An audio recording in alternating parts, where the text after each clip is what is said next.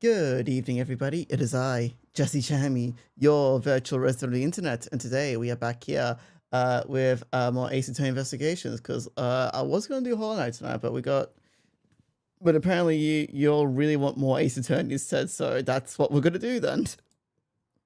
Yes, so we are playing the Ace Attorney Investigations duology. Yes, and we're at the end of the first game. Yes, the last case of the first game. Unless it's wait, this was like DS, right? So that wouldn't be like, okay. I was about to say, unless it's like DLC kit, but then I remembered like this is DS didn't really have like DLC, did it?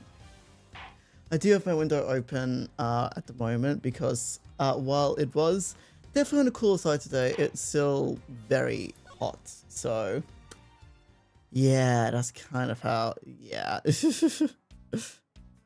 Oh my god. Alright, so we're investigating this place. Yeah, I'm gonna be so real. Like I still have like no idea what's happening.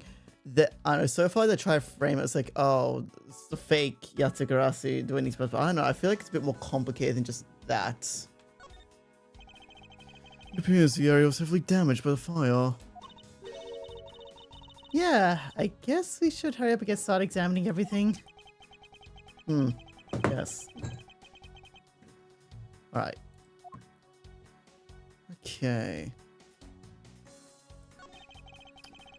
There's a bowl of Bubbly's ink on Mr. Kuchin's desk. And it looks like there's still ink left inside.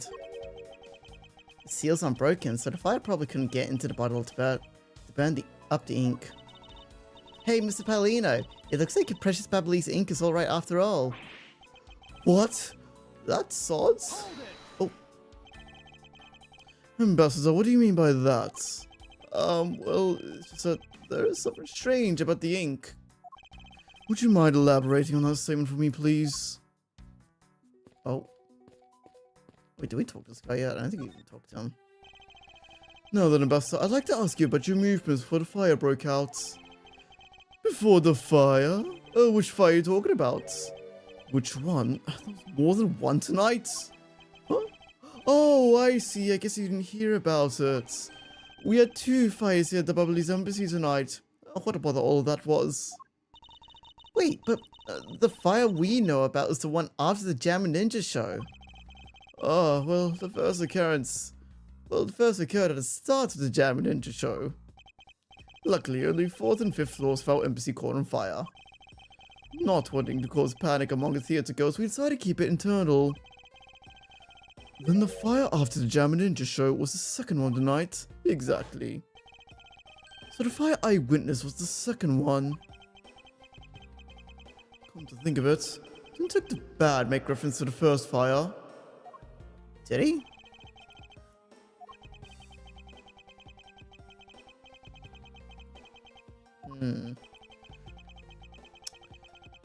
I suppose this means the photo was taken just after the first fire was put out.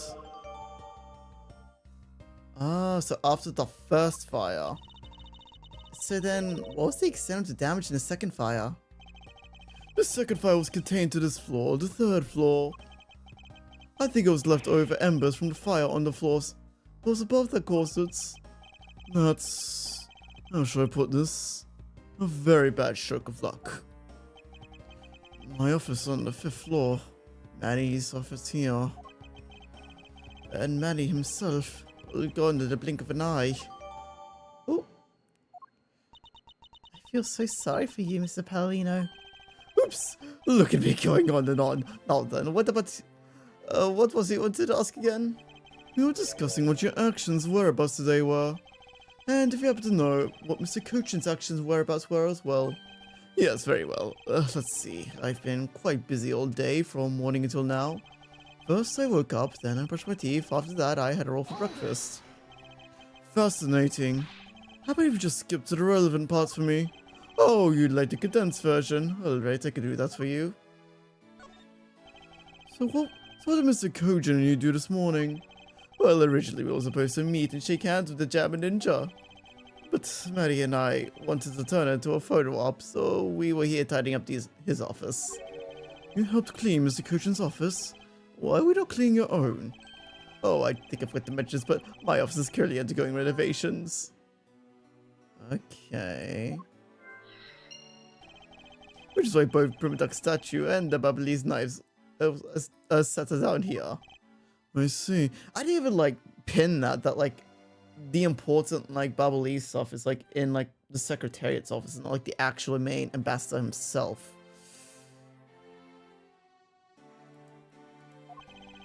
Oh, but the tidying didn't take much really. We just burned some files we no longer needed and expired coupons in the fireplace. I bet cleaning up the fireplace must have been a real pain though, huh? Oh, about that. I kind of forgot to clean the ashes out. Ha ha ha! I guess I'm up a creek without Manny here to get angry at me.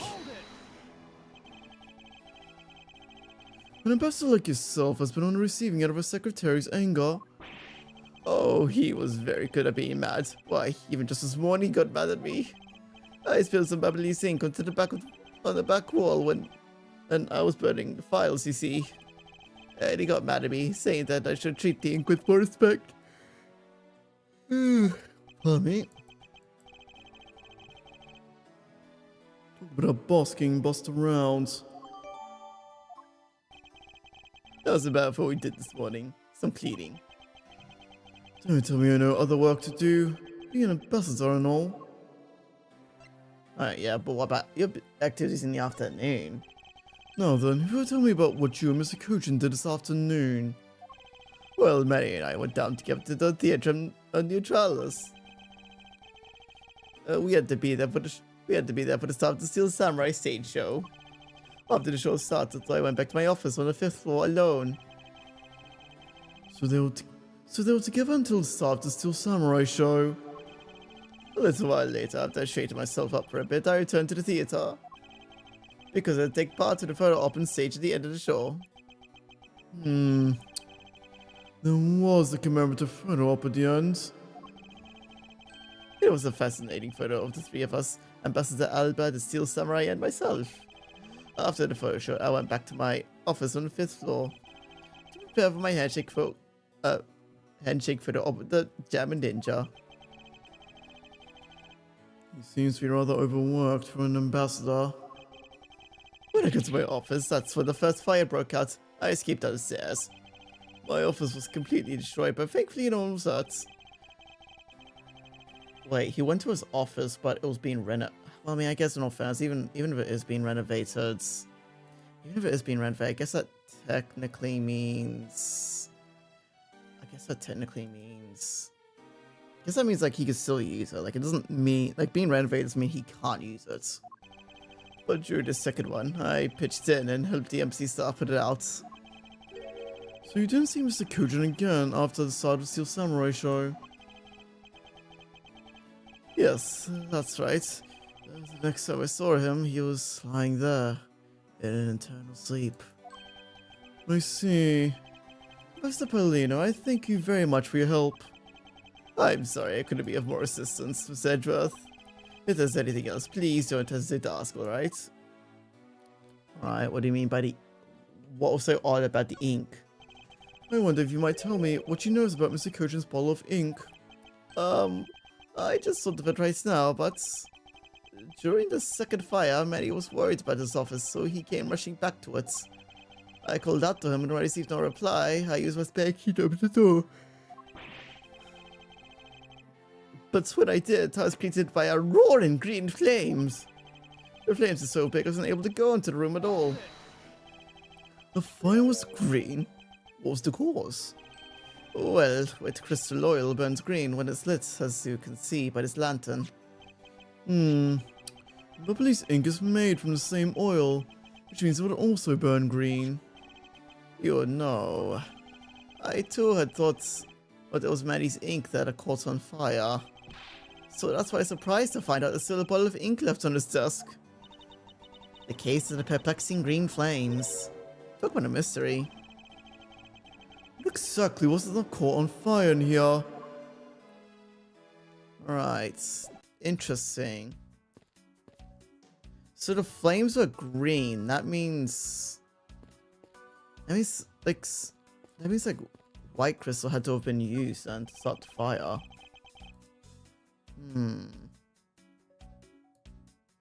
Ambassador Paulina, what exactly used to be here? That used to be a stack of brand new pamphlets. But it looks like you're all burnt up. I guess you just have to reprint them. But no matter how fast we reprint them, they always disappear so quickly.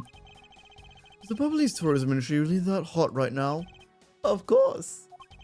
Although recently the most popular vacation destination has been the Republic of Virginia. Yeah. But we refuse to lose to them, so we've been hard at work promoting Babal. Interesting. Well, I've recently returned from a trip to Virginia myself. Oh, and how did you like it? It was alright. I probably should bring up the fact that I was a suspect on a flight home. Yeah. Probably best not to, probably best keep that little tidbit to yourself. Damn.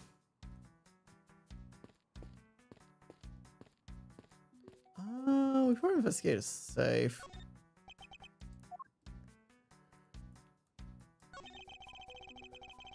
Looks like a bunch of flyers with coupons attached to them.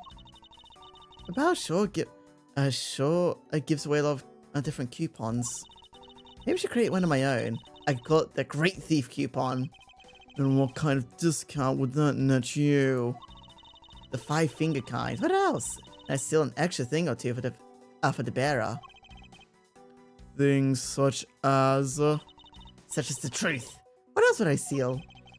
What I wouldn't give that for a mountain of your coupons right now.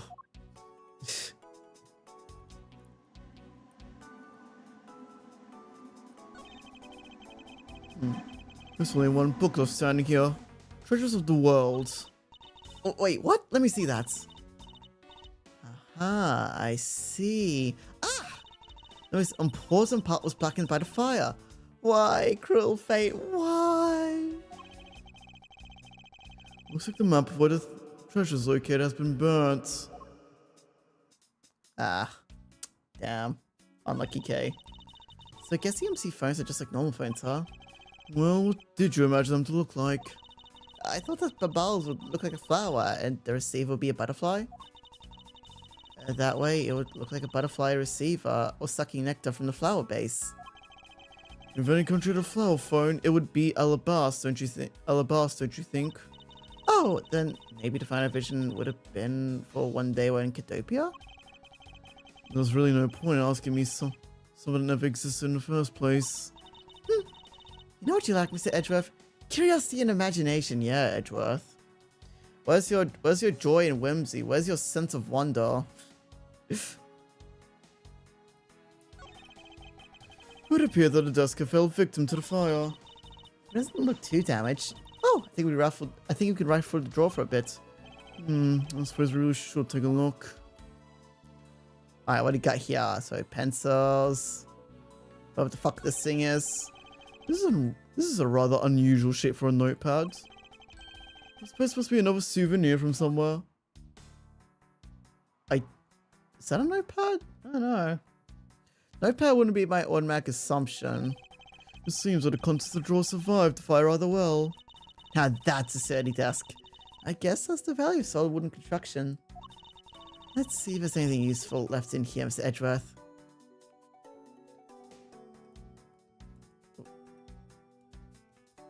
Well, is there anything?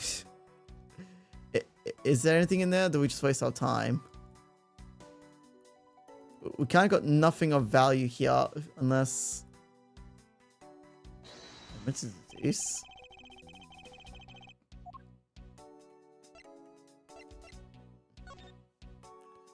No. Probably not.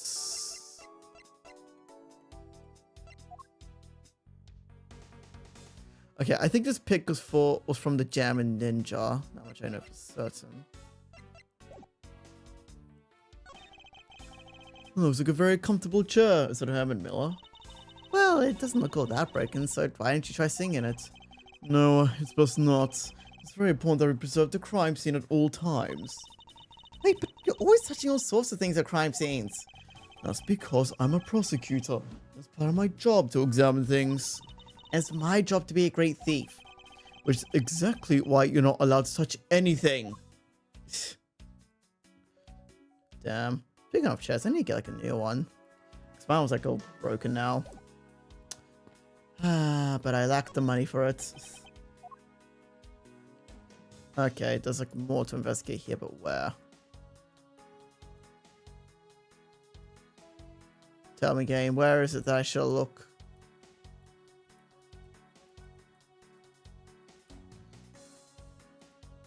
Oh. Medicochin. His name's written here on nameplates. Why'd you put a nameplate for your name on it if it's your own office?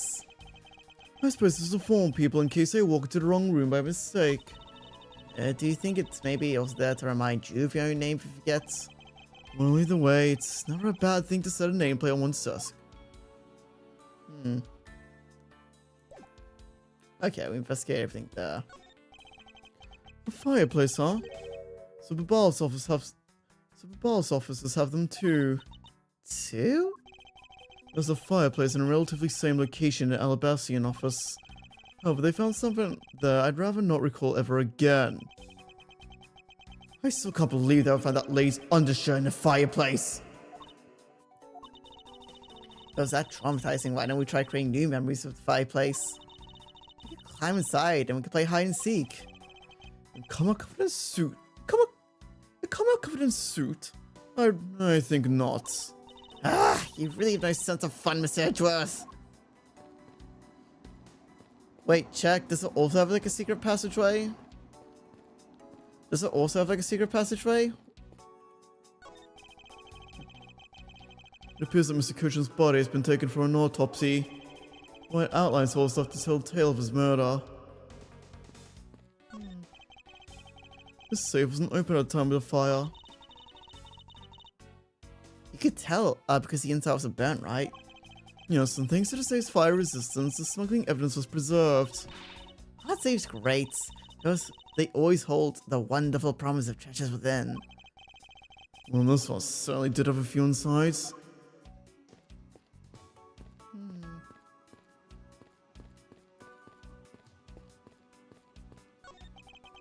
So this is the real prima duck statue. This is really valuable, right? That's what they say. Okay, you are not seriously considering the theft of a statue, are you? No way, Mr. Edgeworth. I wasn't thinking about anything like that. I just cackling in my head at how much the statue's worth. That sounds mighty suspicious to me. Oh my god. The child remains with a falling ceiling fan. Oh, I've seen a few of these before. They spin around and around and play music. I believe you think of a musical mobile for babies. Yes, that's it. But they're nothing alike. They're totally alike. They spin those babies right around like a record. I see. I guess I can see how you might think that. My god. Edgeworth really has found his Maya Fey, hasn't he? Ambassador Paulino. Paulino, would you happen to know what these charred remains here are? I don't know actually. But I don't think there's anything there that should have been flammable. It still remains a mystery as to what was burnt here.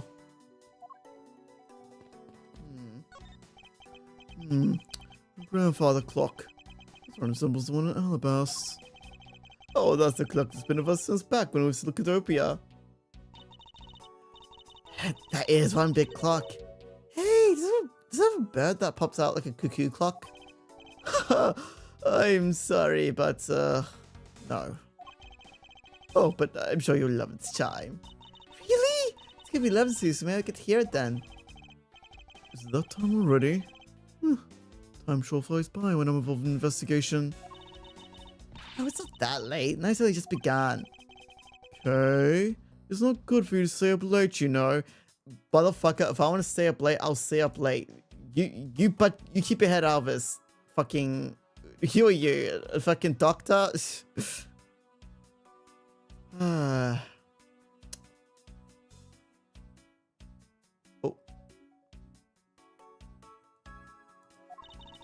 Yes, Gramps. Wait, how's Edgeworth supposed to be in this game? He's at most like 30.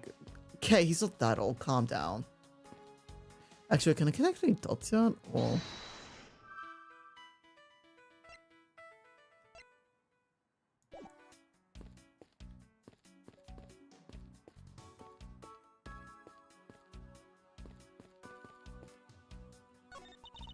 Looks like all those souvenirs suffered some damage from the fire. I just don't believe it. Marita on top of arson? What a disgrace to the name of Yatagarasi. The fake Yatagarasi is guilty of much more than theft, it seems. I know, because if it were me, my first priority would have been to loot this bookshelf. But still ordinary souvenirs that you can buy virtually anywhere? You can't buy them anywhere. Each one specific to a location has its own value. And items that have memories attached to them are the most valuable of all. Could you really rob someone of their valuable memories just like that? No, because even if I take souvenirs, I can't take the owner's memories. Sure. I still don't know where the blade of the Babalese knife went. Maybe that the killer walked away with it. That's a good question. Is there anything else we can investigate? Is that it? Natural symbol bells drawn here. There's nothing especially strange about it. Just me, did the butterfly gain a tennis since we last saw it? Even if it did, would it really been bearing in our case, K? I mean, maybe. I mean, the killer could have returned to the crime scene and painted it on. You never know.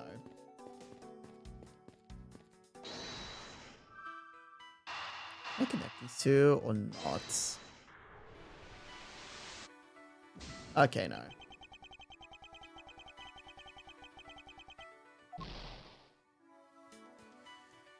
Okay, guess not. Talk to him already. What's that we're missing? Oh. You can see the Albastian embassy through his window. So, where were you when we were investigating over there, Mr. Edgeworth? Oh, you can see from here. I was on the 5th floor. That's where the Master Second was killed. What? You don't mean the Master Second? Aw, poor guy. As a fellow second-generation thief, I can't turn a blind eye to this. Even though the Master Second was really an imposter of the original? You never know how a brain works, Edgeworth.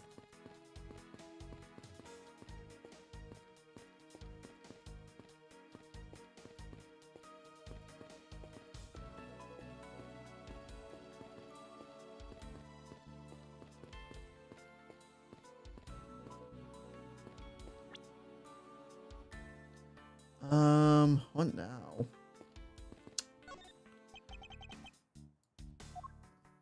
So I needed to do something here then. I guess it has to be his notebook, because like it stands out so much to me.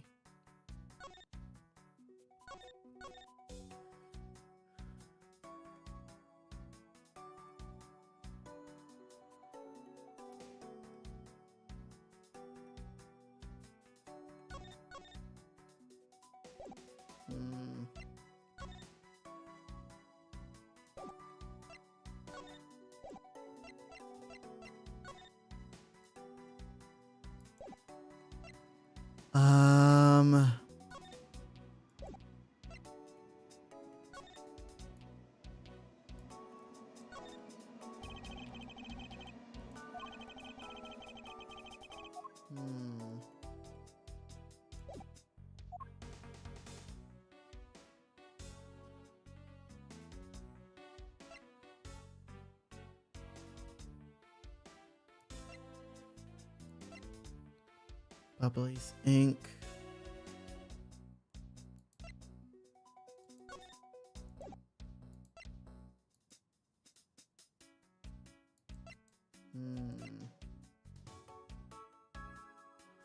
Wait.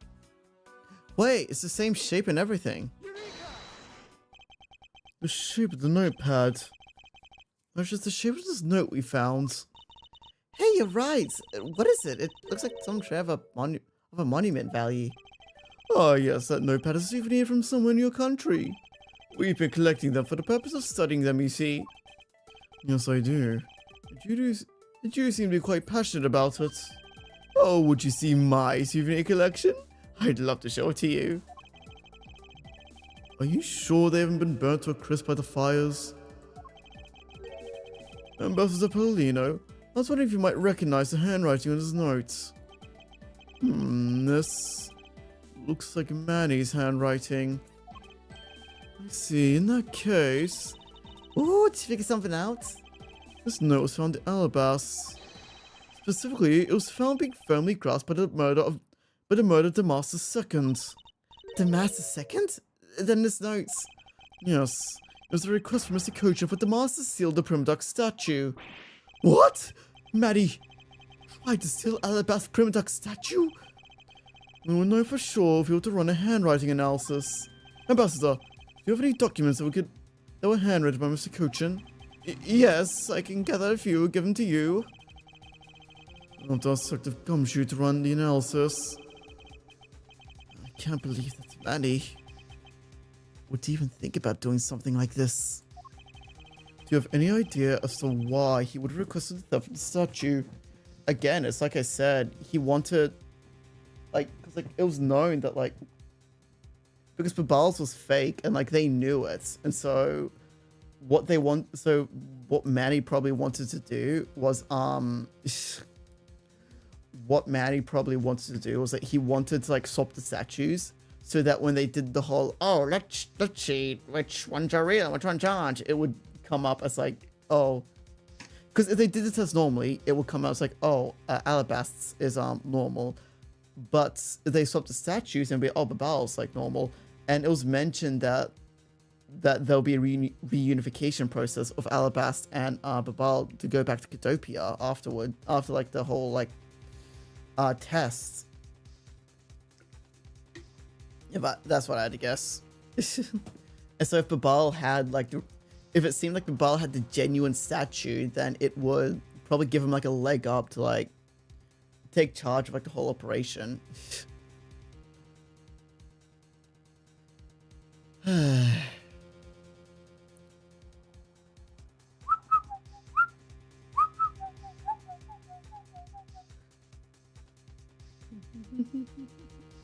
Sorry, I'm just checking something real quick.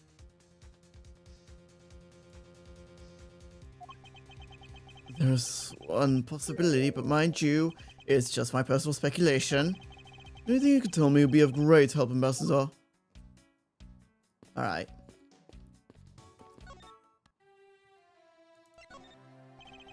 I believe that you said you might have an idea as to why Mr. Kochan hid the Master Seconds.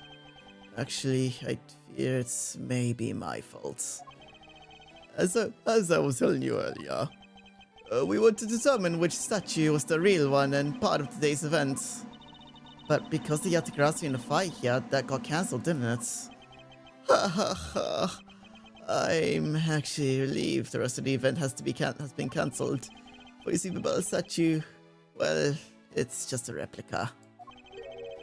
And did Mr. Kochan know the Babal Primnock statue?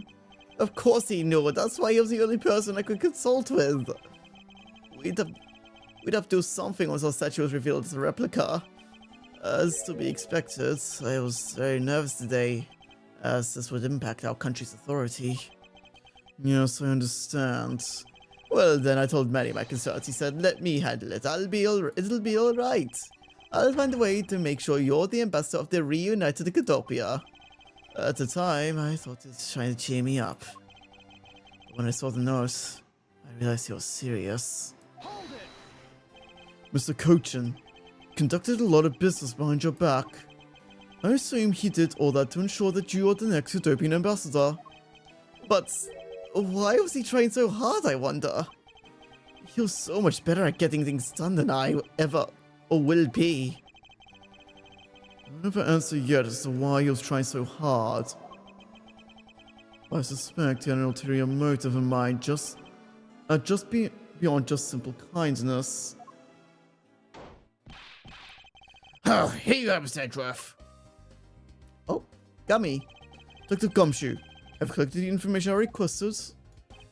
Yep, got it all right here, sir. Here you go, Kay. Feel free to take a look. It's for you after all.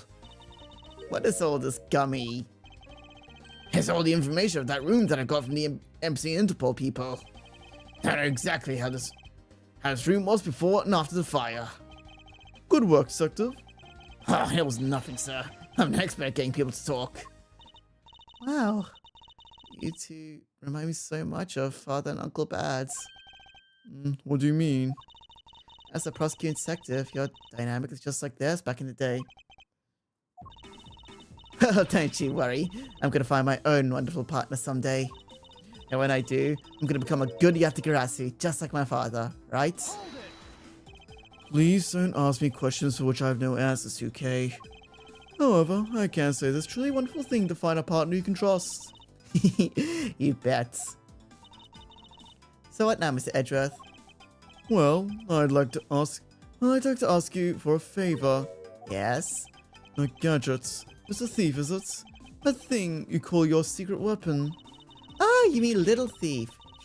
You're coming to rely on it, aren't you? I don't need a crutch like that. I'm only asking because I need it for the investigation. From the information Detective Gumshoe gathered in the ambassador's testimony, I'd like you to please recreate this room as it was during the third floor fire. You got it. Alright, here we go.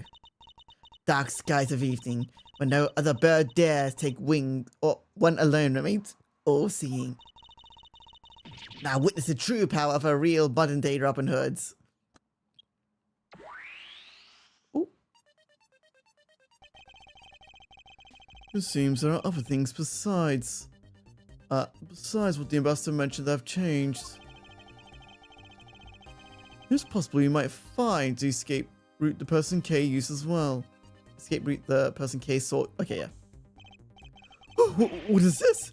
Is this some sort of light show? Oh, I was not told about. This was the power of a true vigilante. Oh, sorry. This is. Yeah, why would fucking Edgeworth be talking about vigilantes? If anything, he'd be against those. This is the power of a true vigilante. It's to recreate the room as the input. Really? It's only one interesting device you have there, Mr. Faraday. I believe it's about time to return to our investigation. Okay. I think Babley's knife was already missing before the fight began. So on a seam. Especially since the other two knives handle were burnt away. The remaining handle was swapped out with the handle from the real murder weapon. If Bal's national treasure was stolen, poor Bal, don't you think? I'm not sure what lump the replica statue end of the rest of Babal's woes. His grandfather clock was apparently in a different position before the fire. According to staff members, the clock was flush against the wall before the fire, sir. Which means it was most likely moved by someone during the fire. Speaking of which, it's 11 o'clock now, but I didn't hear any chiming. Huh? That's odd. There's no chiming right on the dot every hour this morning. Maybe the fire damaged the internal mechanisms or something. Mr. Paulina, may we take a look inside the clock? Sure, go right ahead. Detective Gumshoe, if you could please inspect the insides of the clock. Yes, sir. I'm on it. Miss Edgeworth, found this inside, sir. It looks like a length of wire. So this is what caused the clock to stop chiming. But what was a long length of wire doing inside the clock in the first place? Why would somebody do this to such a valuable clock? It sounds like it wasn't Mr. Paolino that put the wire in there. Then perhaps it was Mr. Kuchin's killer who did. Alright, do I have any evidence of that? Pardon me, sorry. I don't know why I'm yawning so much. I'm not feeling particularly tired.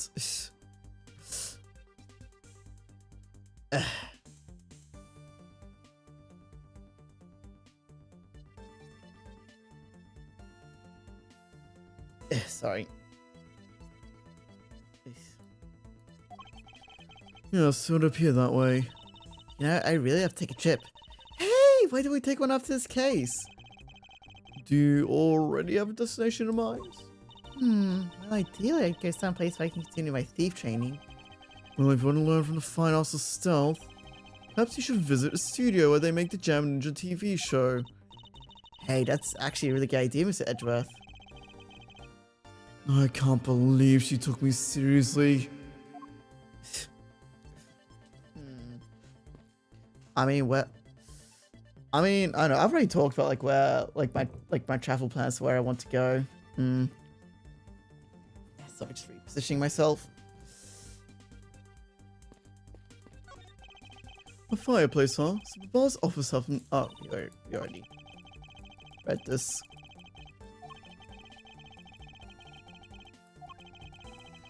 Okay.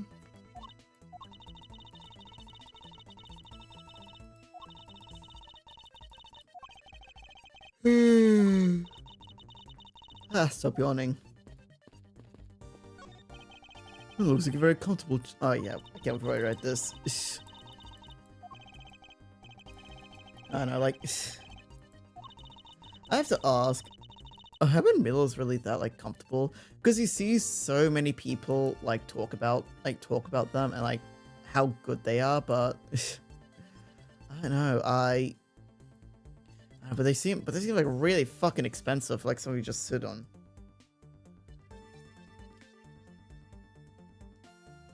Anyway.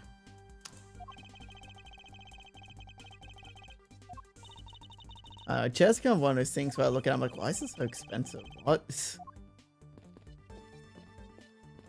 Alright. There must have been a large green flame to Buster Polino saw. Flames like this, it's no wonder he couldn't get in. Okay, by the time we came to his room, had the fire already been put out? Yeah, the fire died out or something by that time. Then this fire is here only burned from the time the fire started on the 3rd floor. Wait, what? Then this fire in here only burned from the time that... Okay, yeah, sorry, I just can't read. Until the Otakaratu appeared and caused a stone to bubble, I suppose. I guess Mr. Palino was just lucky enough to run into the fire as it was burning, huh? Yes, you could put it that way. And since you were the first to discover the body, we can assume no one entered that room until that time. No one other than the person you were chasing, of course. I knew it! That person I saw is definitely up to no good. But could that technically mean that Maddie was killed before the fire? I don't know. I mean, the person could have been Mr. Ketch's killer. That's very likely to have been the case. After the person came into the room before you, they must have chosen this room precisely because they knew no one would be in here. Okay, then maybe the green fire... okay, then maybe the green fire was where it was to prevent anyone from coming in. But then, what did the person set on fire to make the green flames? Well, whatever it is, that person burnt. And it was a rather sizable fire. Since the fire's green, we've seen some of that burnt green, right? It's a bit tinier than these flames, but you get what I mean. Yes, I do believe that's what you're thinking. It's exactly why these flames are green. Fire related to this piece of evidence burns the same color. So... This silhouette lantern. Its green flame comes from wood crystal oil. It's burning. Yeah, that's the fire I was thinking of too. I love the green it gives off. I think we've now established that the green flames were caused by wood crystal oil. Furthermore, we know that it's only that's only one other thing that makes wood crystal oil. Ah, you mean that thing Mr. Palino was mistaken about, right? So just checking a few things real quick.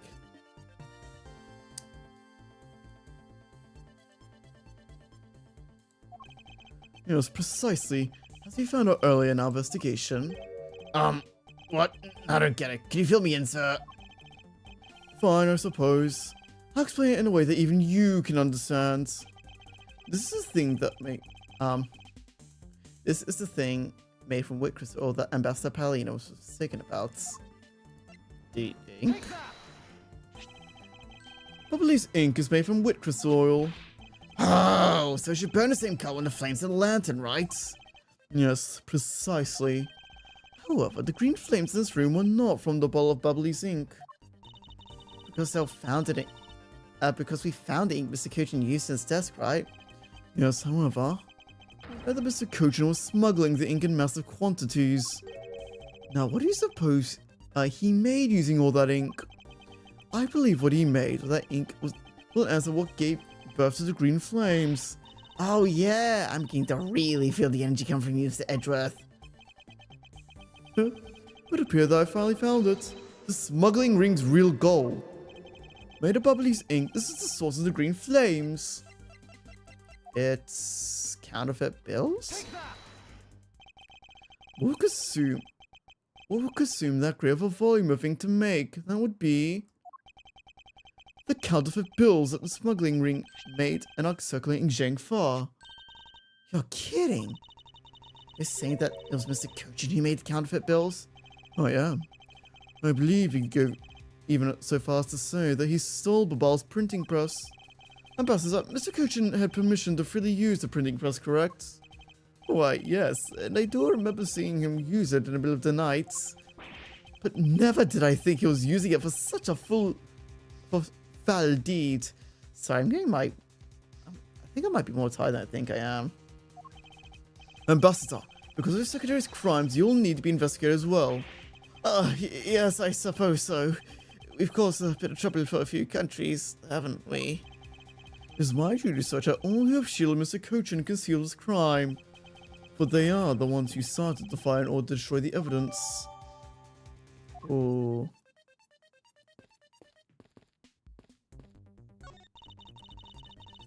So by the time the Prim Duck statue had already been swapped, right?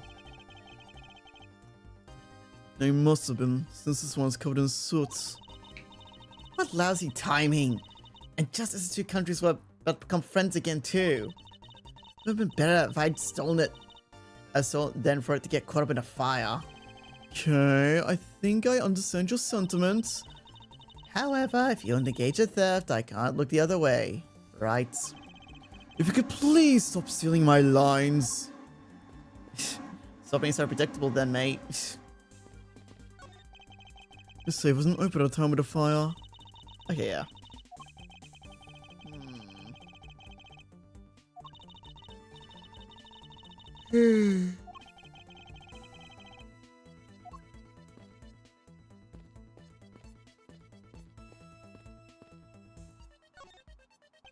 Detective, you took part in the initial Babal investigation, correct? Yep, sure did. I also helped put out both fires, sir. That first fire took me by surprise. I had a tough time escaping the 5th floor. First I tried the elevator, but I guess someone else had the same idea because it was in use. Isn't it advice to not use elevators while a fire is happening? Like, isn't it like an actual, like, health safety violation thingy? Like, isn't it like the first thing it tells, like, don't use the elevators? If I hadn't remembered to use the stairs at that point, that'd been burnt to a crisp. Wait, that's odd. We always want our staff in the case of the fire. It's dangerous to use the elevator. Oh? Maybe someone wrote it in fit of panic? Detective, did you see the autograph that came onto the Bubbly's embassy at all? I didn't personally. Any other staff told me that they never got a good look at the person either, sir. You could tell me a bit more about what you discovered, Detective. The second fire broke out around the time that the autograph was spot in Alabas. As also when a suspicious person I was spotted in Babal, which caused some panic. So no one's able to get a good look at his autograph that entered Babal. Yeah, but I saw a mysterious person wearing a long coat. That's not enough to make a positive ID, you know. So, it was enough to make people who received the calling card panic even more. A person in a long coat. Sounds like the exact same person I saw. The Yatagarasu that appeared in Alabasta was proven to be a fabrication, a shadow. Note the fact the Yatagarasu that appeared in Bal is also suspect. You can't be serious. Not one this close to capturing the fake. I mean, close to you. So the Yatagarasu appeared, caused mass confusion, killed Mr. Kochin, then disappeared. By the way, Detective, why did you not chase after the Yatagarasu? I did, but, well, this MC's huge, sir. Separate from the other staff members I was with and got lost for a while there. You didn't even memorize the layout of the building you were to guard, Detective? I'll be sure to do that from now on, sir. But you know, I was saying, sir, me being lost, I was able to come to Kay's rescue. Oh? Is that a fact? Yeah. It was when I was lost and wandering around the third floor hallway, sir. But I heard a scream, and I headed towards it right away. Oh, that's probably from when I found Mr. Kochin's body. Yeah, it all sounded like us, so I got really worried and ran as fast as I could. And thanks to Gummy that Miss Sheena wasn't able to take me away. He covered me until he got here, Mr. Edgeworth. Oh, I see. So he can be useful once in a blue moon. Too bad Sheena got here before I did. I wonder where Agent Sheena was before you found her. Well, just before I got to the room, I saw her coming. Out of the next room door. Wait. Could Sheena have been the one to kill Kochin? I'm not sure if I go as far as to say she's the Yatagarasu, but...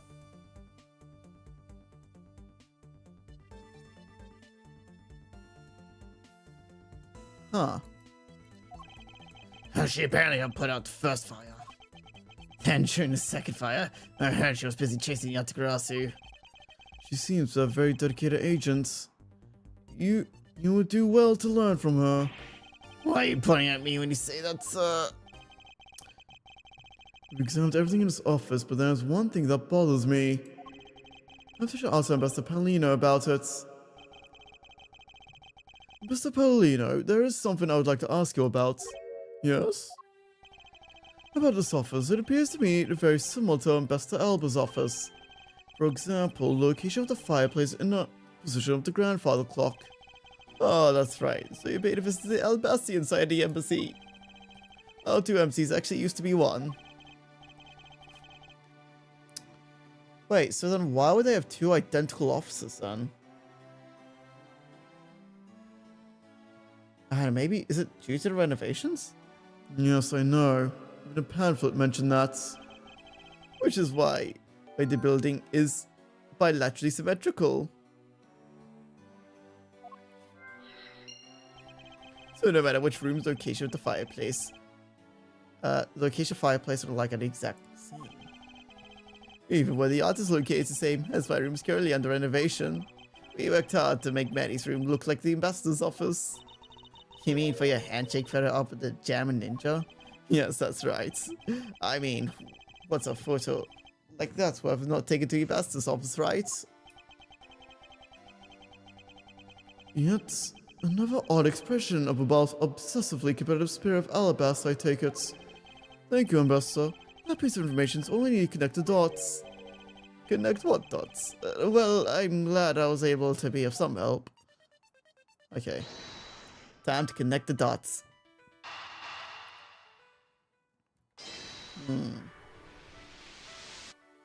There we go. The Albasti and Babalis side of the buildings are symmetrical to each other. As we... Ow! God damn it. Hi, Aqua. As we know that to be a fact, then the room's fireplace may also hide a secret passageway. A secret passageway? In Alabasta, the fireplace turns out to have been a revolving back wall. A revolving wall? It's like something of a ninja house. Ha! There's a trick like that built into the fireplace, sir? What? Does this MC hold that kind of secrets? There seems to be a lot about this room you don't know about, Ambassador.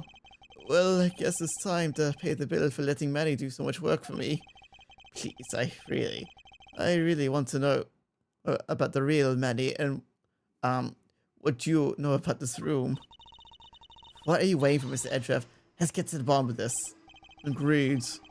My first thought is that it's likely that the killer used a revolving fireplace. So it could have been Sheena.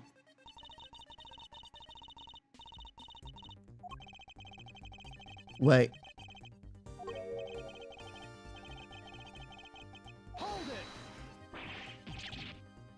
Oh. There's something about this fireplace lies in contradiction to the facts. Huh? We found the X we thought it would be. Wait.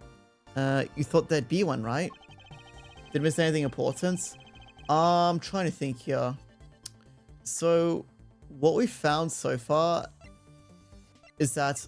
Oh, right. So we found out. So, the Primoduck statues got swapped, right? Like the one in Alabaster and the one in Babal got swapped, right? Turns out it was Manny. It was Manny, the victim. Manny, like the victim, that orchestrated the swap because they knew that their statue was fake. So they were going to swap theirs of Alabast's to make it seem like Babal had the real one, and he hired Master to Master Second in order to do that. What else? We also found out that he was storing counterfeit bills here, and those were the things that were set on fire in this room because they created a green flame, which is what happens when you burn Babalese ink. I'm trying to think, is there anything else? Oh yeah, we also found out there were actually two fires that happened. There were two fires that happened tonight. One that happened like just before the Steel Samurai show, and one that happened after the one that happened like the one that we saw. So Edgeworth saw the second one, and this photo we have of the. We also have this photo of the Yatagarasu that was taking place like just after the first fire. And also, we found this like wire inside like the grandfather clock at the Babal side of like the building. I don't know why that's relevant, but it might be. We did, but that's not why. I was referring to something's missing from the scene. What does this contradiction mean for us? Okay. We'll see inside fireplace's Sata Woods. Huh? That's odd. Doesn't match up with what Mr. Palino said earlier. What's the meaning of this contradiction?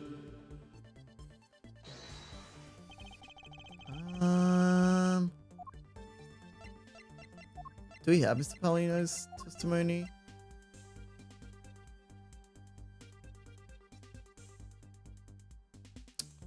Oh, wait, yeah. Mr. Palino, you said that you burned some old fires in the fireplace today, correct? Yes, I burned quite a few fires this morning, actually. And after that, did you forget to clean out the ashes from the fireplace, correct?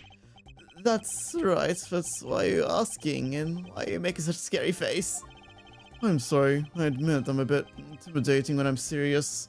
In any case, well, I mean, hey, at least Edgeworth's aware of it. Take a good look at the fireplace and tell me what you find odd about it. Let's see. Huh? Where did all the ashes go? What's the meaning of this, Mr. Edgeworth? Oh, you don't really think that Mr. Palino is lying, do you? Sorry, it was Gumshoe who said that, not Edgeworth. No, there's no reason for him to lie. I don't believe his testimony is wrong either. It is the fireplace that's causing the contradiction. Okay, I wonder if you might update the fireplace data for me. He got it. I'll add the ashes from the burnt files and... Sounds like I pretty much figured out everything now, huh? Well, it was nothing. All I did was follow where our leads led us. Ooh, I sense it coming on. You're about to dazzle us again, right? Oh, you mean that? Well, it's what Mr. Edgeworth is known for, you know. There's really no need for you to dance around the name of what I'm about to do.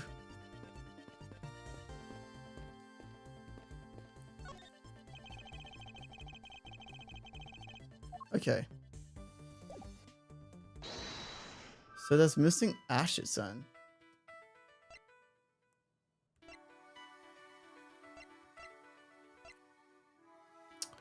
She was in the room next to Mr. Cochin's office up until she tried to arrest Kay. The Bubbly's embassy is undergoing renovations from top to bottom. The ashes that should still be in a fireplace are missing. Where'd they go? It's possible someone used the revolving fireplace to examine.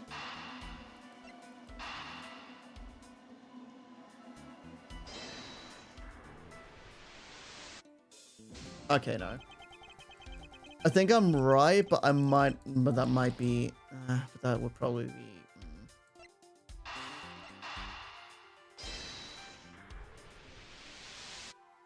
There we go. The reason as to why the ashes are missing is simple. It's not because someone cleaned them up, right? No, because even if someone did sweep them up, the fireplace is too clean for that. Ambassador Paolino said that he spilled some Bubbly's ink while he was burning the files. And yet there's not a trace of spilled ink on the back of the wall anywhere. Well, then I don't know what happened. Well, I'll tell you what happened. The two sides were switched. By using the revolving fireplace wall, the ashes were moved to the neighboring room. Which means that this is a clear indication that the fireplace was used. Ooh, okay. You mean the person I was chasing disappeared from the room through here? Yes, I believe the person in pursuit of it is Mr. Cochin's killer. After committing the murder, escaped through the fireplace. Okay. So wait, then maybe it couldn't be Sheena because wait, it would have to be someone who either like knew. It would have to be someone who like knew of the fireplace, right? Like the revolving door.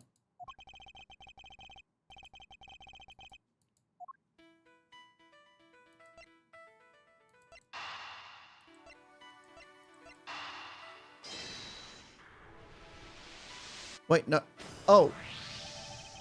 And the killer used the fireplace in his room to escape into the next. It's very logical for us to talk with the person who was in a neighboring room. Well, the person next room was... Oh, was that person, sir? Yes, Detective. Agent Sheena.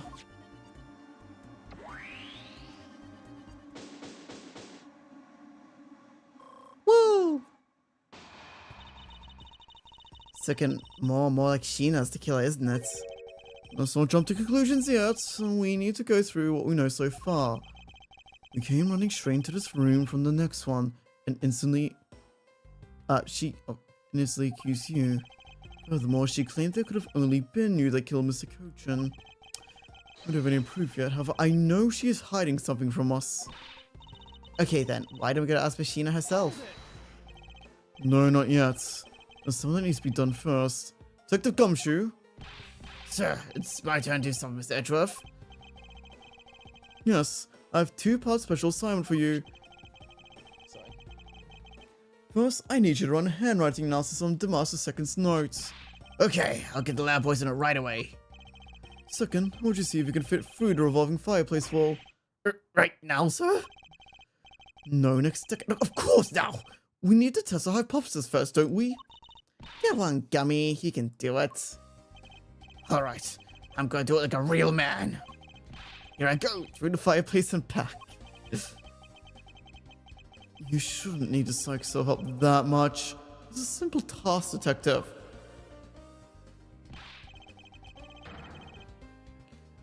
Wow. Wow, the fight. One side of a... Wait, but that's a very small gap to fit in between. So neat. I'll try going through there too. There really is a secret passageway through here. I had no idea.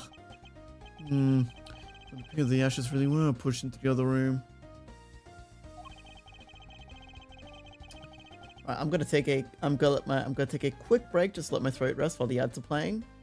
I'll be back soon. Once the ads are over. And yeah, I'll be back soon. So yeah. Bye.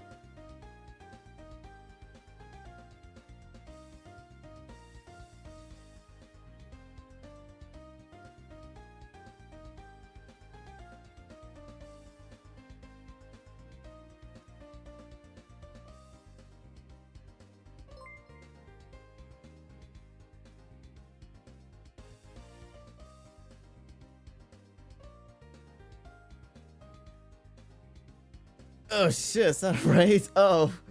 Okay, wait, shit. Fuck, wait, I just got back. Hang on, wait. Let me just fucking quickly fixing stuff. Oh my god. Oh my god, hello. Hi, Santa. Hello, welcome. Sorry. Yeah, sorry, I'm here. Yes, hello, welcome, Raiders. I am Jesse Jammy, your virtual resident of the internet. And today we are playing Ace Attorney Investigations. Yes, the Miles Edgeworth games yeah. Oh my god, welcome on in, Santa. What were you doing? Let's quickly give you a shout out real quick. And you were doing... Do you know where... Oh! Wait, they made a Dune game? Sorry. Huh, I actually did not know they made a Dune game. Huh. Well, I hope you have plenty of fun. We are currently playing... As I mentioned before, we are playing Ace Attorney Investigations, and we are currently on the final case of the first game. Because this is the re-release of like the two games, and we're still on the first game, but on the final case, and we're gonna be going until the end of it. At least that's the current plan. But yes, we are making some pretty big breakthroughs in the case. Of course, I do understand that you did just have a stream, so if you do need to go rest, grab something to eat, drink, that is all perfectly fine. Okay, here I go, sir. Detective, I'm not going to go through that under the same conditions as the killer. Huh? But those Ash and stuff. And your point is, now we're short on time, so if you could please hurry on through. Yes, sir. Okay, so now we pretty much have the whole picture, right? No, not yet. There remains a few more mysteries to solve. Such as yet to cross his whereabouts and other smuggling ring members. The two weapons that made across the border, the key Miss Yu saw 7 years ago. In fact, we haven't figured out a thing regarding how Miss Yu is related to these embassies. Bro, it's like I said, like, I don't think Yu is as connected to this as I think she is. No, but pieces connected in a very complicated way in this case. His home is so it makes one completely... His home is enough to make one completely mentally exhausted. Bro, this kid's made me mentally exhausted like 2 times. What are you saying, Mr. Edgeworth? I thought you were the one who said it's easy if you follow the leads. Was that supposed to be an impression of me, Kay? Oh. Here's the info gathering you need. Gummy and I can help with that. Then all you have to do is show off your fancy schmancy logical deductions. Show off? Does it seem like I'm being boastful when I do that? Yes. Yes. It does. Let's not overcomplicate matters, okay, Mr. Edgeworth? He was so focused like a laser on only what seems strange and out of place. It's no wonder things clicked that we haven't unlocked anything yet. But if we think things through calmly, the answer should come to us. Okay. That's the sort of thing I say to myself. And I'm practicing how to unlock padlocks, you know? That is something that I hope practice doesn't make perfect for your sake. Yay, looks like you're back to your straight-laced self again. Here's Edgeworth, I'm back, sir. Yes, I can see that. Good job, detective.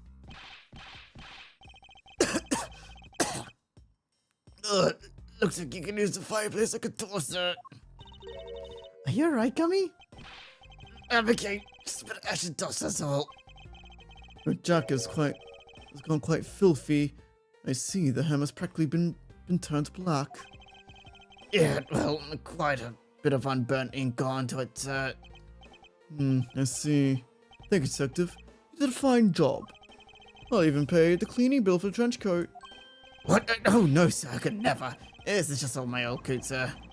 If it was a coat I actually cared about, I'd get it cleaned, you know, but... Oh, I see. Very well done, as you wish. So because Gummy was able to climb through the fireplace, we know it could be used, right? Yes, but that's not all we learned. We actually learned one other important fact. And that is...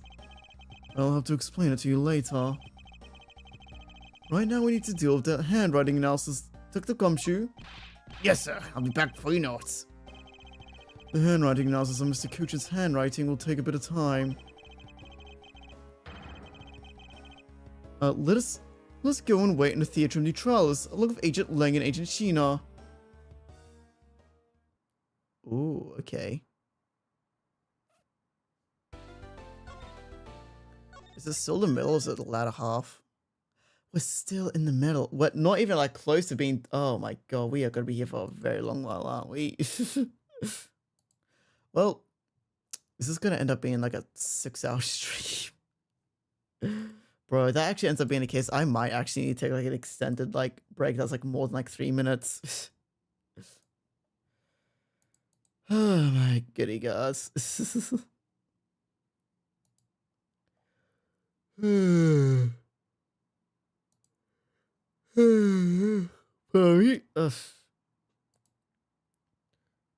Well, sorry. Alright, moving on.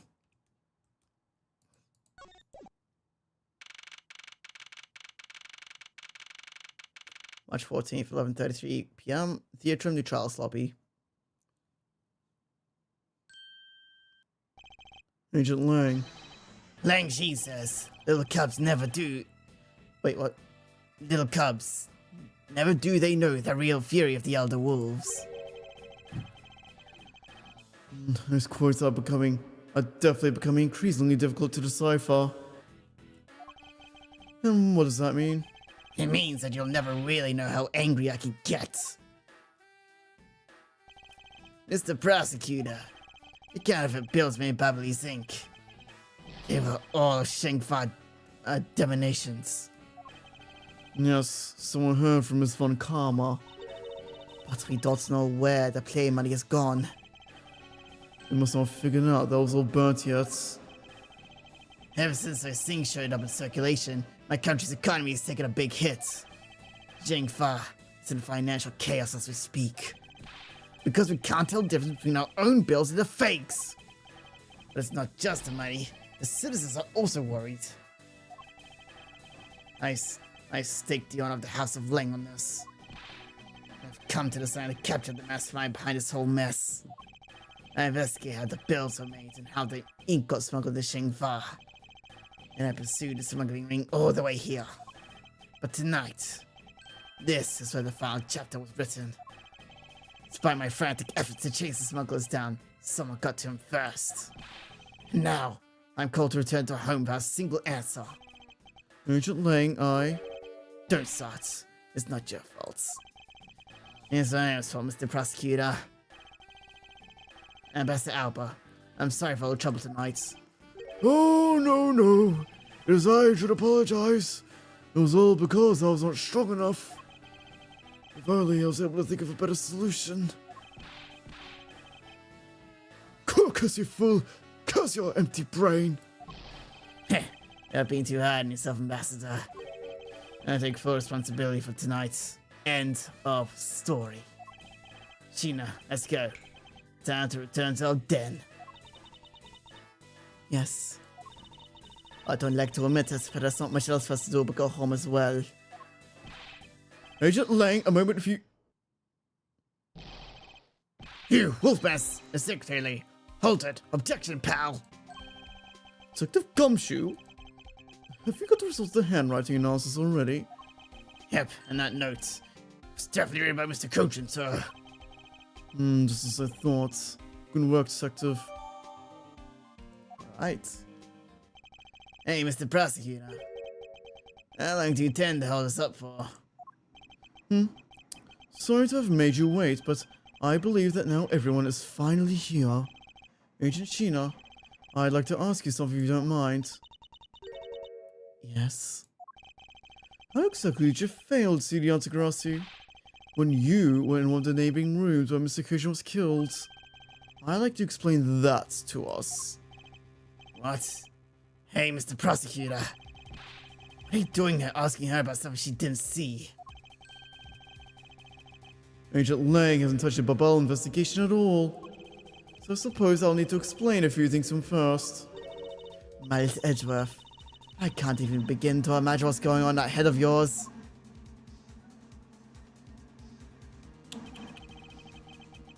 The only thing going on in my head is the pursuit of the truth. Yeah, give me a second. I might close my window. I might actually just close my window real quick. I might just close my window real quick.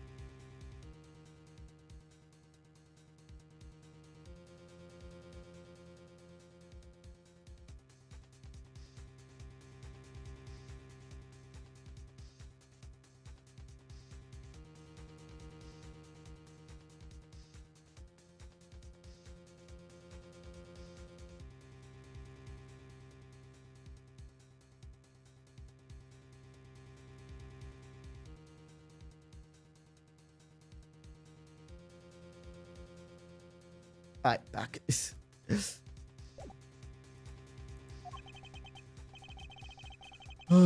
She's seriously going to treat me as a subordinate for the rest of the day? Well, I mean, from the sounds of it, she's been wanting this opportunity for God knows how long. You're not trying to pick a fight with my subordinate on some flimsy guess, are you? I'm not trying to pick a fight. And the evidence is hardly flimsy, as you'll see. Oh. Ha! I should have known that you and I destined to fight it out in the very end. It would appear that way. Oh. I'll prove her innocence. So let's see what you've got, Prosecutor Edgeworth. With pleasure. For my opening argument, I'll discuss the autography that appeared on Babal. Let's establish exactly who it was that Case saw. Ooh, okay. Agent Lang? I assume you've been briefed on Case testimony. You mean the suspicious person in the coat that she saw? That's right. The person is one of the keys to solving this case. The person who pretended to be the Yatagarasu. Pretended? And what do you mean by that? I'll get to that in a second, but first, I want you to review what Case Mystery Person did. Okay, if you'll please explain for us, what the person you were chasing did. Okay, got it. I first spotted a suspicious person near the open air stage at the Babali side. I called out to the person, but as soon as I did, that person ran off. I thought it was rather suspicious, so I immediately gave chase. For the sake of argument, let's call a suspicious person the Yatagarasu. Now, please tell us what happened when you chased the Yatagarasu up the 3rd floor. Can do.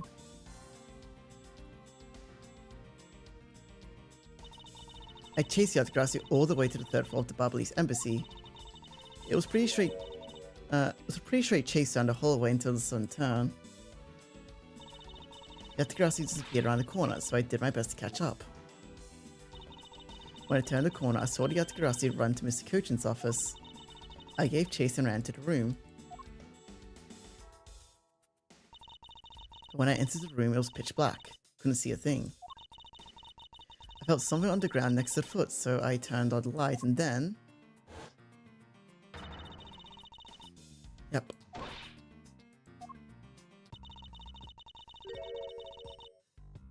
By the time I turned on the lights, Yatagarasu had disappeared. When Kay entered the room, the person she was chasing was already gone. Why do you suppose that was, Agent Lang? What do you mean by why do you suppose? Isn't it obvious? The person slipped through the door behind the door under the cover of darkness. Sorry, but I know that for a fact the person did not escape through that door. Oh? And how do you know that with such certainty? That's easy. If Yatakarasi had left through the door, they would have run right into this person. Gumshoe. Take that! Oh. Oh no, wait, no, they were ran to Sheena. Oh, sorry, wait, no, sorry. No, sorry, I jumped the gun. I got a little confused. I jumped the gun there.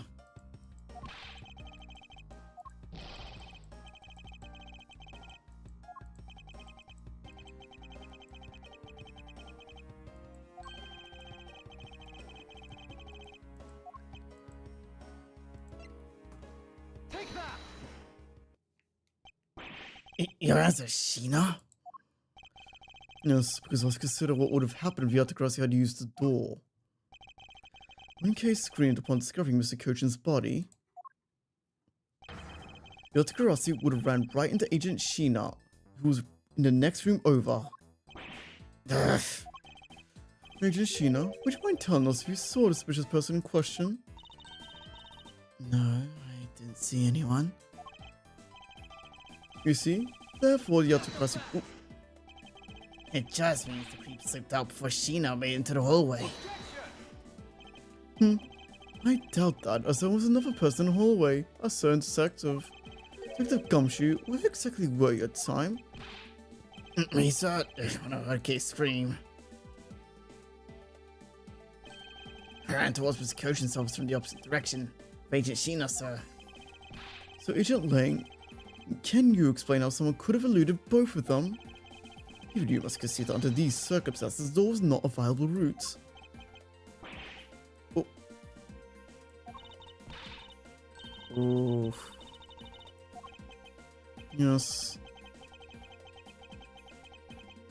I've eliminated one of the possible escape routes from that room.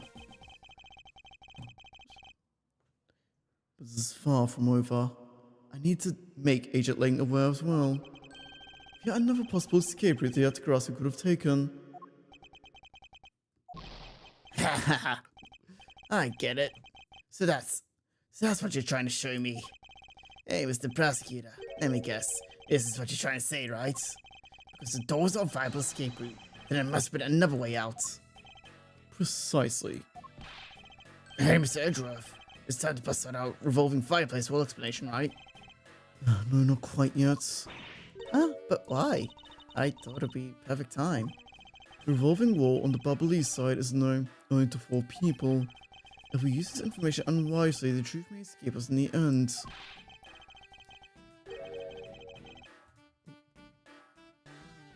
What's all the whispering over there? Scared? I'll figure out your tactics.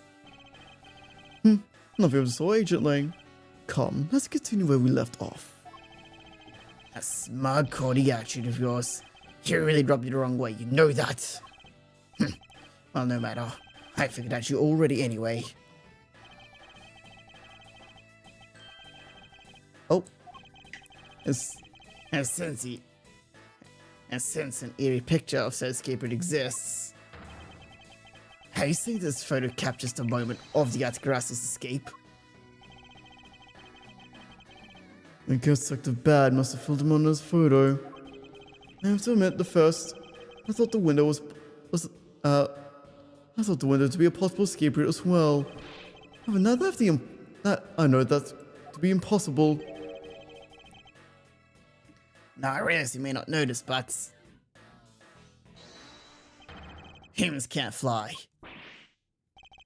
Of course I know that. That's a bloody common sense. Besides, I never said I thought the photo be of the Yatakarasi's escape route. I suppose not. Alright then, explain yourself. The shadow in his photo is not the Yatakarasi that Kay was chasing. You can say whatever you like in whatever language you want. But there's only one language I really understand. Language of evidence. Very well then.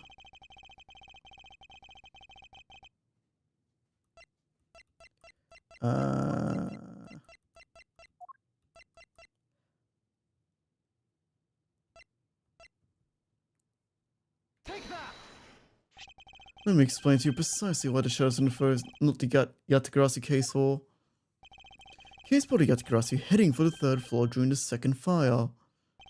However, the photo in question was taken just after the first fire.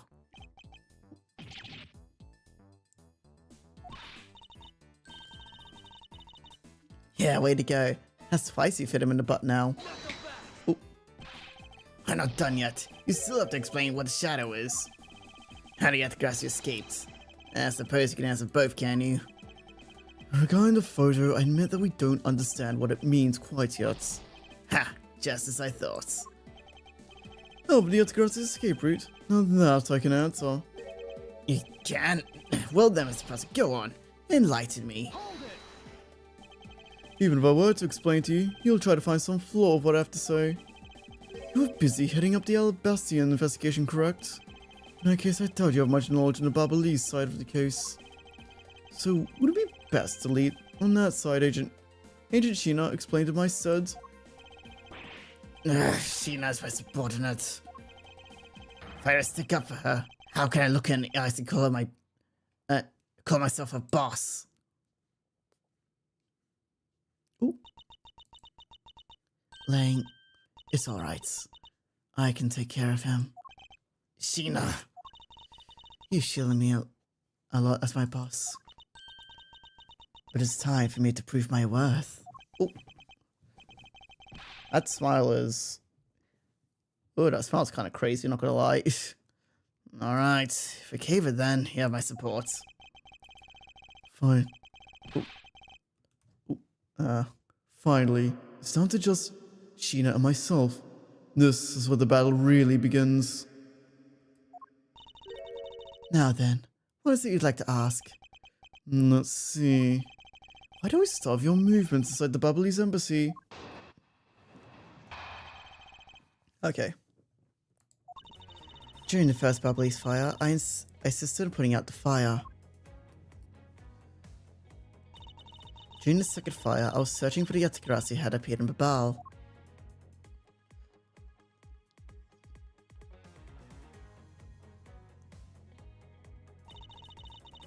While I was searching, I heard a scream coming from the...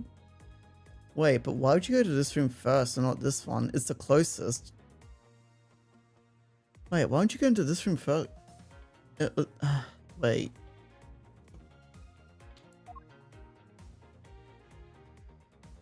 Although I was in the next room, I was unable to catch a glimpse of the Yatakarasi. To be honest, I'm actually very skeptical the girl's Yatakarasi even exists. And that is all I have to say. But I'm not lying when I say I saw a suspicious person run to Mr. Kushin's office. Like I said earlier, I have no intention of retracting my testimony. Good. Just to confirm, did you have a partner when you were on your investigation?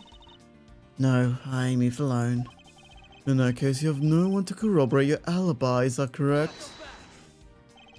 Are you calling her suspicious because she was in a room by herself? How pathetic.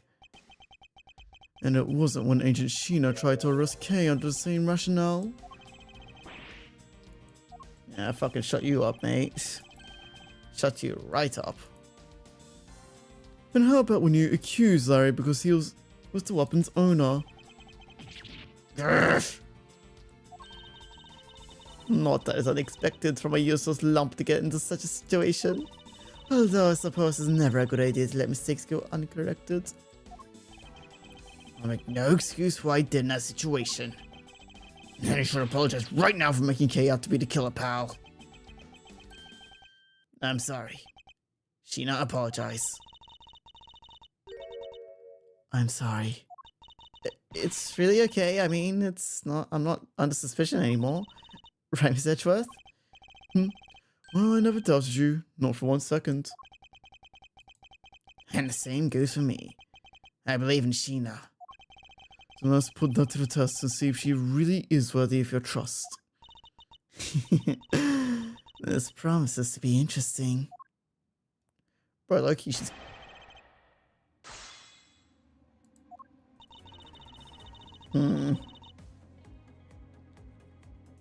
During the first Babalese fire, I assisted in putting out the fire.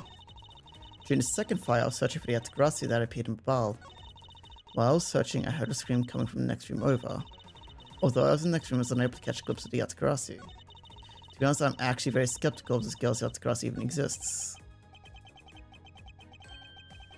Oh.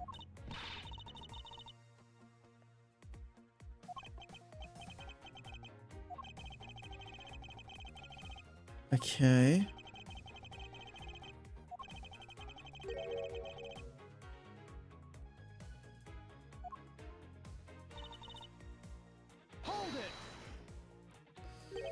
So you helped to defy extinguishing efforts? I was in charge of the police, the Babalee side, so I helped them with their work. Police doing the job of firemen. Huh, you really know how to work people. She sure does.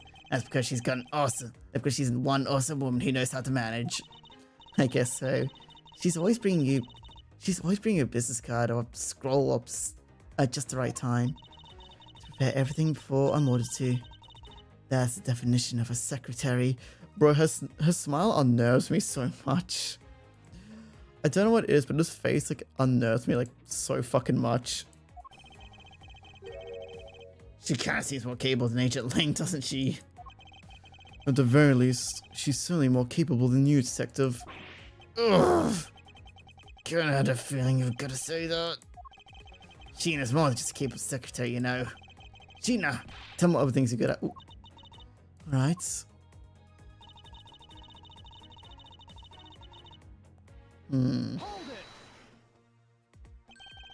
But the second fire, you mean the one that consumed the third floor of Babal, correct? Yes. That was when a suspicious person was spotted in Babal. And you were after the same person in the long code that I was after. Ooh. There's no proof that the suspicious person was really the Yatagarasu, because no one was able to get a good look at the person's face. By the way, how was your team's investigation? In order to extinguish the fire, water was pumped into the third floor via the windows. So the majority of the investigation conducted their searches on other floors. Maybe they did, but there was one person who was wandering around lost on the third floor. When the fire was pretty much out, I moved to investigate the third floor. And you did that alone? Yes. So you were in the room next to Mr. Cochin's office? I already told you earlier, as I was examining the neighboring room, I heard the girl's shrill scream. Upon hearing her, I ran towards Mr. Cochin's office. And you proceeded to arrest her, as I recall. Yes, I did. she was totally innocent, pal. I thought we already cleared that up. Oh. And I thought I had already apologized for my behavior. Now, if the tenacious detective would be so kind as to be quiet. Ugh. So I'm just gonna check something real quick.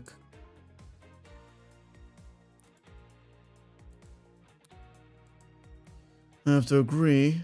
Right now is not the time to take issue with that. Not you too, Mr. Edras. But what do I take issue with is the fact you didn't see Yatagarasu Agent Sheena. The prosecutor of his countries are all so strange.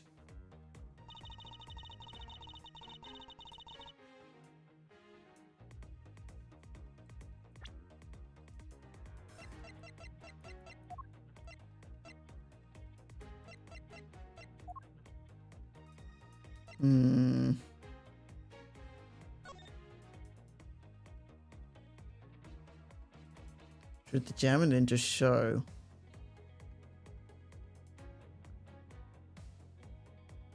After the Jammer Ninja show.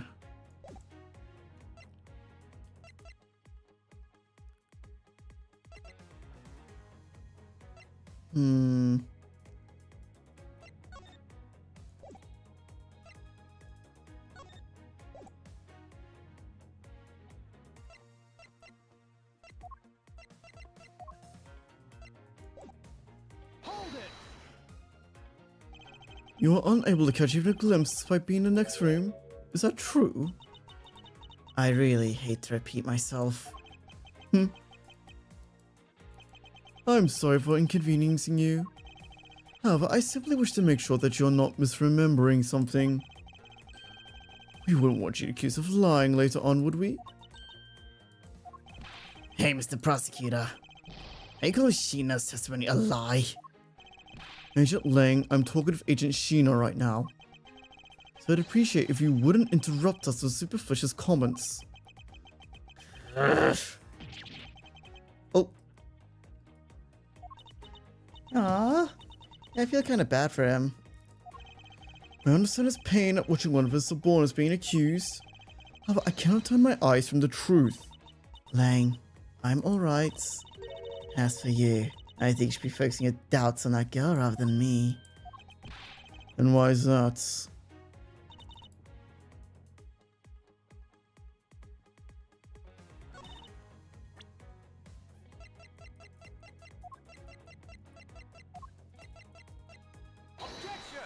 Okay, yeah. Being in the room next to Mr. Cochin's office is the problem with your testimony. Mr. Prosecutor, I don't see what the problem you're talking about at all. Agent Lang, do you recall the secret we discovered in the Alabastian office fireplace? Oh, you mean how it connects the office? How you mean connects the office of the room next door? What about it? Well, Alabasta is in the early country of secret connecting fireplaces. What? The fireplace in Mr. Coach's office holds the exact same secret. Oh. The Atakarasi didn't escape as through the door, or to the room or the window. The escape route was through the revolving fireplace wall and into the next room over. Oh. Now, do you see? The Atakarasi escaped to the next room. Then the thief will run straight into Agent Sheena. Meaning that it's impossible for her to have missed the Atakarasi. What is the meaning of the smiles? Well, would you care to explain, Agent Sheena?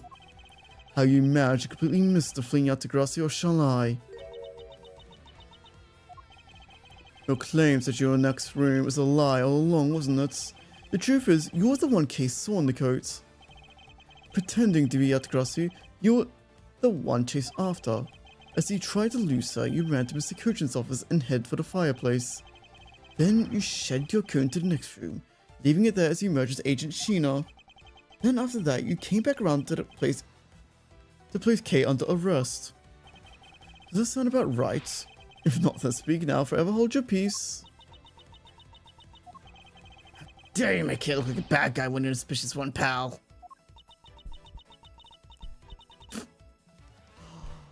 Oh. She's close to you all. She's actually close to you all this time since she. Sheena?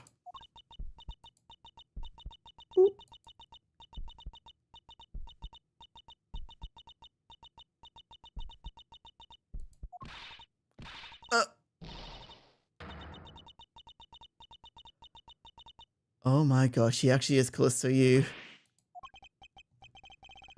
That laugh.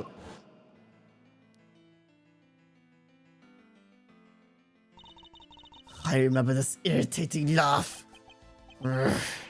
Getting chills down my spine. It can't be, but it has to be. Sheena, what's wrong with you? I'm sorry. It was so funny that I couldn't help but laugh. Funny, you say? Yes, that you accuse me of being the Yatakarasi.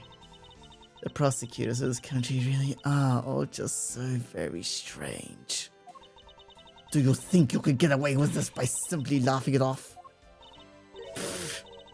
You think I'm taking things too lightly? I think not. Is that prosecutor who is. Look, everything said earlier is nothing more than mere speculation. Yatakarasi fled through the fireplace. Do you have any proof to back up your claim? If you don't, then you haven't proven a thing regarding Yatakarasi's escape routes. The tone of your voice you're taking with me now has certainly changed. That's because it's been a while since I've had this much fun. I think I'll let loose. And when we can have a real battle of wits. When the agent of Interpol to show me the true power of her mind is a great honor. Don't underestimate me. I'm not some foolish broad, you know. I know. And that's why I won't hold anything back either as I answer your question. My question? Here is your proof that the revolving fireplace at Bubble was used recently.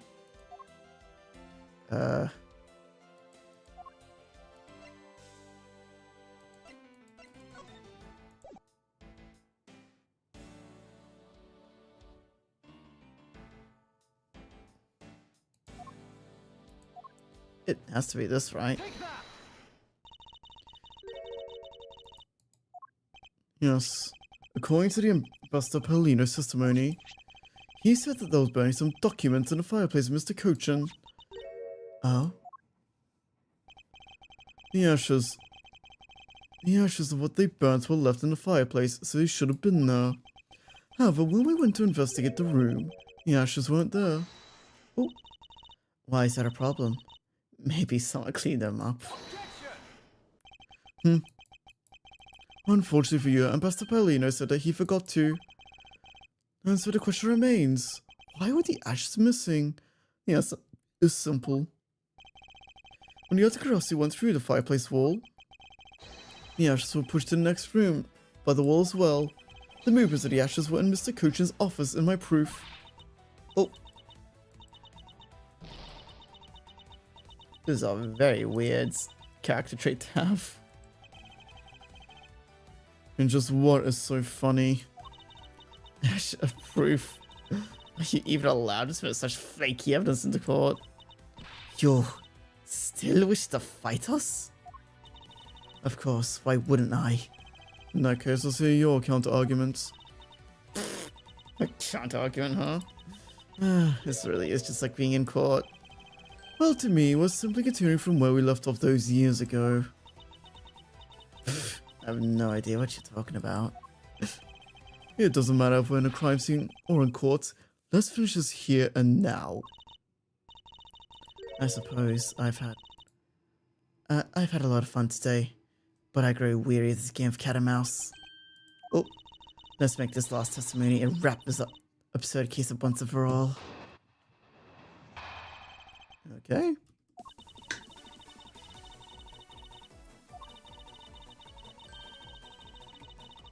That the Yatakarasi used the fireplace, can you?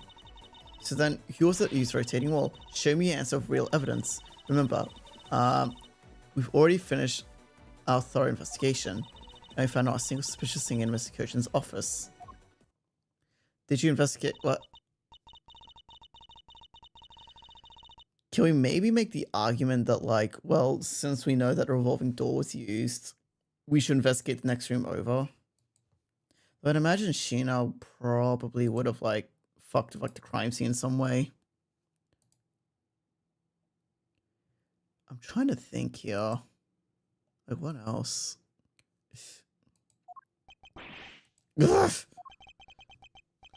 That's very impressive.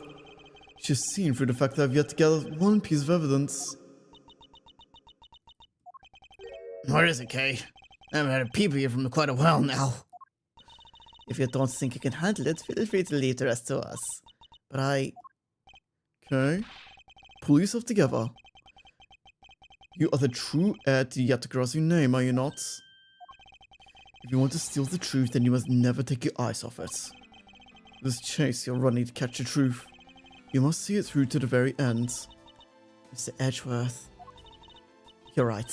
I will see this through to the end. So, you could get it for me, Mr. Edgeworth. With pleasure. Looks like a lack of evidence has left you wide open, doesn't it? Sheena, please, show me you're someone I can trust. Don't worry. This will be the deciding match. You'll see. I'm truly sorry, Agent Lang, but I simply can't allow her to escape me again. Very well, Agent Sheena. Shall we begin?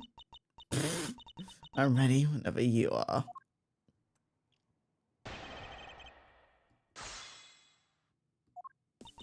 In my eyes, all you've proved is that the But you can't really call that proof.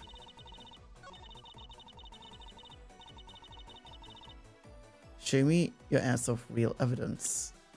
Do you even have any evidence? Okay, so it's more so evidence that the Yatakarasi used the revolving door, right?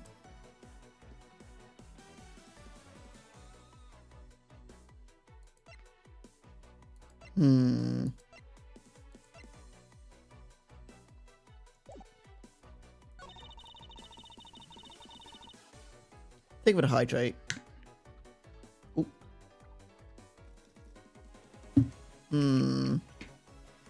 Finish our thorough investigation and found not a single suspicious thing in Mr. Kochin's office. What about the room next door? Can we actually make that argument? So you really didn't find anything? Yes, as I said, not one suspicious thing. Although, as you already know, we did find Yatakarasi's key and the documents detailing the smuggling operation, but we still haven't found the blade that belongs to the Bubbly's knife handle yet. I see. I spawned and worked hard to investigate everything. So there's nothing else to find, right? Wow, Agent Lang really sucks up for his people.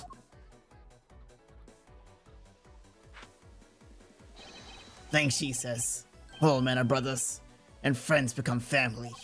So you see, my people are my family, and their family's my family too.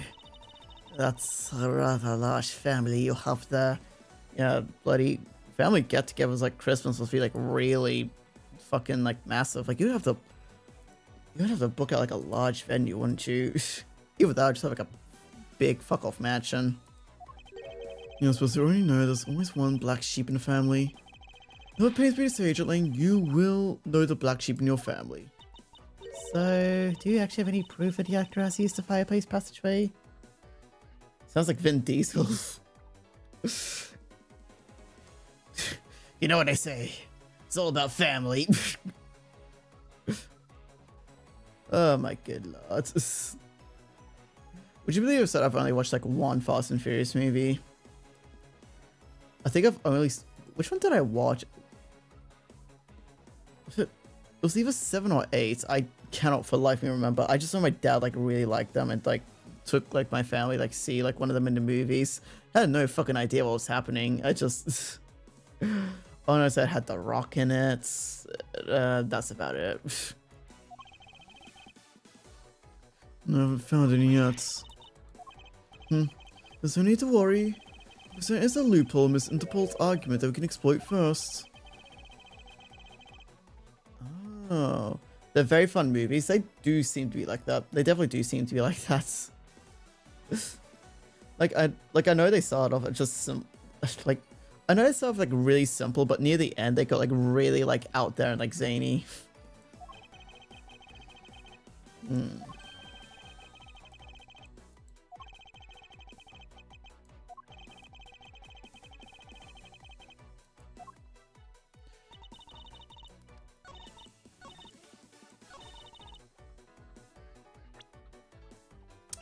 Wait, what was tapped with though? So up to the real murder weapons handle, the display not yet found.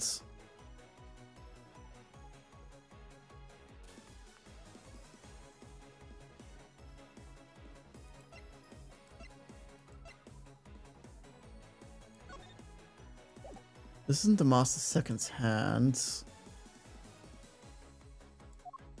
Something we found in the second. Something.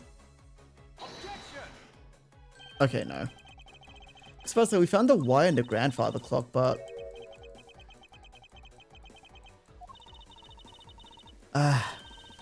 okay, no. So it's not the wire. Or maybe it is.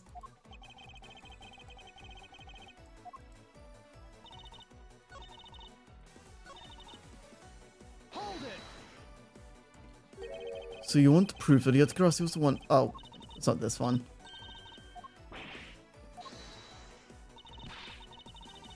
Okay.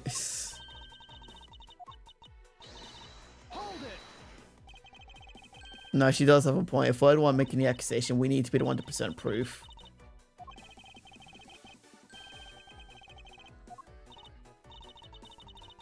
Okay,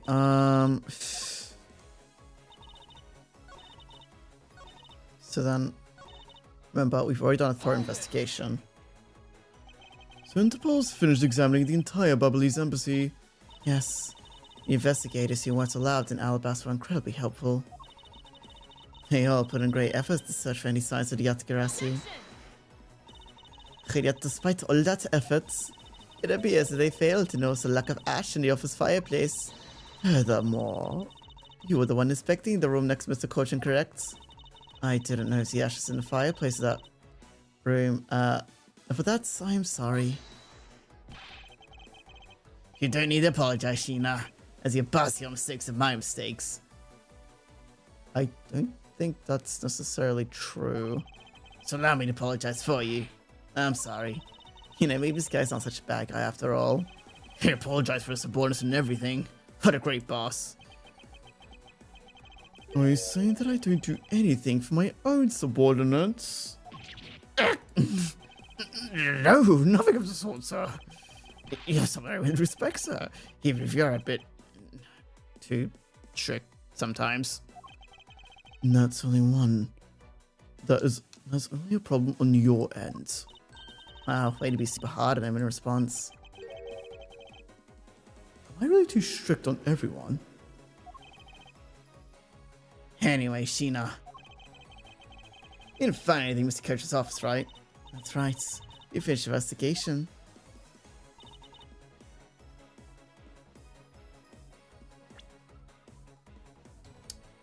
Oh wait, is this not a single suspicious thing?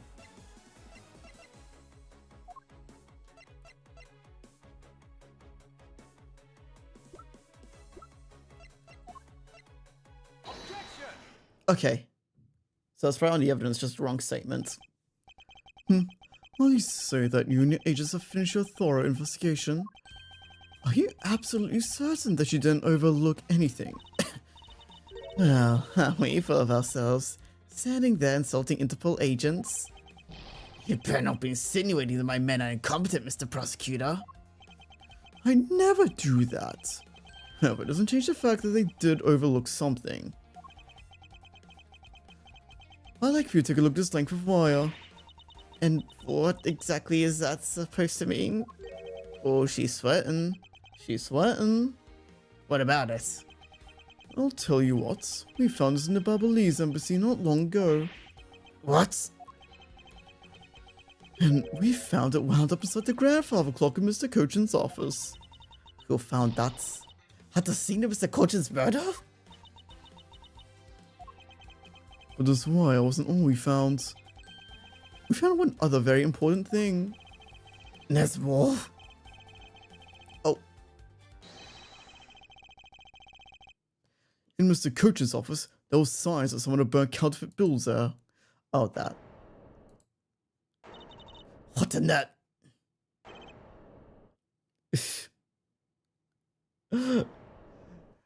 Alright. So, did you... Oh, hang on. Alright, hang on. Sorry. So, did you guys happen to know that I currently have commissions open on VGen at the moment that you can get right here? We can get half body or full body illustrations and even emotes if you happen to be a streamer yourself and in need of some. And you can also check out my social media, so I make sure to post things like the art I complete and all that stuff. Yes, yes. And and I also have a Discord server for something got scammed. Oh Jesus, wait, yeah, you did. Anyway, I also have a Discord server that you can join. We can keep up to date on any and all things Jazzy related. Yes, wait, what? That's weird. Why didn't that work? Yeah, no, I have it on.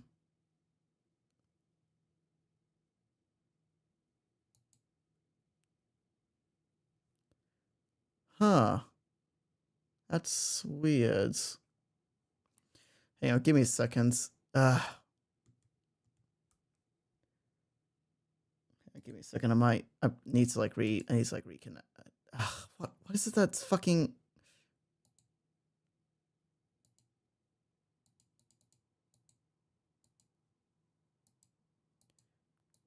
So I have like no idea what's happening with this fucking thing. Um.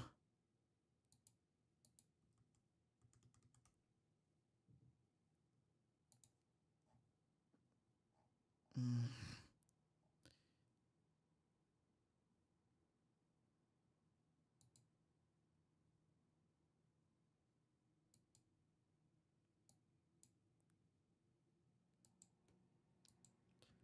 Okay, so I got.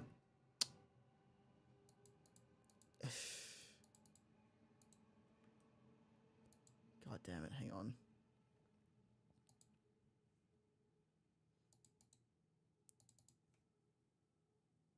Let me just start that back up. I don't know. I don't know why that keeps happening. There we go. Sorry, that's been like an issue that's been happening. That's an issue that's like kind of been happening every once in a while. I have like no idea what's causing it. Let me quickly just refund those points. uh, bu- bu- bu- bu- bu- bu- bu-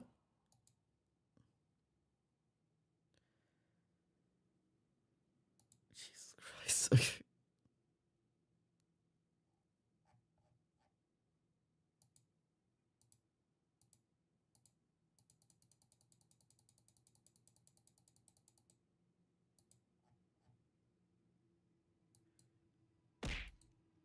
There we go. There we go. All right.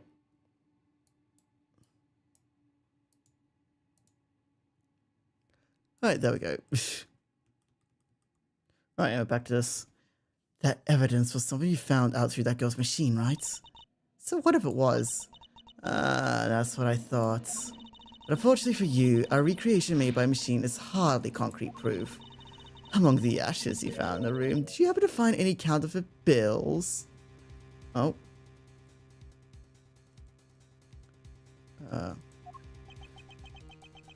No. You see? There was nothing in that office. Nothing you could call evidence anyway. I'm sorry, but it seems I've given you the wrong impression. How so?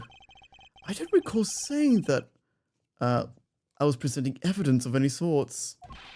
But rather, I was pointing out that your investigation was incomplete. And that this throws doubt into the purity of your investigation into the Yatagarasu. You still suspect me, I see. Alright then. I ask you point out what part of my investigation is incomplete. The other Interpol agents worked under the command of Agent Sheena. It is not possible that the reason the person K was chasing chose the third floor was because that person knew there would be no other agents on that floor. Furthermore, we've come to see that Agent Sheena was only pretending to be investigating the Yatagarasu to the point of arresting K. In that case, there's one location that no one has yet to inspect.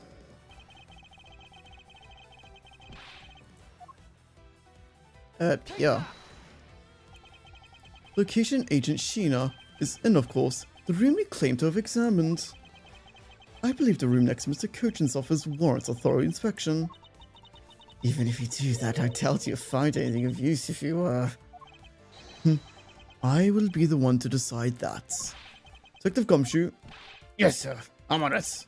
I'll be right back. Check out the rooms.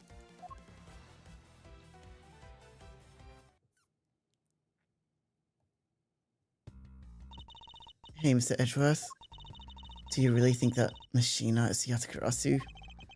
Yes. If my logic is sound, I believe she is. Then I'm not gonna let it get away with ruining the name of the Yatagarasu. Can you prove she's Yatagarasu in the question? Detective Gumshoe could find what I'm hoping he'll find, then I should be able to. And just what are you hoping he'll find? Let's just say this. Detective Gumshoe did a little experiment for me earlier. An experiment? As if that detective has the brains for high science. My lies ending. Yeah, honestly, like, this case has actually been, like, pretty good so far. Like, it's definitely been the best out of the ones we've played. At least in this game so far. Like, we'll probably talk more about, like, the overall game, like, once I'm done. Once I'm, like, done with this. But yeah. And what did you find by doing that? First, it's possible for a person to fit through the revolving wall door. Second, that by going through that, this coat was covered in ash and Bubbly's ink. Who cares what it's covered in? It's not worth that much anyway. Ah, but is it really worth so little?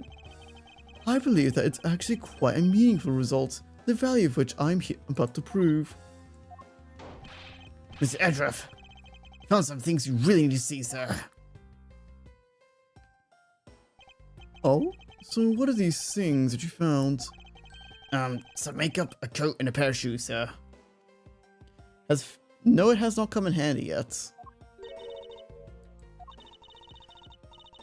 The perfume hasn't come in handy yet, like... I believe, though, it's gonna be... It might come up, like, real soon, since I think we're trying to prove that, like, Sheena is Callisto U. And it is technically Callisto U's perfume, so... Hear that, Miss Edgeworth? Maybe it's the one the person I was chasing was wearing. Yes, the possibility does exist. Agent Sheena, were these pieces of evidence not in the room when you examined it? Unfortunately for you, those aren't suspicious items of any sort. They all belong to me. They were getting in the way, so I saw them in that room. No. Thank you for bringing them to me. It saves me a trip. It saves me a trip. May I have them back now? These items that Detective brought back are incredibly significant. I request we be allowed to examine them. They're my personal belongings, so you have no right to touch them without my permission. I wish to examine them for the sake of the investigation. But if you wish to deny us access to them... Agent Lang, let's hear your opinion on this. I say let them look at your stuff, Sheena. Lang! Sheena, let's put it all out in the open. If you're really innocent, you have nothing to worry about, right? I guess so. Alright. Go ahead and examine whatever you like. After all, I have nothing to hide. Good. Now let us begin.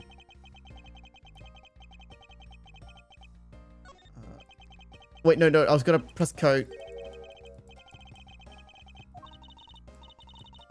I was gonna press the code. Fuck.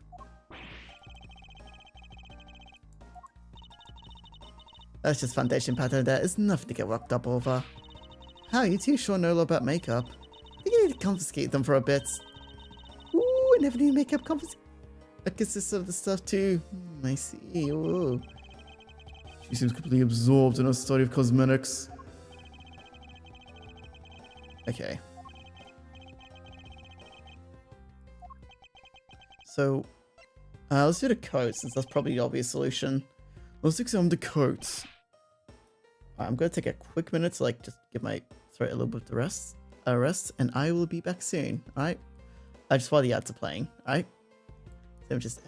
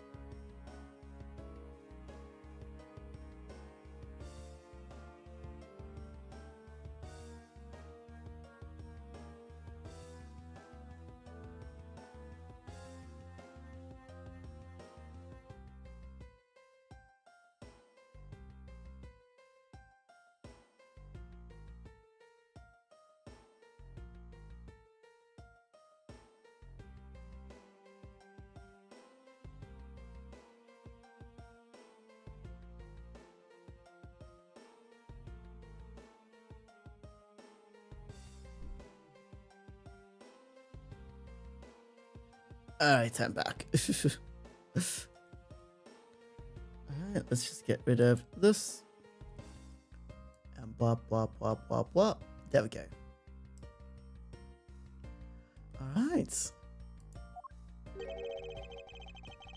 It appears you managed to stain the kit rather badly. Agent Sheena? Yatakarasi the case was wearing a coat, and I'm beginning to wonder if his stain wasn't created since when he went through the fireplace. No, you have it wrong. Oh? That soot probably got on my coat when I was helping the police put out the fire. But there's dark substance around the hem of your coat. Oh, I didn't realize the hem was that dirty. And I'm sure it's just a bottom. It's the soot From when I was helping with the fire. I don't think so. You think you get away with such a transparent lie? Yeah, don't lie to us, pal. This is the same pan of dirt got on my coat when I went through the fireplace. Your words ring hollow in the absence of evidence, you know. So unless you can prove that the dirt on my coat is from the fireplace. Which I can. How? You did a great job, Detective Gumshoe. Misa, what did I do? This coat is exactly the piece of evidence I was searching for. I had been hoping to find that coat in the person Keiso was wearing. Thanks to you, we proved that going through the fireplace would side the coat. I don't quite care what you're saying, but I'm happy for the praise, sir. All that remains is for us to show what dark substance the coat hem is. Oh? And do you think you could do that? Of course I can. Oh, It was the Babylesian ink. Babylese ink? yes. This is what will prove that the coat went through the fireplace. According to Ambassador Palladino, he burned some files in the fireplace this morning. You told us about that already, so I don't really see the point of mentioning it again. My point is that he spilled some ink on the back wall of the fireplace at that time. If the dark substance of this coat turns out to be Babylese ink, it would prove that you and this coat went through the revolving fireplace wall. Sorry to have clipped one of your wings, Yatagarasu, but we're not finished yet. But you have no way of proving whether or not this is Babylese ink on the coat hem. Oh, but I do. I intend to show you this is ink of a few seconds. How? How, you say? Nice hair flip. Yeah, I know, right? Well, since you don't seem to, let me show you.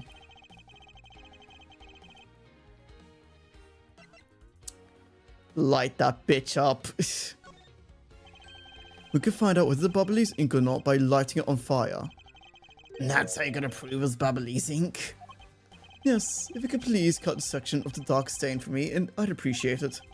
Because I will show you here and now dark substance is. You know, sorry to do this, but I'm gonna have to cut off a bit of your coat. Go ahead.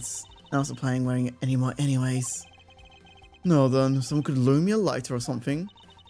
Oh, I've got some matches. It's carried with me when I light smoke bombs. If you could please have one, Kate, we can get the experiment underway. Oh, that's flame.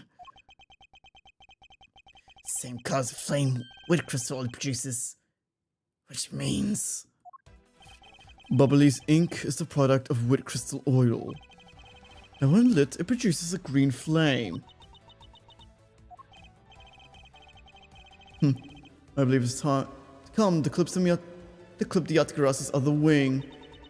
Miss Sheena, you're the fake Yatakarasi. The one who killed my father. It was about time it came clean, Agent Sheena. Or should I say, Callisto you? Hey, Mr. Prosecutor. You're not serious, are you? Do I look like the joking type to you? Callisto you. I've never heard that name before in my life. That's the matter of speaking of that attitude. You haven't changed a bit in 7 years. Your defense attorney that killed Mr. Faraday and then tried to frame me for doing it. Oh really? And you have proof? You would insist I'm as Callisto you woman, but you can't prove it. If you have no proof, then I'm afraid you won't be able to lay a single finger on me. By the way, you said you love Sheena's sign, then you used the sign, you said you... It's also kind of fun because I gave him a similar voice too. I gave him like a really similar voice too. Oh my fucking god. What? Oh my god. Oh my fucking... How the fuck did I call so many similarities unintentionally? What the fuck?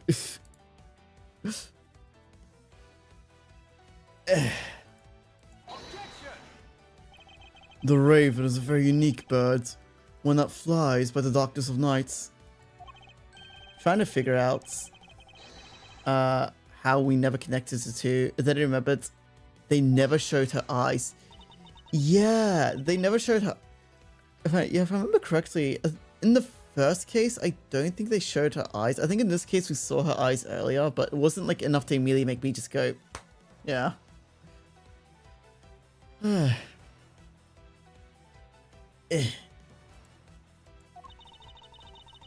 you really have something that can prove she is Callisto Yu? I do. The sum the second Yatagrassi has preserved for us the last 7 years. You ever had glasses or a hair cover? Yeah, we'll see. Yeah, because like she wore glasses a lot.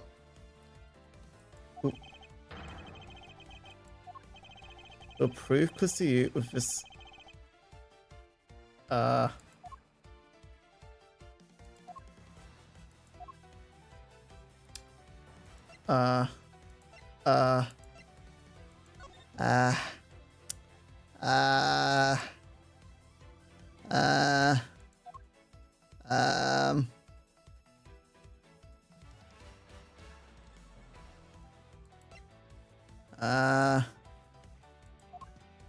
I actually don't know what the evidence is.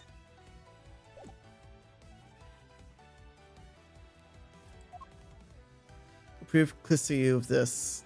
Oh, this.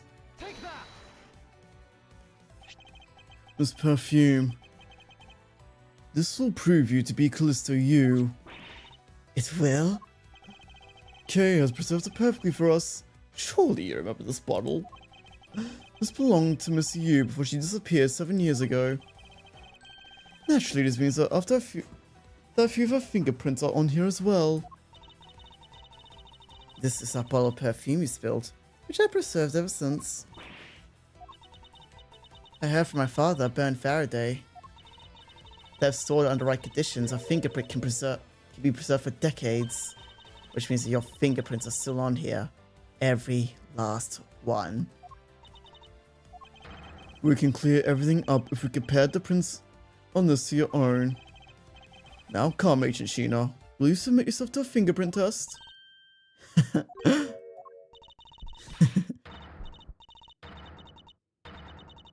Oh, Jesus Christ, she's crazy.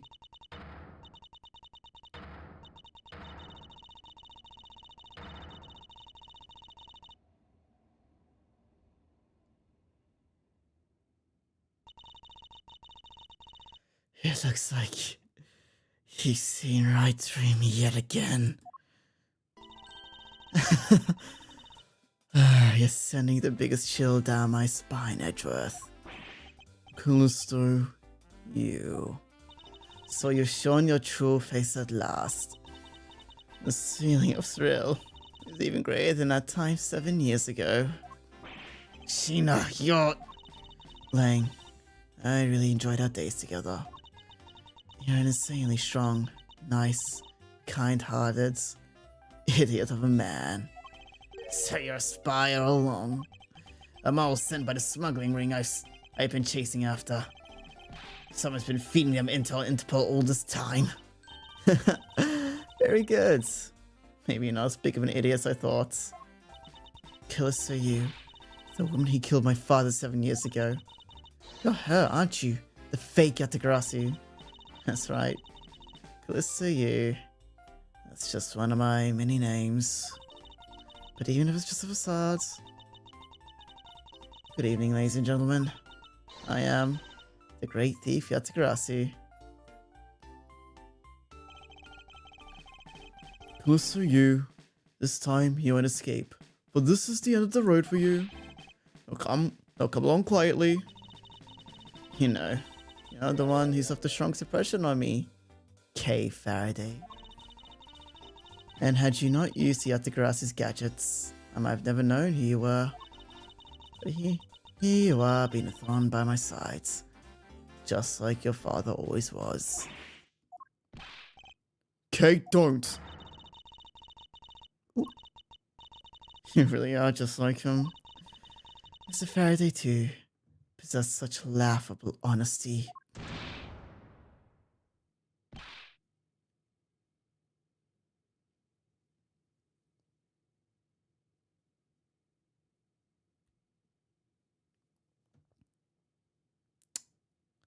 Ah.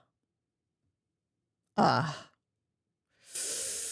Yeah, mayhaps. Yeah, it is nice art. May Mayhaps we should have had Gumshoe hold her back or something.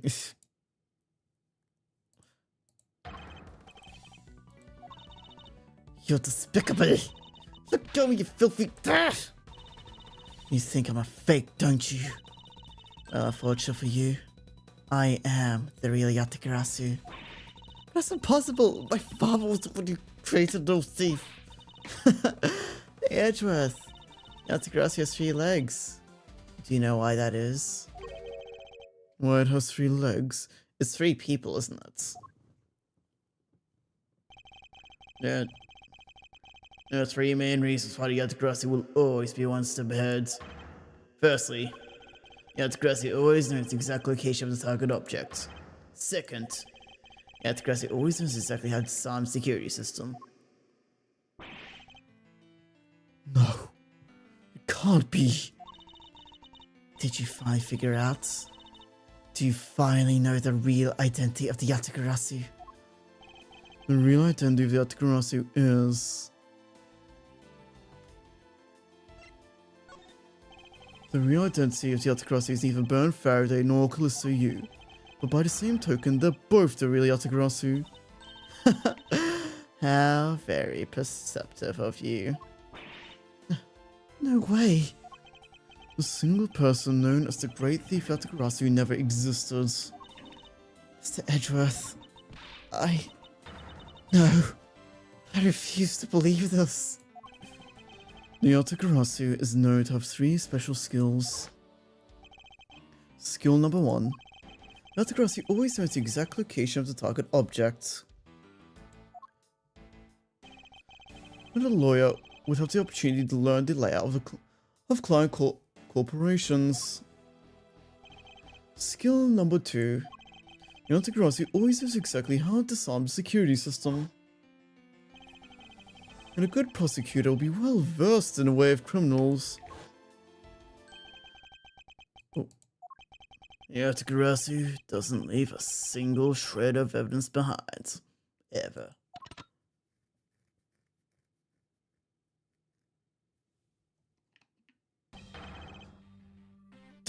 Detective Bad! It was all natural for the Yatagarasu to never leave evidence behind.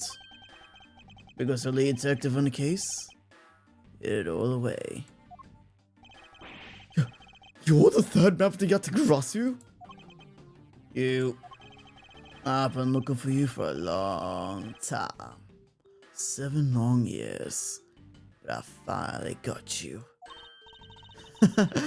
Why, Mr. Bat, long time no see. What happened to us? We used to be such a great team. Such a great team. Why did you kill my father 7 years ago? Why indeed? It was nothing personal, really. It was just another person I had to kill. How could you say that? I grew weary of this. It's about time for everything to come to an end. And this time, I won't miss. Stop!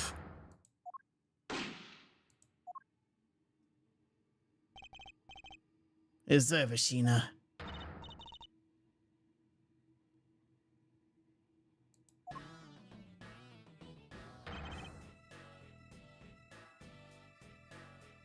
Fucking Lane coming in with the save. My God, I take back every bad thing I said about you, mate. You know what? When push comes to shove, he can be a real stand-up guy. You idiot. What do you think you're jumping in front of my gun like that? What are you risking your life for? You don't? Okay, well, I guess that makes fun of us, son. I'm sorry to take the bad, but no matter what sort of past she may have had, or even if she's a spy, it doesn't change the fact that she's my subordinate. As long as she is, I can't allow any harm to come to her. Not even from you. You really are an idiot, you know that. That's fine with me. You should know by now this is just how I am. Hey sis. Yes. I want you to conduct a full body search. Sheena might have another weapon on her. Right. Are we just not gonna, like, do anything about the detective behind them with the gun that just tried to shoot someone? Detective Gumshoe, your assistance, please. Sir. I found something. What is this? It looks like a blade of a knife, but it doesn't have a handle. This is a great find, detective. It is, sir. Let's try pairing up the blade with his handle. Take that! I believe this blade actually belongs to the handle that was on the murder weapon. Hey, they fit together perfectly. This blade must have been taken from the crime scene where the knife handles were switched. I'm gonna return this Barbalese knife now. Alright, I trust you'll make sure that it's returned to your Basta Paulino. He's gonna lose it, isn't he? I believe this makes it perfectly clear who did it, Callisto you. But the only time the handles could have been switched, which is just after Mr. Cochin's murder. Which means that you must be Mr. Cochin's killer. You killed Mr. Cochin with the Alabaster knife. You know what this feels like? You ever watch a movie and they take down the big bad and it's like, yeah, we did it, we saved the day, we took down the big bad, and then it's like 30 minutes off of a movie. Or better yet, like how spoilers for Claire Obscure 5 4 just don't listen to like next like minute and a half if you haven't played it yet. All right, 5 4 3 2 1. Or how like in Claire Obscure, how like they defeat the paintress and it's like, yay, we defeated the paintress, but we haven't even gone to Act 3 yet. Yeah, this is kind of what this is kind of what this is feeling like. Right, so you allowed yourself to be spotted by Kate near the open air stage. You used the fireplace to lose her, and then went back to accuse her of the murder. Does that about sum it up? You crafted a gauging tale, Edgeworth, but there are two problems with it. Problems? In what respect? What do you think my real reason for allowing her to chase after me? It was also I could capture Kay Faraday. What? When I saw you using the device at Gatewater Lands, I knew right away that you'll burn Faraday's daughter. I became curious, so I researched a little into your backgrounds. That's how I found out you were on the trail of the Yatagarasu. So that's why you tried to pin Mr. Cochin's murder on me? Yes. I knew you'd show up at this embassy tonight. So I thought I could use you. But pinning the murder on you wasn't my only goal. You had another? Yes. Once I had you under arrest, I had planned to search you. And take back the device that rightfully belongs to me, the true Yatagarasu. You're gonna take little thief away from me? 7 years ago, it was thanks to that device that Faraday was able to infiltrate this place. But he stole more than he should have. I had a tough time recovering that precious key. Then the person who stole the Atagras's key was Mr. Faraday? Yeah, and this was 7 years ago. What was the catalyst behind it? In the eyes of the smuggling ring, the Atagrasi was becoming a bit of a problem. It wasn't an especially pleasant assignment. Then why? Why did you become a member of the Atagrasu? Why? There is no why. I was destined to betray everyone from the very beginning. From the beginning? What is that supposed to mean? The person I take orders from hasn't changed, even now to this day. Manny? No, but Manny's dead. Does this mean that the leader of the smuggling ring wasn't Mr. Kochan? Was it her sister? And the real ringleader's still out there pulling the strings. Don't ask you what we need to know, because if so, we should probably get going. Are you going to tell me everything you did tonight? Do you understand, Sheena? I guess I should tell you then. But I was the one who set the Bubbly's embassy on fire. And why did you do that? I suppose it was to destroy all evidence of counterfeit bills. That was when smuggling was trying to do. But then, why start 2 fires? Sorry, but I can't tell you anything about the ring. It's your job to complete the investigation after all. I've had my fun. Now it's your turn to enjoy the ride. Wait, I mean, Miss Sheena. Yes. I fell to the floor earlier. Knees fell at my feet. What about them? They're such pretty hair sticks, I thought. Well, that should return them to you. You can have them. They're of no use to me anymore. If you don't want them, you can always just throw them away. No, I want to keep them. Suit yourself. Oh, that's right. I almost forgot Edgeworth. About a second problem ahead of your story. I didn't kill anyone tonight. What? I'm not saying as a sore loser. Think of it as a hint, if you will. Mr. Prosecutor, Yes, Agent Lane? mark my words. I'm not done here and I'll be back. It's got nothing to do with duty or anything, but this has become my personal case. I may have been shot, but I'll show you just how dangerous a wounded wolf can be. His anger appears to have negated the sensation of the pain in his injured leg.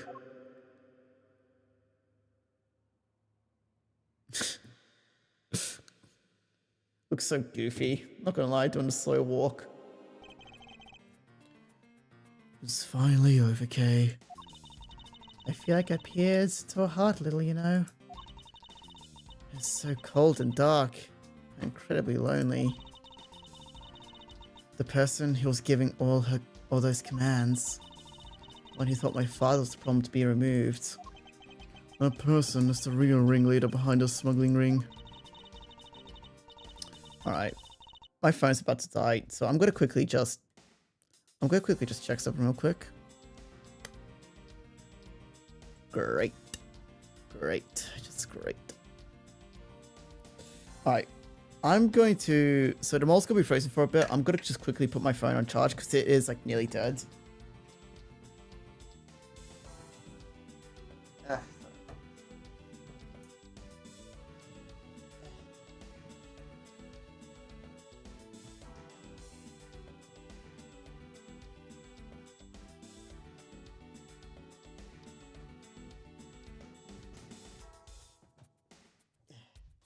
What the fuck? Damn it.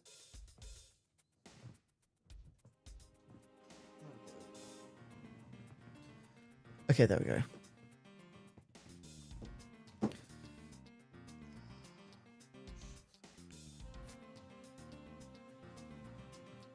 Mr. Edgeworth, I have a favor to ask.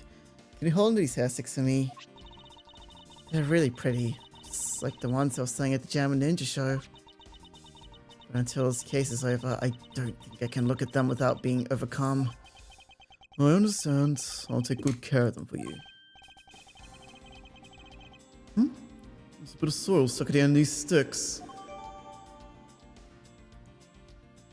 Huh. Wait a minute.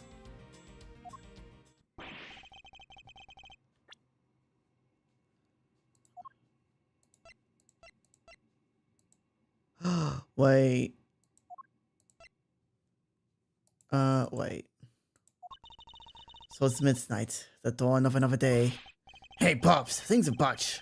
You've really done a lot to help everyone all these years. Look to bed. Don't tell me today is the day. Yeah, it is. It is, I can retire in peace. But you just wait. I'm not crazy. Like, he admitted to being part of the Yatakarasi, right?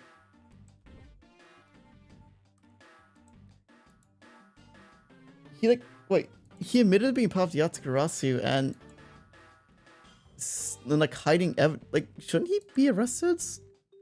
I'm not crazy, right? It was down to the wire, and I always didn't make it. But we did it. We solved everything. Well, that's just it. We haven't solved everything yet. Bring a little to the smuggling ring. And you, the Yatakarasi, were chasing after. Legend that Yatakarasi. It's now over. Don't think he admitted to it. Edward's just a student. Right. Okay. I feel like I could leave it all in your hands. I'm counting on you. It's really true, Uncle Bad. You were also part of the Yatakarasi? As I said to you earlier, okay? I'm truly sorry. I wanted nothing but a peaceful life for you. Uncle Bad. Hey, don't take it so seriously. It's one big joke, right? Unfortunately, it doesn't. Oh, come on, sir. She's just yanking my chains, isn't she, Mr. Edgeworth? Mr. Bad. Wait, no. You're no longer a detective. Mr. Bad, I'd like to ask you about the Yatakarasi. Not you too, Mr. Edgeworth. Mr. Edgeworth. Here, I should give these back to you. These are... So Bad was the one that stole them. Yeah, wait, that's right. Someone stole, like, case files from, like, Edgeworth in the beginning of the game. That's what the whole first case was about.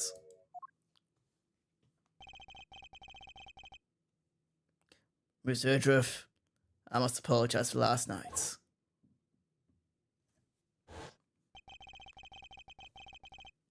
So the Yatakarasi you stole to my room was you, was it? Wait, so that means what? Just tell me it's not true. It's true. Even though something you want to hear.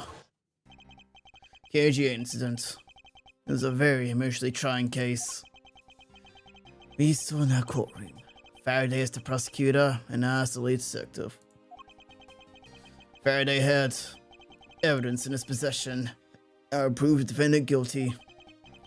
However, because it was stolen, the defendant was found innocent. He was the elder sister of the victim in that case. When the defendant was pronounced not guilty, she let out the great wail. That's when we realized there was a limit to what the law could do. The only way to bring someone like that to justice was to do so outside the courts. That's what we thought at the time. That's how we formed the Yatakarasi and vowed to bring to light any dirty dealings companies had with the ring, including companies that dealt with the Amino Group. Mr. Amino's conglomerate. We called ourselves the Yatakarasi and flexed our collective muscles. We exposed all sorts of shady dealings as a warning to the business world as a whole. By doing that, we were able to stop the higher-ups from covering things. This is connecting to, like, all the other cases, like, more than I thought it would. This is, like, connecting. Damn, like, I didn't think it would connect, like, this well. Sorry, stretching.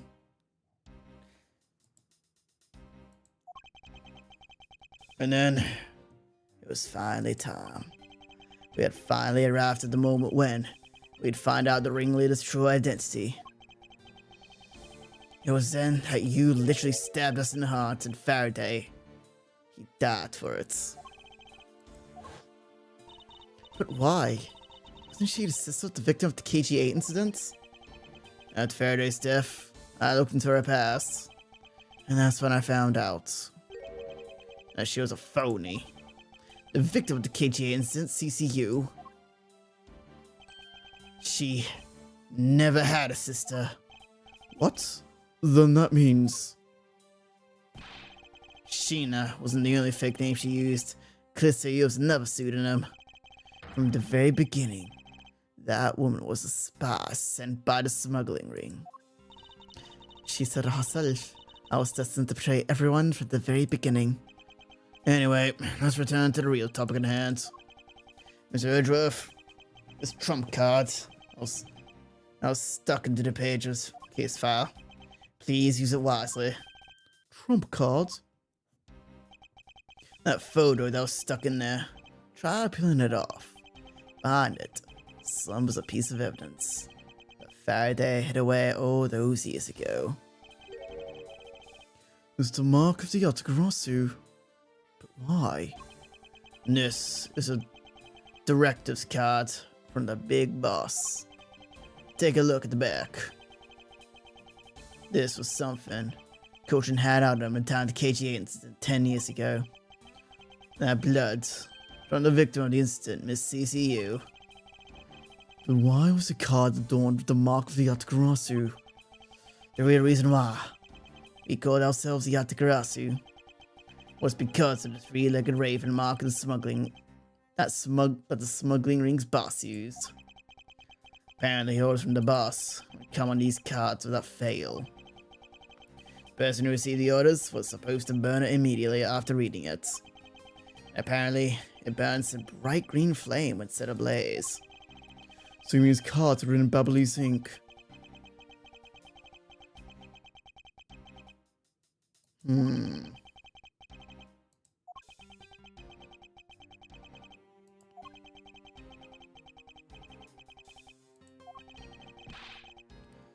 So that... Okay.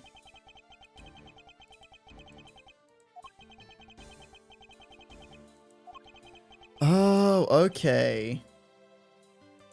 So the black cards were sent by the ringleader of the smuggling ring, and the white ones were sent by like the Yatagarasu themselves, like the thieving group. Wow, which just confused me a lot.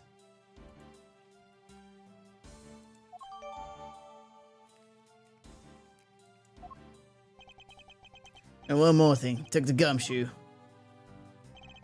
I'm trusting this to you.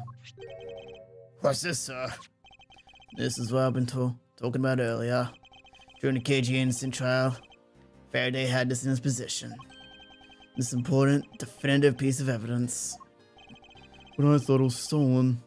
How do you have it? This person who stole it from us 10 years ago was a man by the name of Ernest Amino. And he had it locked, hidden away for all this time. But we forced him to tell us where it was finally. After the other day's kidnapping case. This video.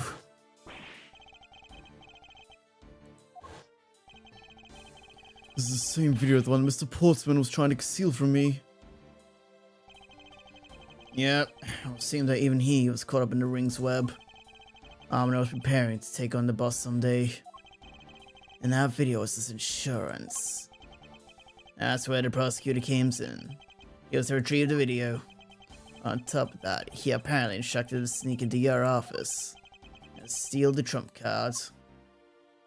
You saw it for yourself, right? The card that told him to preserve the evidence. Then that card was not the real calling card of the Yatagarasu. Rather a directive card from the ringleader to Mr. Portsman.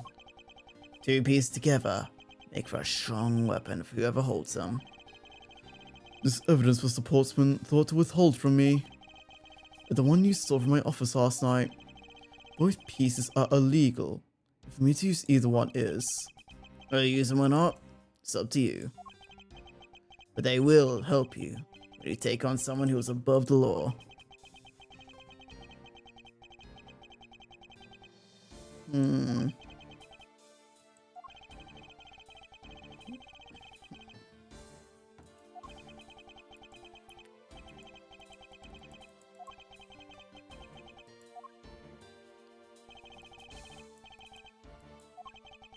Sam, look up last remain of the... Okay, yeah, so he is getting... yeah, so he is getting locked up.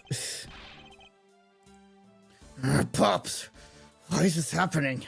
This isn't justice. Like I always told you, do not get emotionally involved. Now let's go. Yes, sir.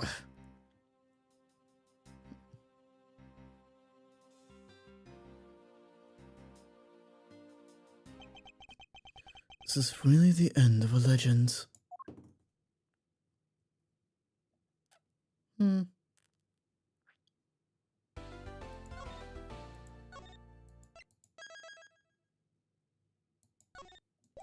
Okay.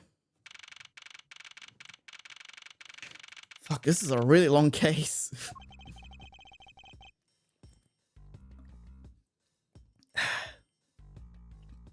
So now I know what the Atakarasi really was. Yet there remains so much of this case that needs to be solved. Like how the weapons cross country lines, for example. Two countries are incredibly strictly have incredibly strict security systems and entry procedures. Short of a miracle, it's impossible for someone to have smuggled them in. Smuggling them in, huh? We'll need to open a new line of investigation on just this aspect alone. Before we do, I would like to go through my evidence once more. Okay. Hey, the VCR here, sir. Heck, see what's on this tape detective bag gave us. This piece of evidence, an KG8 incident hidden from sight for 10 long years. I just know it is related to the current case somehow. Detective Gumshoe, if you could please play the tape for us. Sure thing, sir.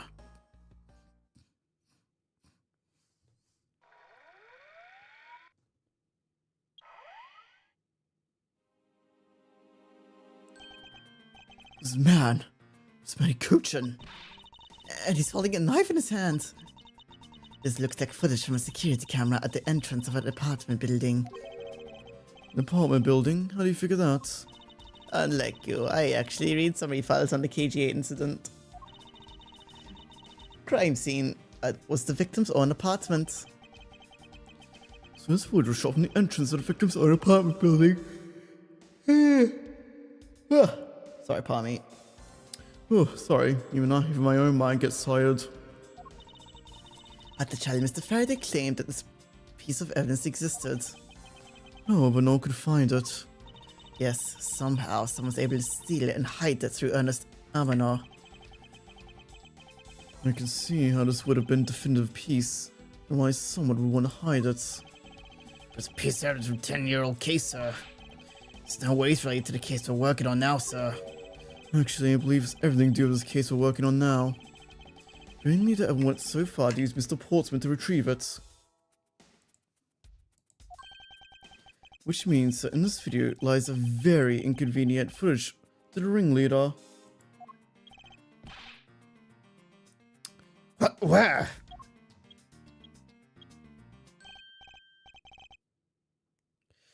Wait, what was that? Huh? That bitch you played just now. Please show it to me again.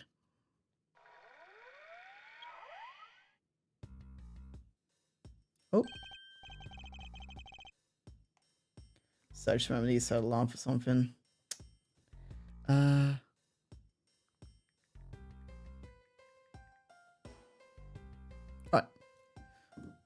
This car. This is something we cannot overlook. Why is that, sir? It has the Cadopian flag on it. Take that! This is a national flag of the Principality of Cadopia. And because there's a national flag on it, we know this is the official government car. The question we should be asking ourselves is, what was the government car doing here? Oh, Miss Von Karma, Mr. Edgeworth. So you were here. He's the ringleader. I'm gonna guess it now. This old master ringleader.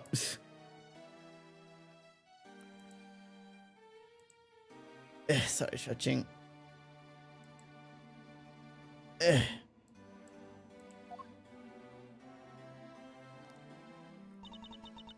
Ambassador Alba. Thank you very much for continuing the investigation, even at this time of night. If only I was even a tiny bit more careful. This tragedy would have never happened. I am truly sorry. This wasn't your fault, sir. This had nothing to do with how careful you were. You idiot Cashel! You couldn't chase after a simple thief.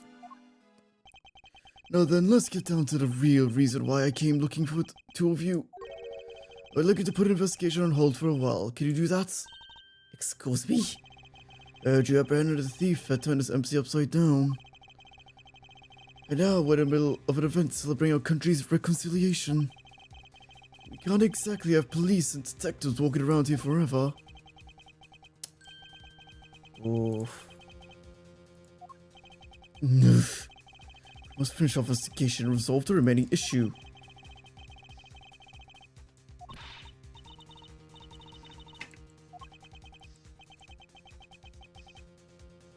Fuck.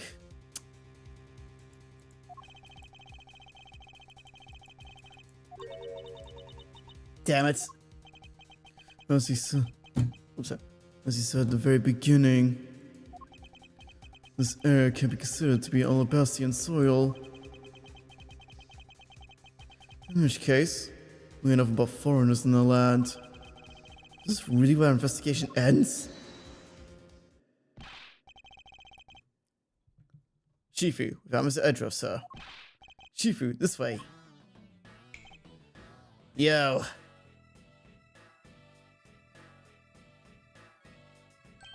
Agent Lang, you're back on the scene rather quickly. If I laid back and took a break, I lose scent of my prey, Mr. Prosecutor. Agent Lang, why have you returned? Because I have to solve this case no matter what. Well, I'm sorry to inform you. And don't take this the wrong way, I don't suspect you personally. However, a member of Interpol was just found to be a thief, and so... Under these circumstances, I wish to put your investigation on hold. After all, I believe our own police can handle things from here. They're quite capable.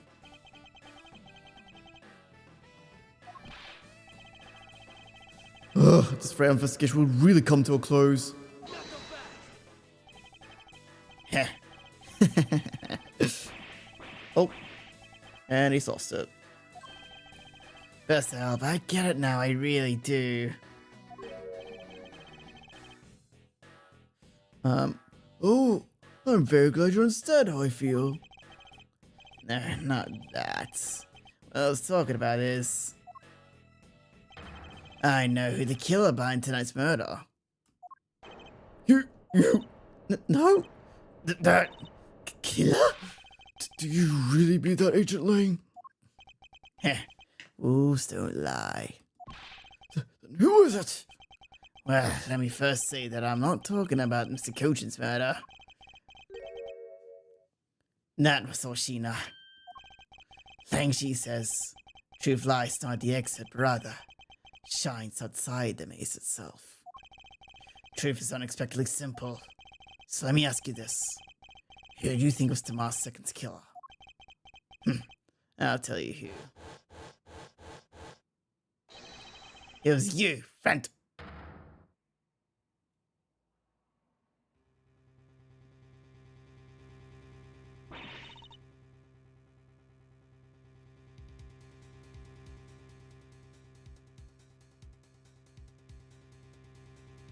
Oh.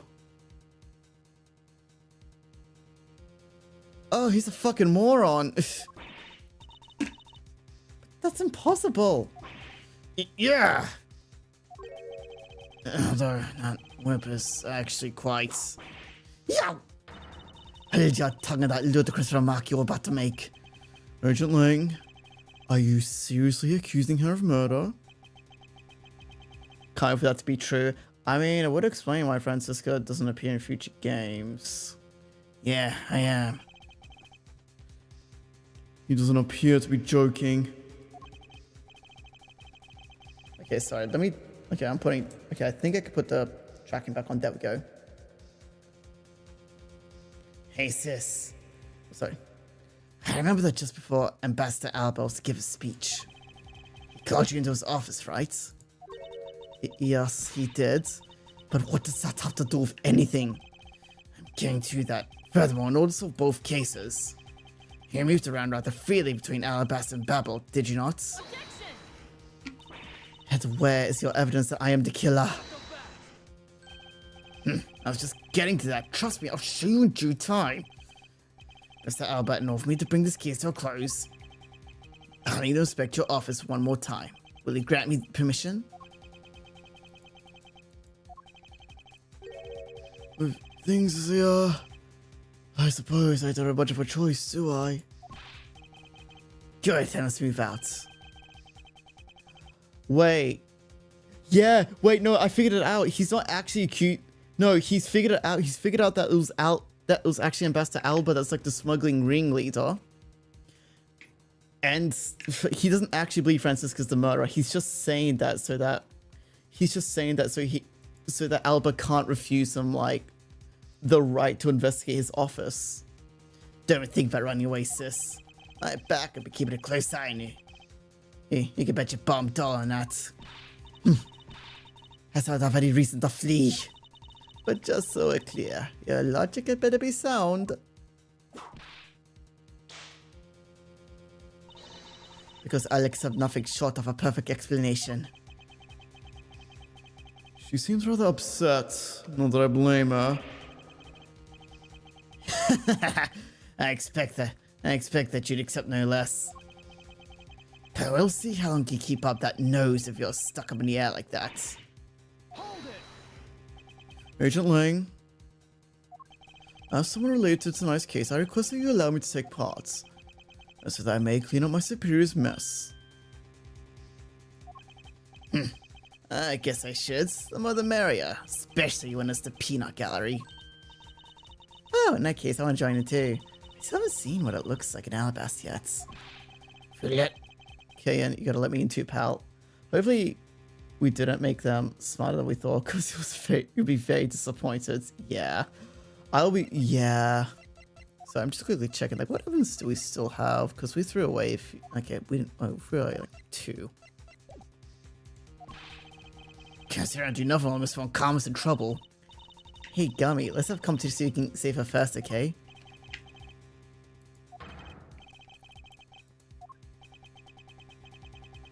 I don't know, like... Yeah, I'm like really hoping we're kind of right on the money of like Lang just saying that so that like he just has an excuse to look through Alba's office. And not because he actually believes like Von Karma actually like did it.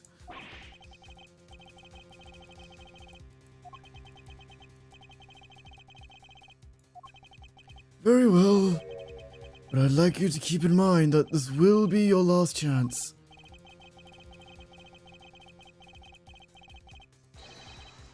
Okay.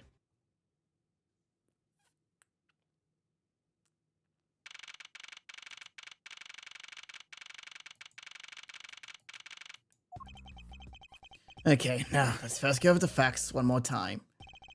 Manikoja's body is found over in the Secretariat's office in Babal. The weapon that took his life was one of Alabasta Oriental knives. Then the body of Damas II, Mr. Kashino,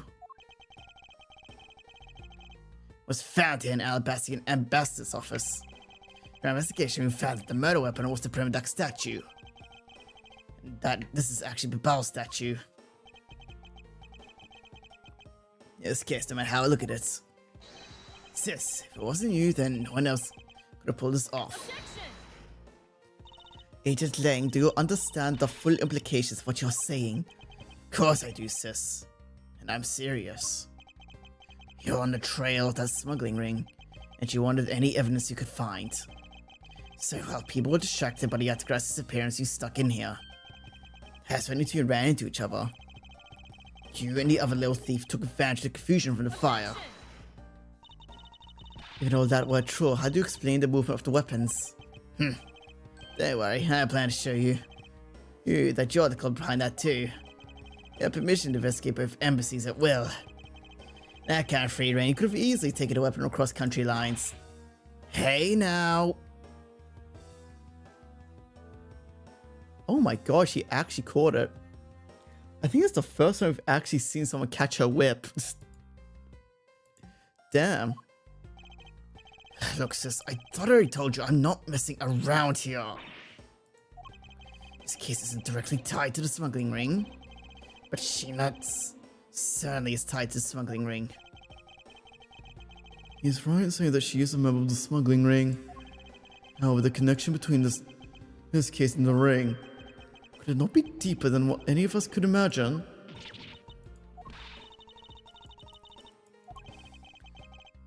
Francisca, you need to calm down. Because you only know the facts of the Alabastian side of the case. I don't believe you can see the case as a whole, and therefore solve it. What? But don't worry, I'm taking it seriously as well, and I will prove your innocence. That's the only way to be, Mr. Prosecutor. But you can come up with anything else that topped my hypothesis? Of course, the explanation has to solve the mystery of the moving weapons as well. Of course, and I will.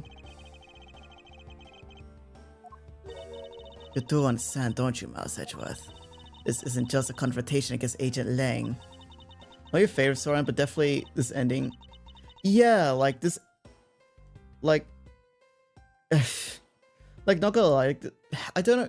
Again, I don't know if it's because I've been spoiled about how grand like Great Ace's like storyline and like Dual Destinies, like even just like the entire Polyjustice. But no offense, I'd even say like a Polyjustice's like story, like the first one is like better than like this game's. I don't know, like, it's definitely, I would say it's my least favorite though. I will say, at least, the one thing this has that like has over like a Polyjustice is that at the very least, like every case in this game does tie into the final case. I don't know.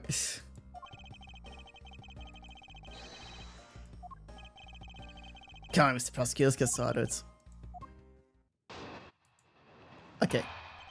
Only thing you'll say about this game, none of the cases feel like they're throwaway. Yeah, true. At the very, like, every case feels like it does tie into each other in some way. Unlike Spirits of Justice, where, how do I put this? Like,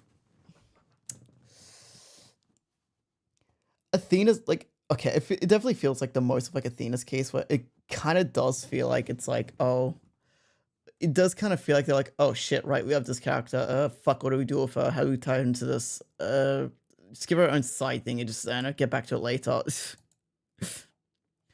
Yeah, even then, I'm trying to think, did the case involving Trucy, like, tie in any way? Other than, like, establishing that, like, but it does establish that, like, Apollo knew Nayuta, that One of Alabast's knives was used in Babal to murder Mr. Cochin. the murder weapon became to master against Babal's duck statue. Somehow these two objects were able to penetrate the two countries' impenetrable security. The only one who traversed two countries just before and after the crimes was you. So as long as I can't explain how the weapons moved about, Francisco will remain a suspect. You got it, Mr. Prosecutor. So why did you stop giving me a hard time? Under these circumstances, who did I could carry a weapon across country lines? I have worked through every possibility, but the only one that's plausible is your boss. Agent Lang, what I've learnt from you just now is that you've lost sight of yourself. What are you talking about? By focusing too intently on which is in front of us, you've become blind to the truth. Don't tell me Lang Ji never said anything about that effect. You prosecutor, who do you think you are speaking about Lang Ji's proverbs like that? I don't need his proverbs. I mean, damn, seems like he's forgot. Yeah. Because my words are all you will need to see the truth. Sorry. Alright, we have an ad coming up in the next minute. I will take this chance to take a quick toilet break. Yeah. And by then, I probably should have a definitive answer about whether or not I even like am working like next week or not.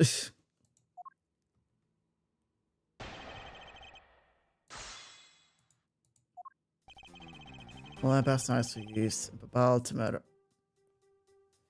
Okay, that much is true. The murder weapon killing Babal's Primduck statue. Hold it! So you're saying that the Primduck statue was also bought over by Francisco? Like I told you before, that's the only way it makes sense. How exactly did she bring it over?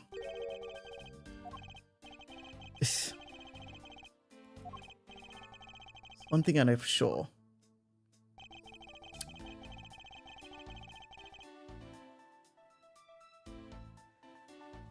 Alright, I'm gonna go take a quick bathroom break. I will be back, I'll be back after, and yeah. So I'll see you all after the ads, alright? So I'm just over here.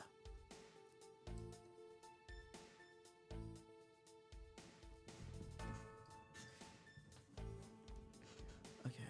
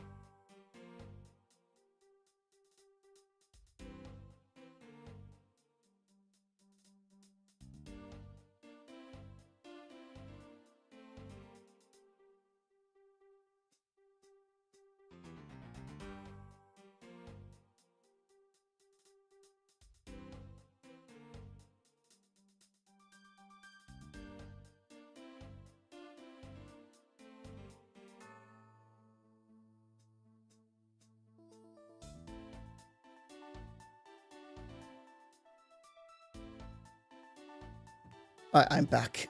I am back. Alright. What? There we go. Alright. Alright. Somehow two objects are able to penetrate the impenetrable security. Impenetrable? I should hardly think so. You've seen top of the world between the two countries, right? You're in the world would cross over like that. Yeah, and even I could climb over that thing for that barbed wire. And they way even empties through the doors in the Theatre Neutralis. So the only way for the knife... Do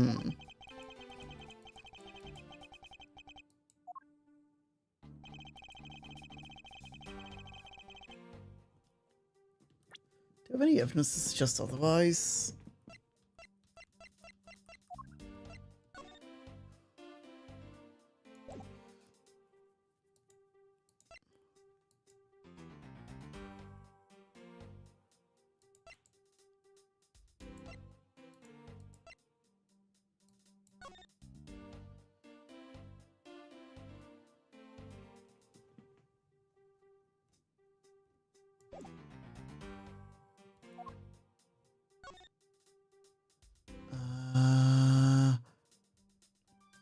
No.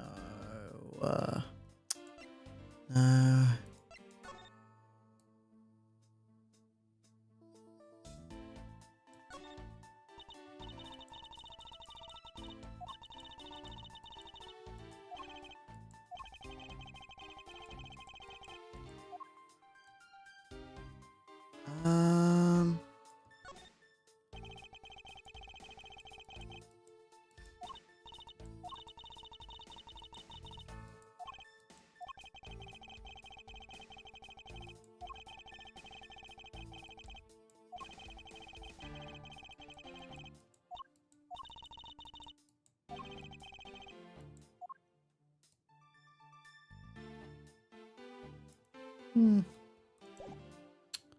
All right.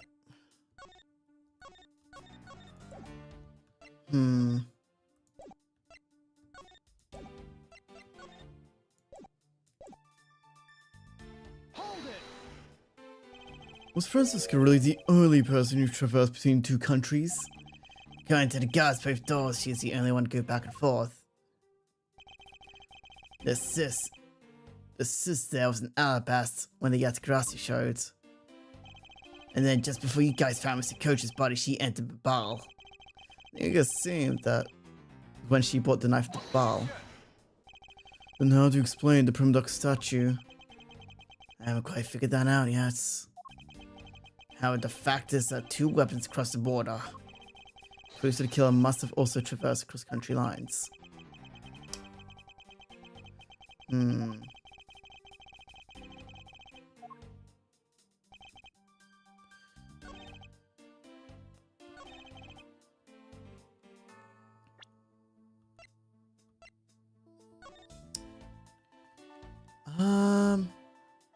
Not everything. Everything must line. Yeah, exactly. Like, if we're going on this universe's, like, logic, like, he hasn't even, like, okay, so first of all, he hasn't established a motive. He hasn't established a means of which he could have done everything.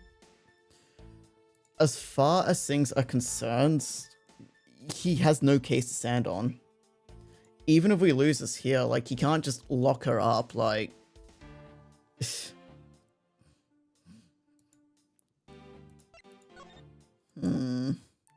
Is there anything else I've passed the 2?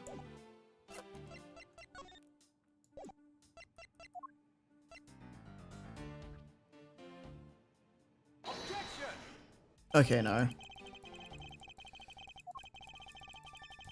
Okay, no, I was wrong. Oh shit, I need to be careful because we want granted back, like, health from the mistakes we made. But yeah, like, as cool as this is, like, even by, like, the universe's, like, logic, it wouldn't really hold up.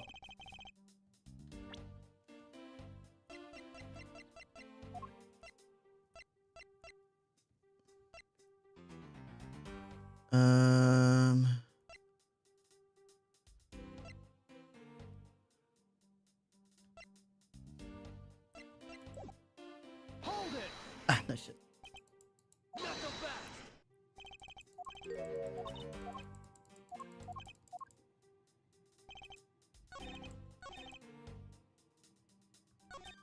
Hold it! I could get this knife across the country lines. Good. So I think that did. Must forget about the other weapon. The knife was the only one.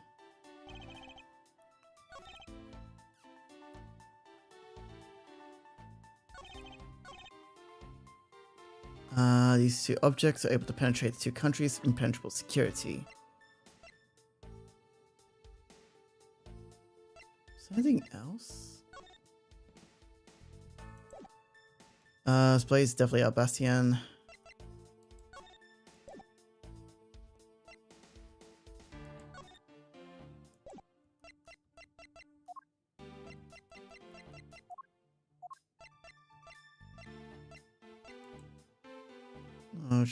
Supported by stakes and are still growing. Could it be? I think just because of like just. I'm not gonna save scum that much. I'm only gonna do it if it's something that's really like tripping me up here.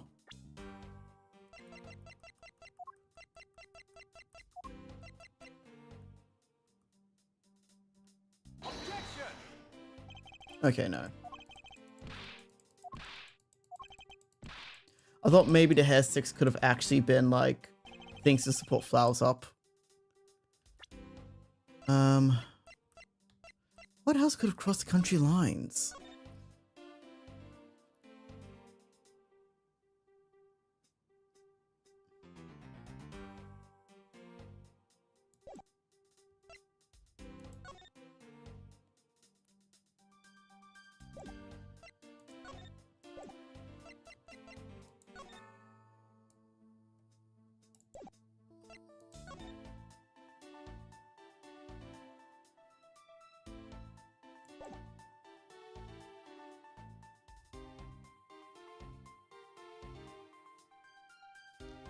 Wait,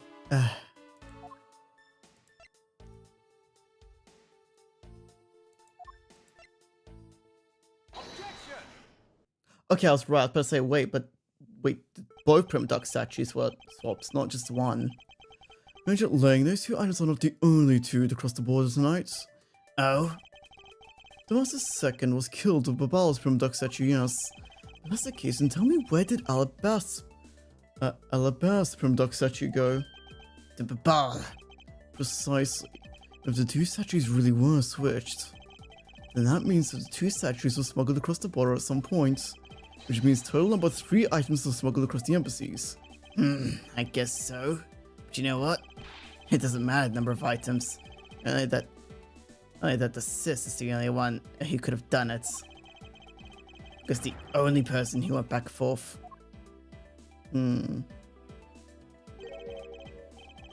Is that really true? So no one else could have traveled between the two countries? Actually, there was definitely another person. One who paid a visit to both sides of the wall.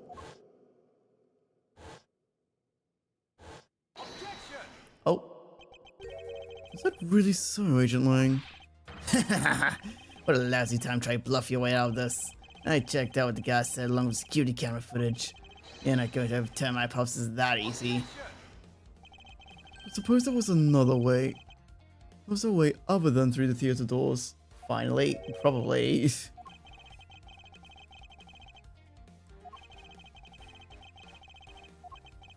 And although I hesitate to bring this out, this entity is possible to raise become possibility. I do. I could show you through a single piece of evidence. Fine then. Let's seize evidence that will show me this other route.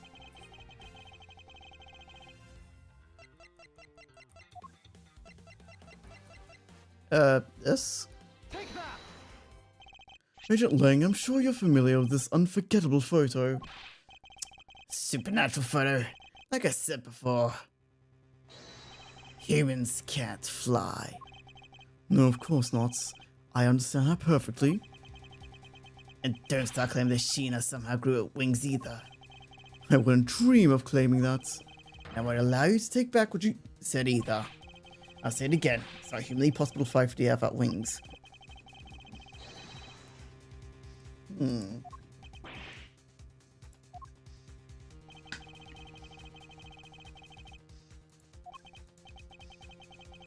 Not hearing Eureka. Very well. You'll have your explanation. Sounds like you have a good idea swimming inside that head of yours.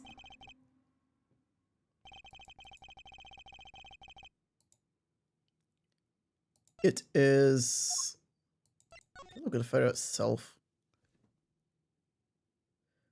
Look at it from the sides.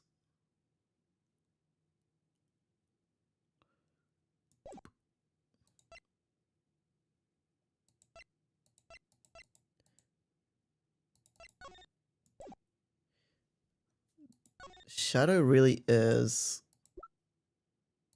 Yes, I can't present people.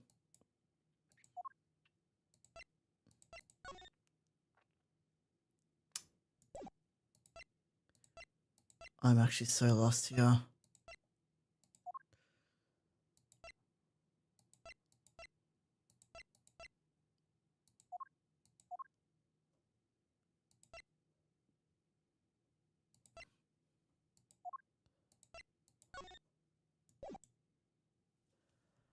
Fuck it, it's the only thing I can think of. Take that! Naturally, the shadow is the third smuggled object, the Prima Duck statue replica. You can't be serious. The Antigrassi, or rather, Callisto Yu, dressed as Agent Sheena, was inside Babal. She dressed the replica statue up in clothes and launched it through the air. Ha! Mr. Prosecutor. You left out a very crucial bit in the explanation. I know I did. She launched it through the air. Ha! And how exactly did she do that? He is literally baring his fangs at me. What, is he gonna start barking too? What is he gonna go? Rah, rah?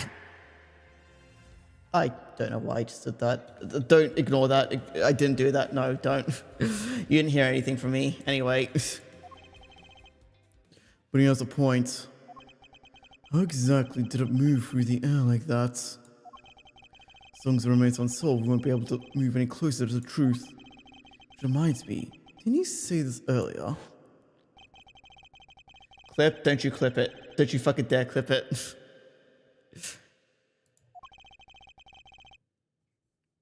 He called you into his office, right? So just before the murder, Francisca was called here right into this very room. If that's the case, there may be another avenue I can pursue. Agent Lang, in order for me to answer that question, I will need to hit testimony from Miss Von Karma. Oh? What are you up to now, pretty boy? Please don't call me that again. Why? I just can't resist that gleam in your eye. I'll have you know that I am in a committed relationship with another man. Oh. Oh. No, I'm not gonna go there. Earlier, you mentioned something of interest to me. You said just before the murder occurred, Miss Von Karma had been in his room because Ambassador Albert called her over. For that reason alone, you believe her to be the killer.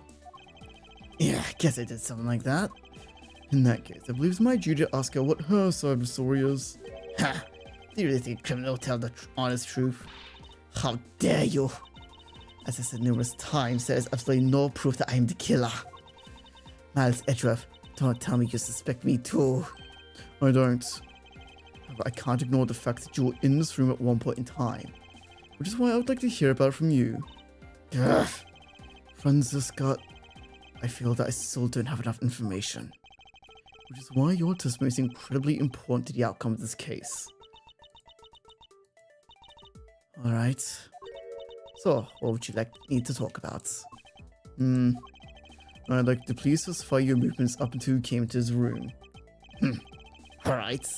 Let's try this. Let's try this your way for the... Let's try this your way for a change. I get the feeling one of these words aren't meant to be here. I get the feeling this might have been an error. That doesn't really... That's a really weird, like, sentence structure. What she said. This turns out to be a waste of time. Place her under arrest faster than you can hell no.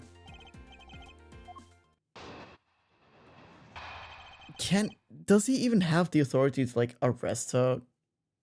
Because again, like we've established that like he hasn't like even figured out all the means of which she could have like committed like a lot of her crimes. Not only that, but I don't know. But he still has yet to establish like a motive in anything. Was assigned to guard duty in the Alabastian embassy.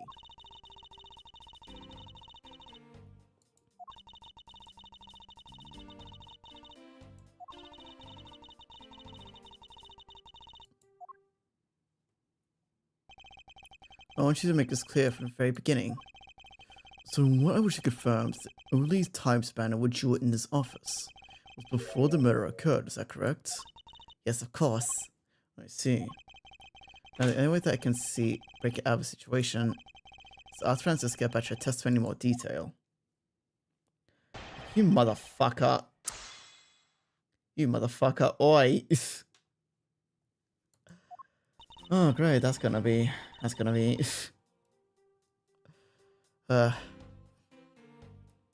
Anyway. I was in Guardi Alabastian Embassy. I thought duty was to fact-find anything you could about the smuggling ring. Yes, that was my job. Upon hearing that the Yatagarasu was sent a calling card to the embassy, Ambassador Alba called upon us to protect the embassy instead. That incident 7 years ago. Or have you forgotten what happened here back then? Not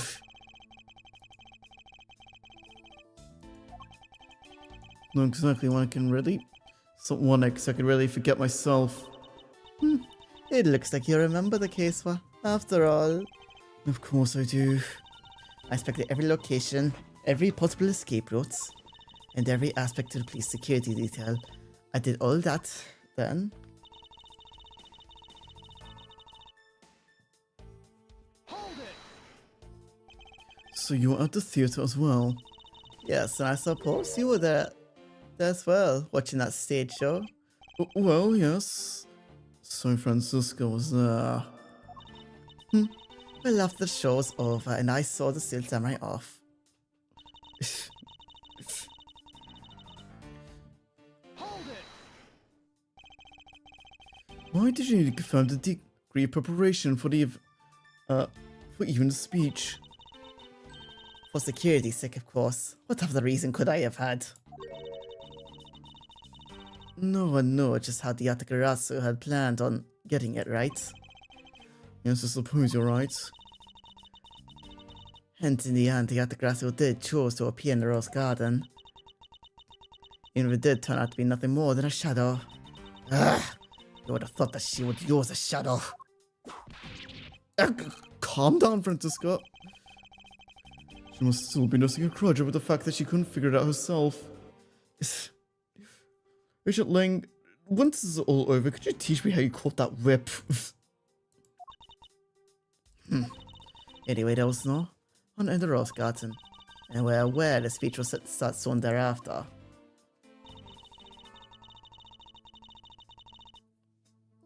Hold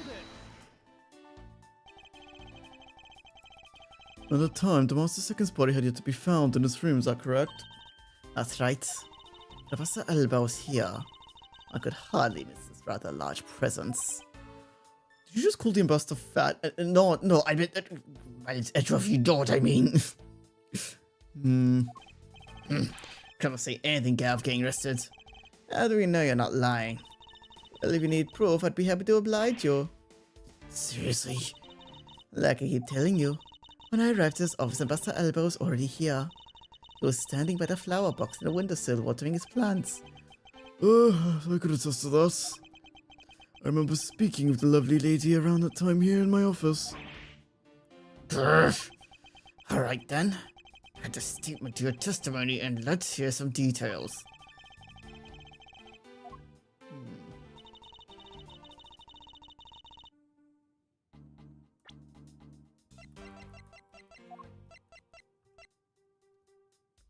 Two large flower blooms, supported by stakes, still growing. Hold it! For the sake of being thorough, I'd like to ask you something. How did you know the best elbows watering his plants at the windowsill? What do you mean by that? The entrance to this room. The entrance to this room is on the side. However, the window is on the opposite side. Would you say it's true that when you entered the room, his body would have been like a wall? You've been blocking your view of what he was doing. Is that not correct? I suppose it's a bit hard to see around him. How's Edgeworth? Are you calling him fat now? I was just making like jab. Calm down, Francis Scott. I knocked before I entered, and as I did, he turned around to greet me, with a watering can in his hand. It's only natural to believe that he was watering his plants, right? I suppose. He had obtained them himself and is growing of the utmost care, you know. Yes, the plants in his room. They all like my children. Passion flowers in a box. On the windowsill are growing beautifully too. All for...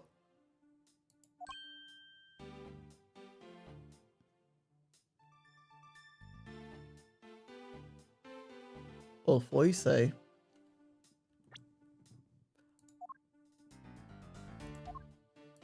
All for you... Wait, actually, wait. Wait, this might not help. Wait, this might not actually help our case. Wait. If anything, that might just... Wait, this actually could fuck us over. Wait. This one, Karma, what did you say now? I said that the flowers are growing beautifully. What about the statement do you not understand?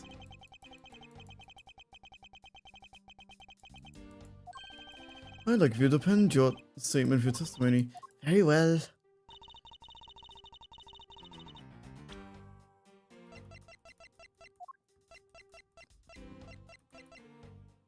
Objection! There we go. Franziska, for some odd reason, your testimony contradicts with this piece of evidence. It does appear that way. Ha, I knew it. I knew you could trust your words, sis. Mr. Edgeworth, what are you doing screaming Von Karma like this? Yes, sir. Keep us up, she's gonna get taken away, sir. All I've done is state what I saw. I've not made a single mistake in my testimony. And for this, I'm still under suspicion of murder. Is the number of flowers really all that important to this juncture, Miles? At the very least, it contradicts this enigmatic case. One that I find hard to dismiss as irrelevant. What does number of flowers have to do with anything? What does it prove? How does this contradiction come about? There must be some behind this discrepancy. They're my beloved flowers! I've grown them with the utmost care! So I ask you, please be gentle with them as you examine them, Mr. Edgeworth. I understand. Alright, now time to rip them from the roots. I'm just kidding. This patch of soil looks as though it's been something removed from it. Heh, what are you doing, Mr. Prosecutor? Why do you clam up all of a sudden? I'm still here, waiting for an explanation, you know. Do you know, AJ? Flowers are best appreciated in silence. Looks like two things were pulled from this flower box. These flowers, I believe they're called passion flowers. Despite being called flowers, they're actually a species of vine. Yeah, but no matter how I look at it, looks like there's only two here to me. You realize, don't you, sis? Your little lies failed you. Ugh, Miles Edgeworth. Hurry up and shut this man up for me already. Suppose I need some evidence to shut him up, won't I?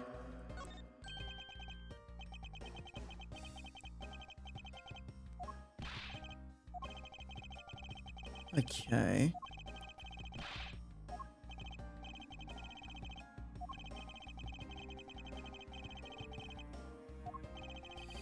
True patch flower can be seen as a piece of evidence. Take that! Sheena, who was supposedly bald the entire time, had these hair sticks on her. They look exactly like the plant supports in its flower box. In other words, I believe it can be said that these hair sticks are in actuality support sticks for passion flowers. Heh, so what? Is that really all that important in this case? Of course it is. It means that we found yet another item that was smuggled between the countries tonight. Yep. Think about it logically, Agent Lang. These sticks were originally in Alabast, but somehow they wound up in Sheena's hand, who was in Babal the whole night. So make no mistake, these sticks were smuggled somehow, and just like the knife and statue.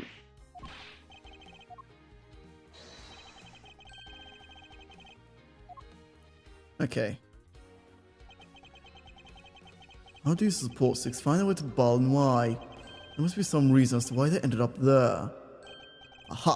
So that's why. Agent Lang, if you please take a look at this and tell me its shape. There's no stick, isn't it? So it is. But the shape of the support stick is what's important. Wait, what? But when they uses something in this room, it all comes into focus.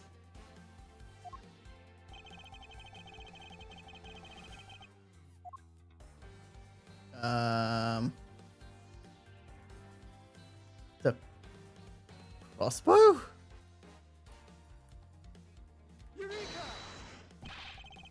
That's a crossbow. Wait, you're not really suggesting.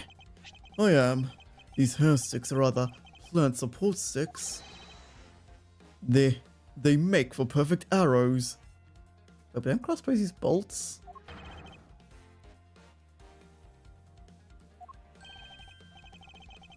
I've done it. I found a common thread that connects two officers. But this thread is yet to completely untangled. Even using the arrows, how does one explain how the statues were transported? Furthermore, who could have been who fired these sticks as arrows?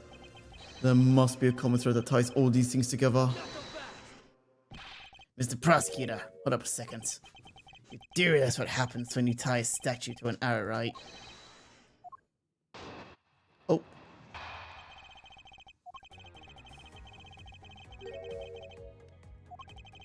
Even fire the arrows from this side, they won't go far. Statue tied to them.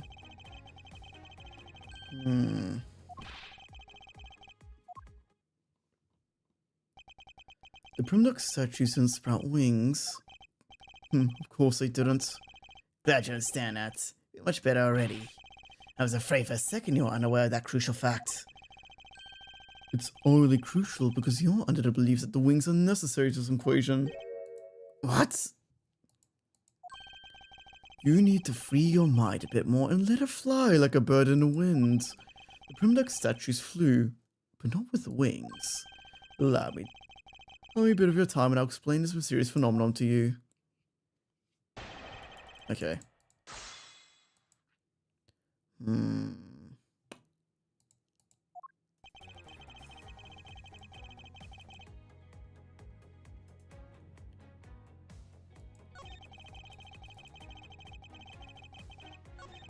Hold it! The incredibly scene just happened.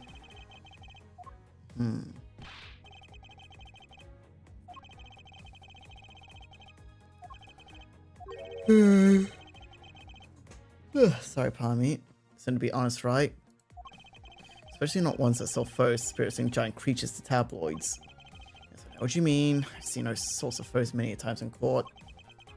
There have been times when those photos have turned out to be telling the truth. If so in court of law, you would know that it's entirely possible. A courtroom certainly is a strange place, if what you say is true. At least something odd about the photo, no matter what you look at it. Hold it! But we are in agreement the arrow itself would reach the other side, correct? Just the arrow itself is pretty meaningless, don't you think, Mr. Prosecutor? Because the things they want to smuggle are a lot bigger than nothing. No, that's not necessarily true. What I need right now it's not further discussion on my conclusions, it's but rather something crossbows can launch. The statue that was tied to the arrows. It was launched.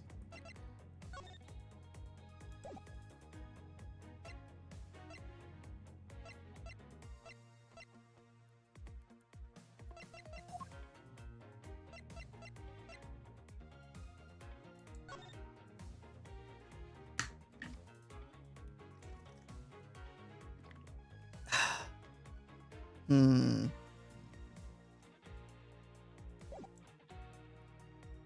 What did it launch?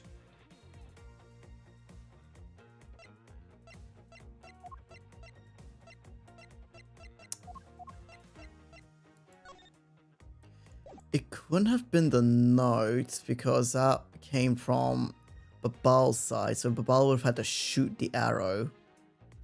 But wait, this photo. Wait. Actually, no. Yeah, wait.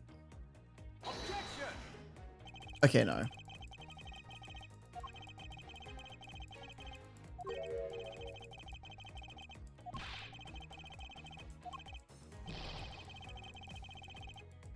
So it's not the notes. Could it be the knife? Kind of hard to believe, but what else could it have been?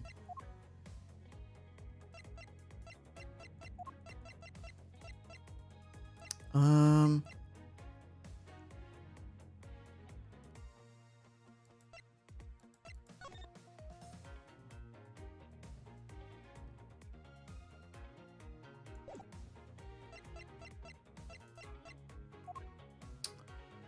Um.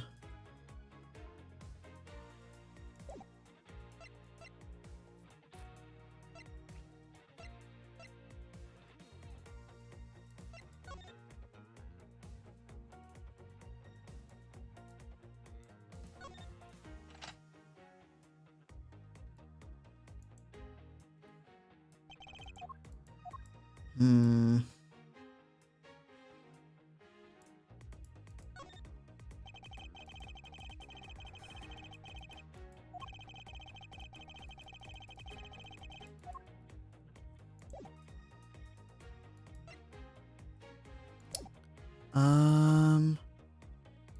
I'm actually quite lost here.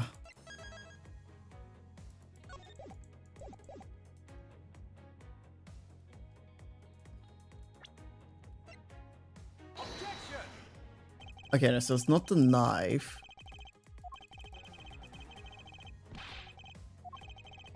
Okay.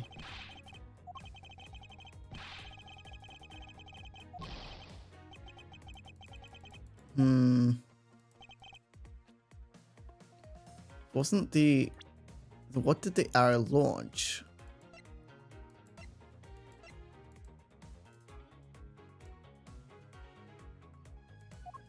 The bills. Hold it. I need the president's name instead?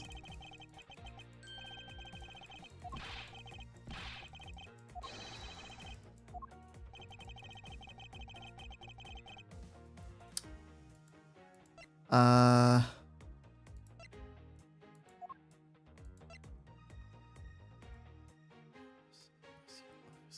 This is what was launched from the Alabastian office. Take that. Okay, so no, it wasn't that.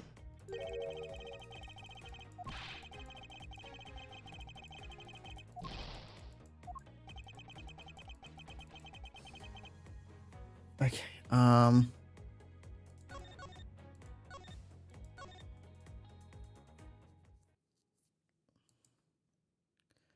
what was launched from the Alabastian window?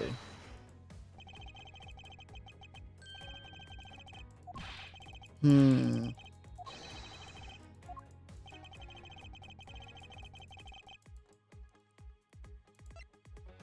So it's not the knife.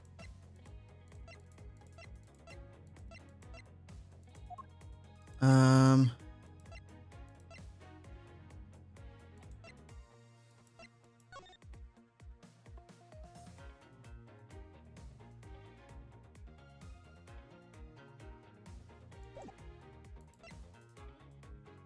Take that.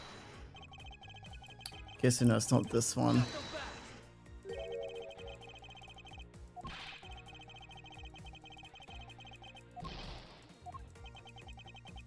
Okay,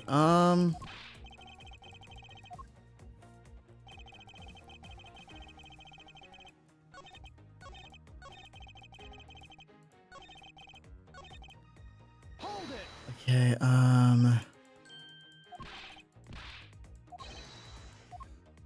So what could have been launched from the Alabastian side that would have...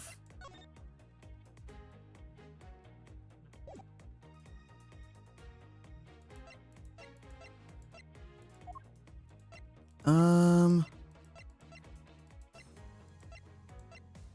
have been a pick. Wouldn't make sense with spear.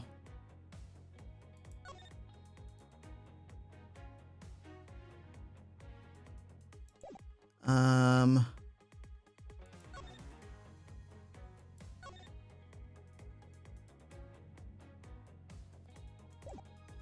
Hmm.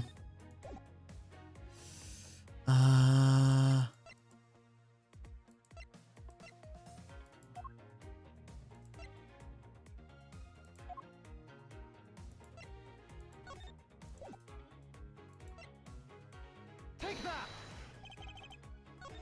Okay, no, fuck. This is really tripping me up. I have no idea what it could be. Hmm.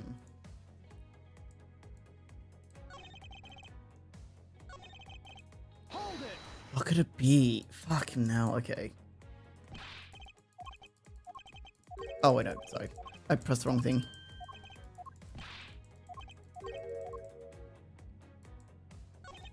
Hold it. I don't want to fucking... I really don't want to, like... So, okay, so it needs to be something that kind of looks like cloth.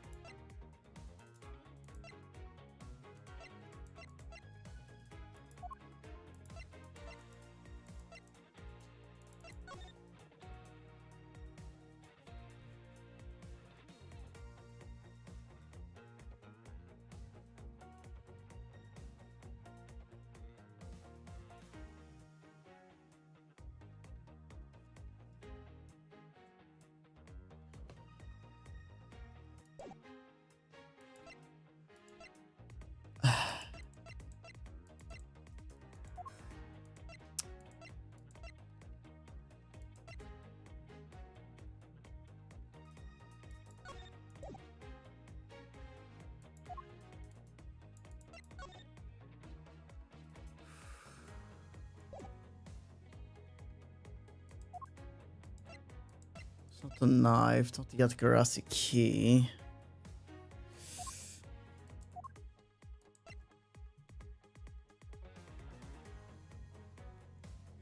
Could it maybe... Take that.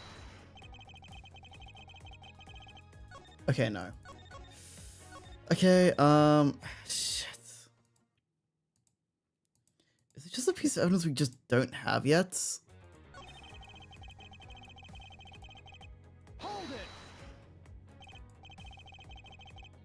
How could you not know it's so simple? Alright, well, fuck, if it's... Oh, really, if it's so simple, then fucking, why didn't you spell out for me, genius?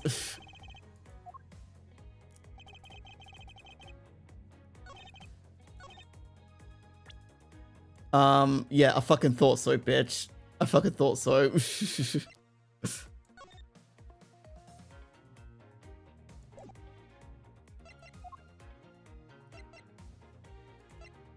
Well...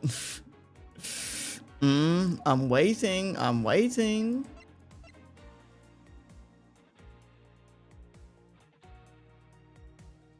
I'm actually just gonna, you know, I'm actually just gonna, like, just fucking save scum this. I'm actually just gonna... Objection. You're fucking kidding me. It was the wire. Finally. Finally, we have reached this point in our discussion. For I present to you that which was carried by the arrow from... Heh.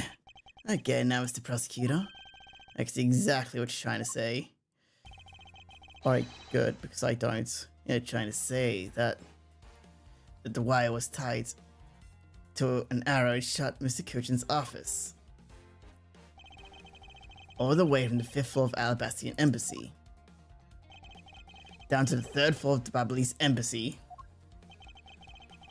If you're claiming that's what really happened, then I can see how the Alabaster Primdeck statue could have moved. Gravity would have been used to move the statue down the wires of the 5th floor to 3rd floor. Then what about Barbel's Primoduck statue? A dark shadow is very clearly flying away from Babal. Going in the opposite way of gravity from the third floor to Bubbly's embassy. How to explain that? I think I finally see the gears behind this whole trick works. Agent Lang, the motion used in this trick. Would it perhaps have to... I wonder if perhaps you have yet to envision how it works in your head. Motion? What motion?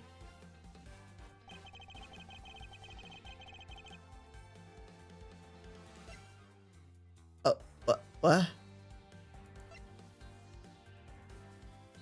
The motion of the ocean, baby. I don't think that we're landlocked. What do you mean motion of the ocean? Rotary motion, swinging motion, bungee action. I don't think it was bungee jumping. Rotary swinging? Okay, no.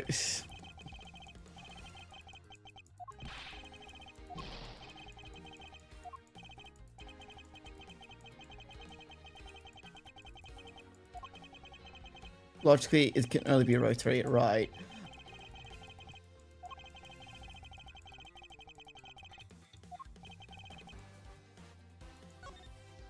Okay, I believe it was done via rotary motion. If two statues were transported simultaneously... Simultaneously? Real. Statues would collide along the way. Did I ever say that there was only one line of wire between two officers? If you shot an arrow with the two ends wired together, a circular belt could be formed. Lang Shi says, don't object to cause success what is beyond reasonability. Take into account the tension difference between the two wires. Top one was sagged too much to the point where the statues would collide anyway. Agent Lang. As you know, the Primoduck statue is a one-of-a-kind national treasure. In fact, the Babal statue is a hollow replica of the real statue. It would naturally be lighter than the real one. Oh, Lang Shi says. How? Nah, here's what I believe happened. Miss Yu and her mysterious co-conspirators set themselves up in two different rooms. The co-conspirator bridged the room between the two ends wide of the arrow. Two of them cover statues and proceed to transport statues. After the switch was completed, another arrow was fired, carrying the other end of the wire down to Babal. Both be disposed of. Did that, Miss Yu hit it inside the grandfather clock QED. Ha!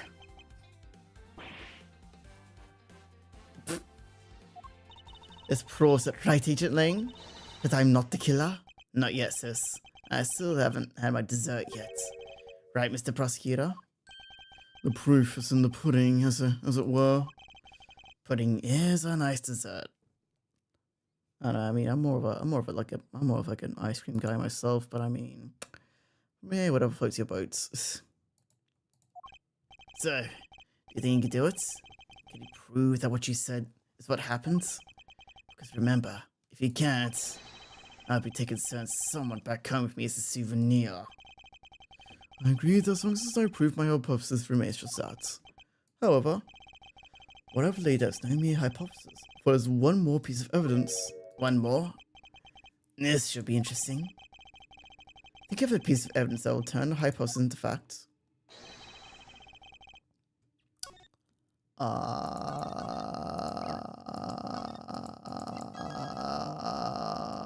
What's our evidence, guys?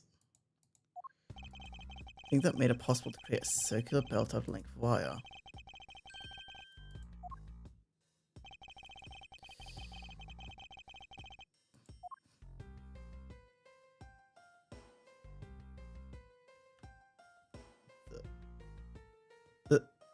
The fan? Take that! Ha! Looks like you dropped another bomb on us again. The last piece of the trick are two pulleys.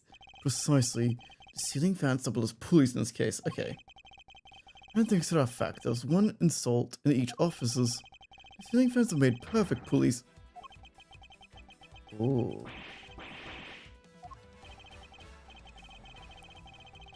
This must be how the smugglers bypass the impenetrable security. You really are someone else, Mr. Prosecutor. I bet you figured it out already, haven't you? You know who the big hotshot set this up in real. The person who set this rather large and complex stage show would be someone who had foreknowledge of the existence of the ceiling fan in both Alabasta and Bubbly's offices. I make this wolf wait for his shoes. Why you're so hesitant, Mrs. Edgeworth? If you can see who it is, why don't you present something like you always do?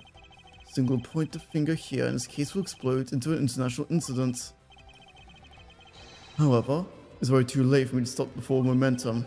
It appears that I have no choice now to rush in.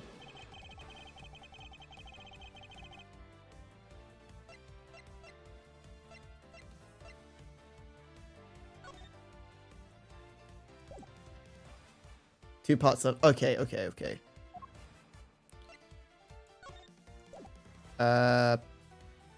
This? I don't know.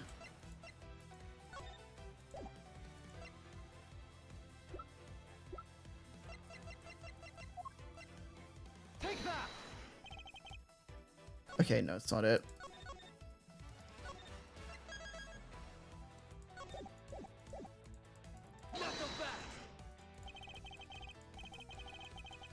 Okay, so it's not that. Fuck, what could it be then?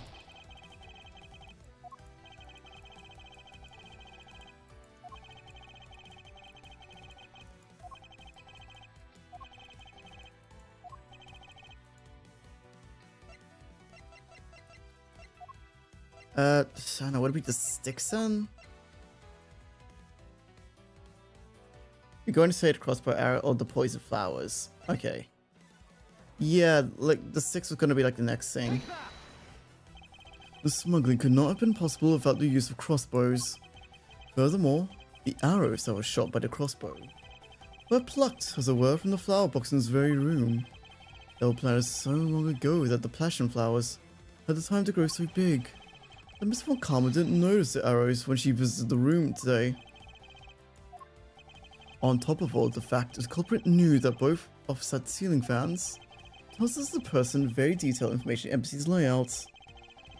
So, as you may have already guessed, the person I'm accusing... Oh.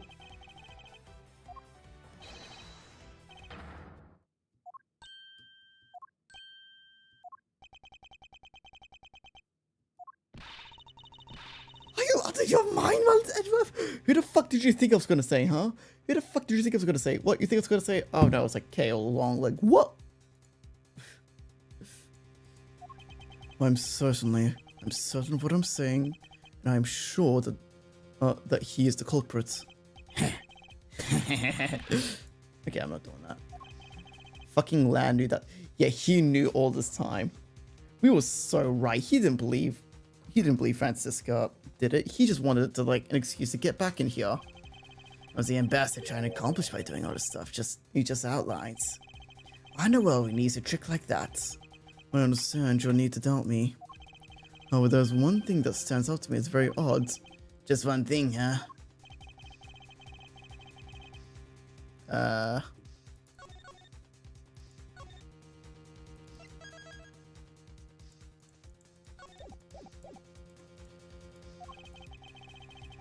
If we want to examine, then focus on his complex trick.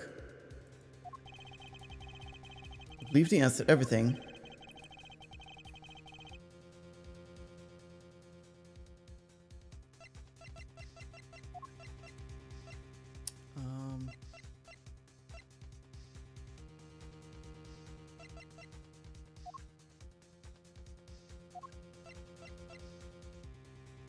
Take that!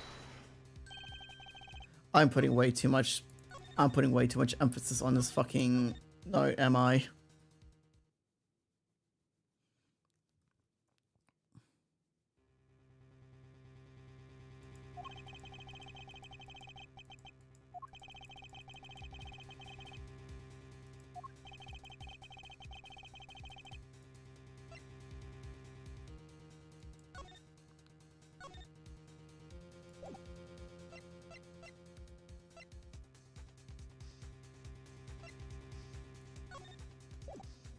Take that!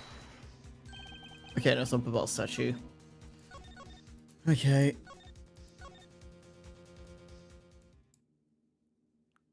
Fuck, this is really like this final part's like really difficult, which I mean I guess makes sense, but still.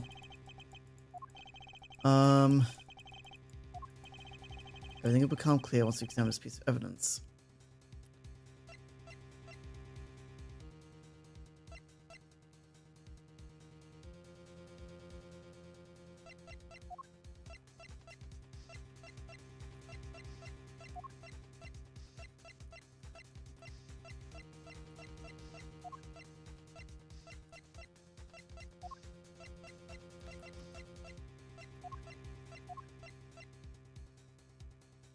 Um,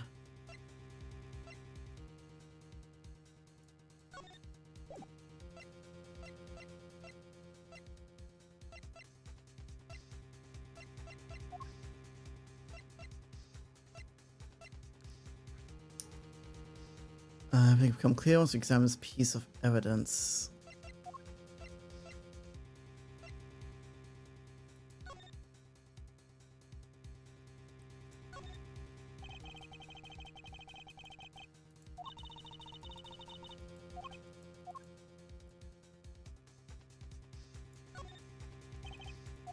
Ah. Um.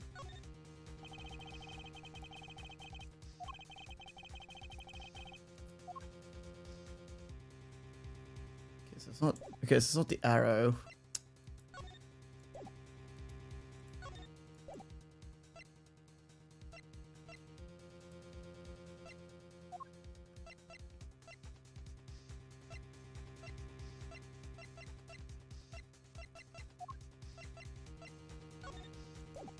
Take that!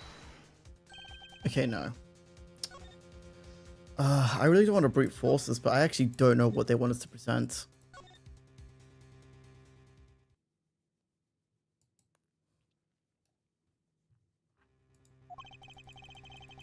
I actually have no idea what they want us to present.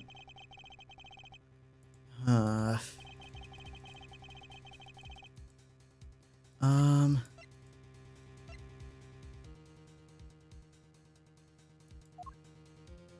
Stopping soon. We're probably gonna have to. Because I actually do need to be up early tomorrow. Alright, we'll probably get through like this piece of evidence and then I'll start thinking about wrapping things up soon. Because I'm not sure how close to the end we are. We still have like 2 whole parts left, right? So. Okay, so we're not gonna be able to finish this today.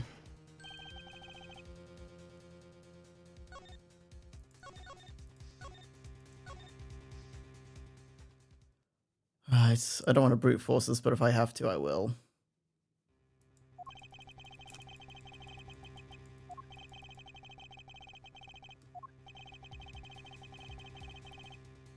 We're still an ending. Yeah.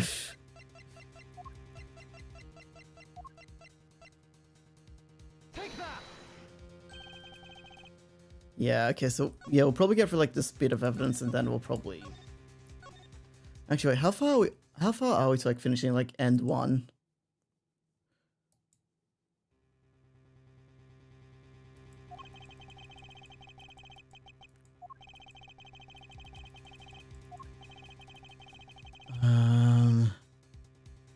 What evidence? So Take that! okay, so no, it's not that.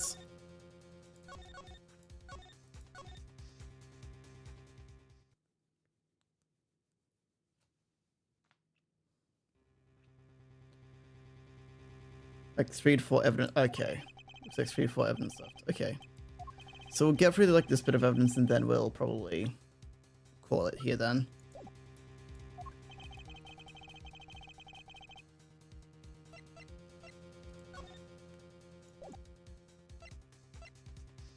Take that! Oh my fucking god, I'm actually just so close to just looking up the answer. Yeah, because I know that, but like my brain's like absolute mush right now.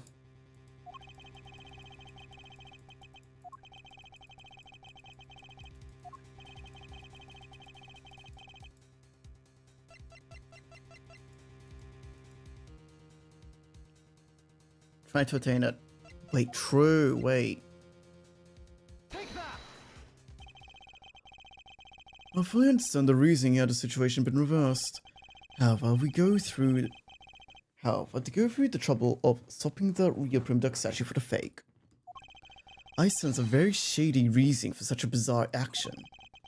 Who would ask for that reason than the King Prim Ducks himself? I see. Ambassador will examine the statue now, with or without your permission.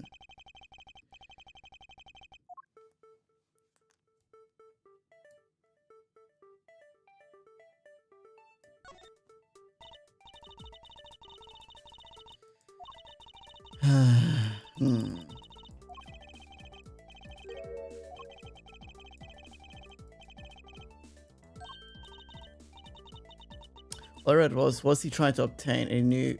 Yeah, wait, true.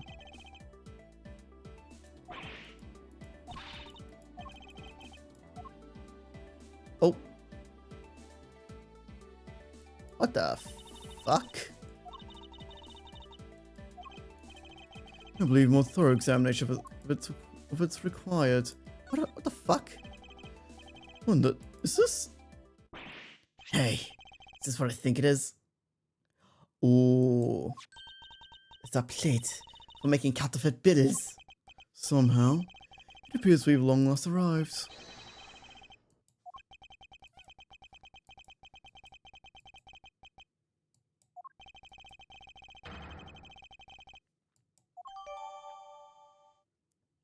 Ah. Don't ask how you know. I wasn't going. I wasn't going to. I'm a little sus that you pointed that out, but I'm just not gonna question it. No, I'm not. You know what? You know what? My policy for if I see a crime is, no, the fuck I didn't.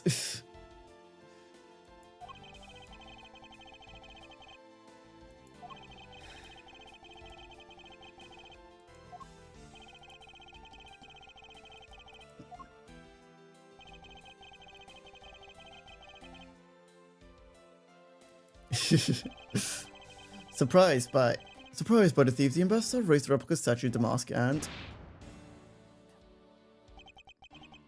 with the framed steel samurai. Of the murder, he covered the samurai sword in blood. Well, Ambassador Elba? You're the leader of the smuggling ring? My country is a mess. It's all because of you? You're the one who killed Damask II? Answer us. I never thought that you would figure things out to this level. However, there's one point I disagree with you on. The head of the smuggling ring was Mr. Kochin. Quit screwing around.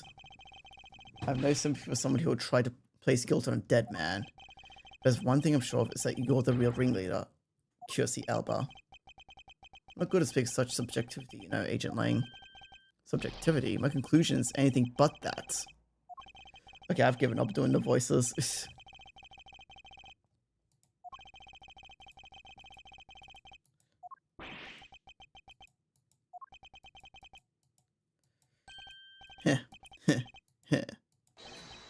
Oh, soften maniacally. It looks like you still don't get why I came back. Excuse me. You see, the reason I came back... I knew it. I fucking knew it. He didn't suspect Von Kamm at all. From the very beginning, my real target has been you. What? Agent Lang, I demand an explanation. Sorry, sis. I didn't mean to put you through all that. I knew you were innocent from the very beginning.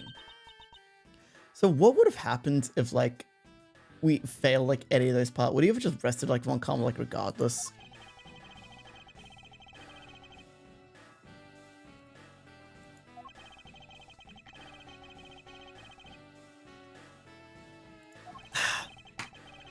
Without the ambassador's permission, we couldn't get in and take another look around. Ah, so that's why he put on his big show to accuse Francisco of the murder. Using Francisca's debate, you were able to gain us entry and investigate rights. If I hadn't done that, I doubt the ambassador would have given you okay to poke around. So that's what all this is about. Very well, I'll forgive you. But in exchange for using me as bait, you'll take some responsibility and help us find the truth. Agent Lang, for giving me such great opening. I thank you. Yeah, I just knew, Mr. Prosecutor. I'd somehow be able to find some proof by investigating this room. I should be able to figure out the real culprit with a special brand of logic. I think we still have, like, connection things to make.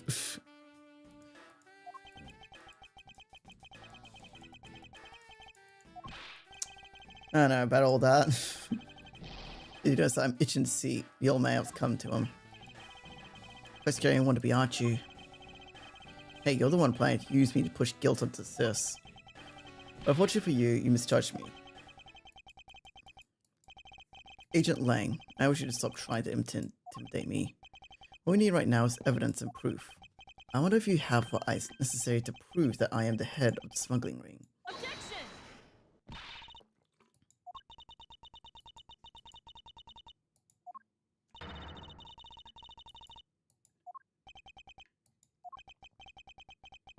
Then a fool's insincere display of strength. If you really wish me to acknowledge my crimes, then I would first like to see some of the things you call evidence. I tell you, I knew nothing, really. I didn't even know that counterfeit plate was hidden inside a statue. You swapped the real statue invested in your country is for the to rule for a fake. Doesn't make sense you didn't know anything. It doesn't make sense? Where doesn't it make sense? Can you prove that it doesn't make sense? He's really got us. He's turned the entire situation around against us. The proof that Interpol has been after, which points to this man as the ringleader.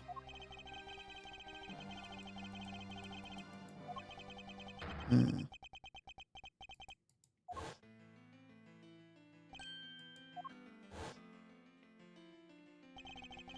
trump card and videotape. With those two items, we might be able to finally bring this man down.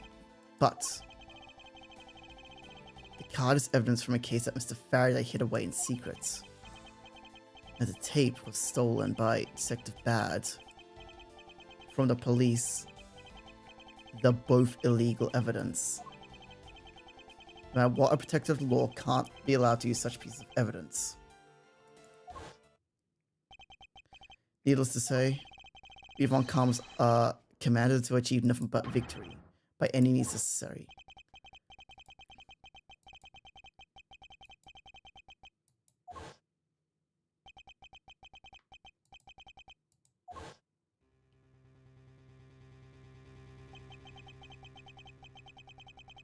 I no longer follow the path of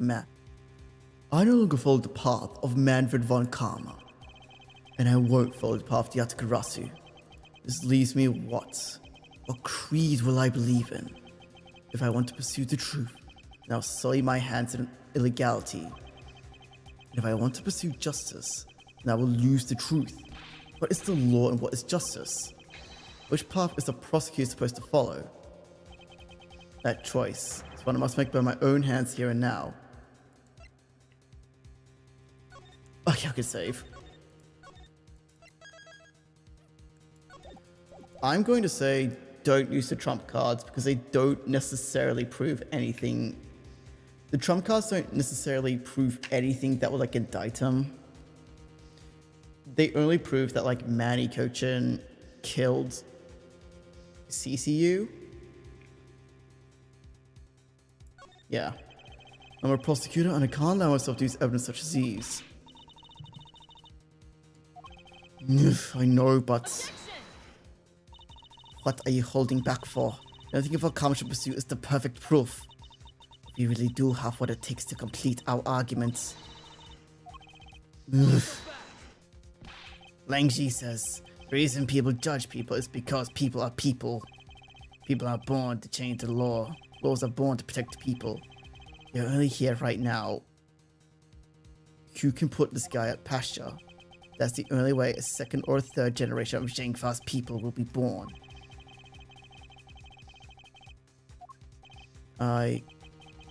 So limit to the law. A limit exists as what's set by man. When a person goes beyond the limits, then the law too crosses into new territory.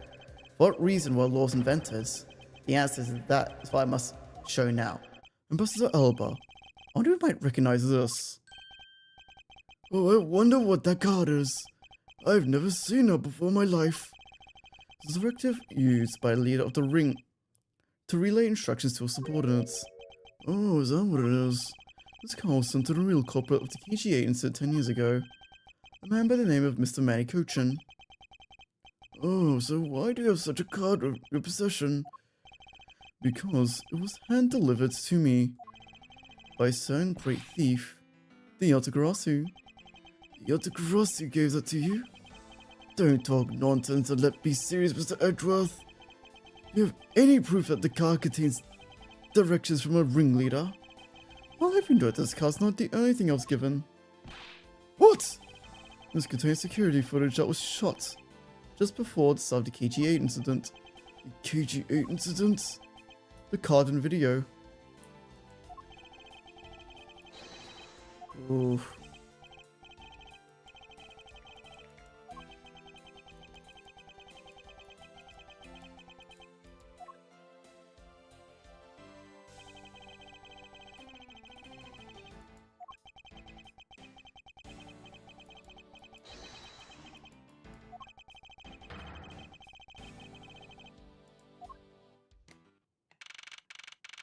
Oh. So, what is the interesting thing you wanted to show me? The trump card and the videotape. These two pieces of evidence together make for an ultimate hand. And this is where the real meaning behind Detective Badsworth will be realized. Detective Gumshoe? Yes, sir. Oh, sorry. Read the bad ending. Lang would have arrested her anyway. And said he is tired of waiting for everyone to solve it. Oh, okay. Sorry it took me so long to read that. Fucking. Sorry, I'm a little Valfit right now, in case you couldn't tell.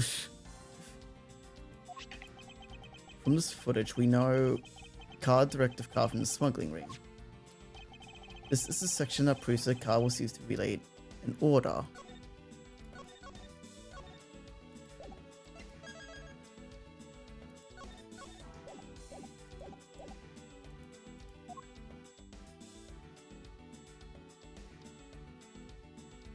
It's used to relay an order.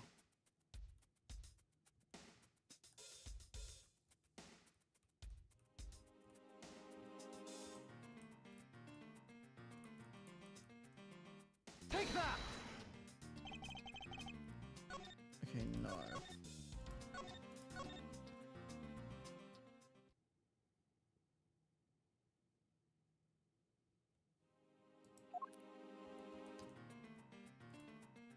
Take that! As you can see, Mr. Kuch is holding the card in his right hand. I see. The killer is indeed holding a card of the exact same design on it. That card is the one you have. Just because they look the same doesn't mean that they are, does it now?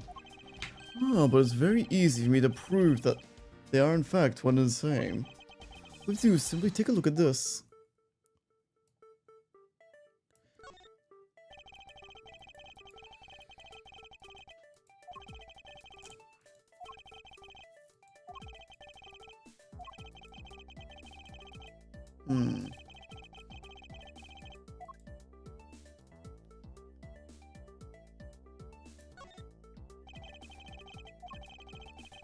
Okay.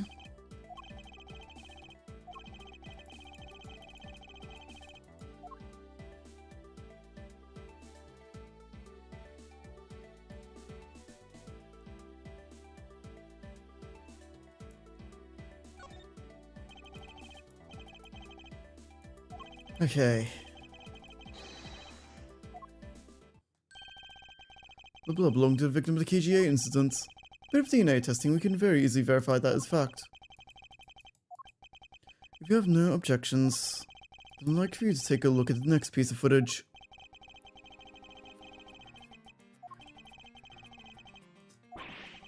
What? Detective Gumshoe, if you could please magnify the footage.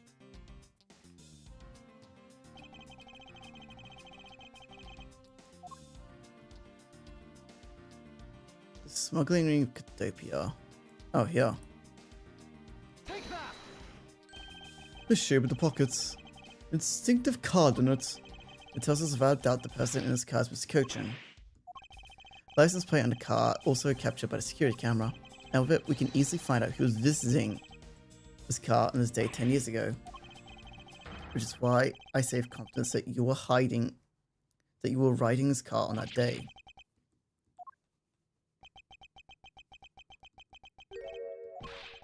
Oh.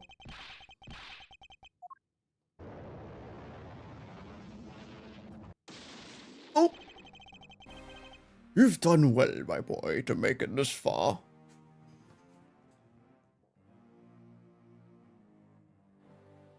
Oh my god.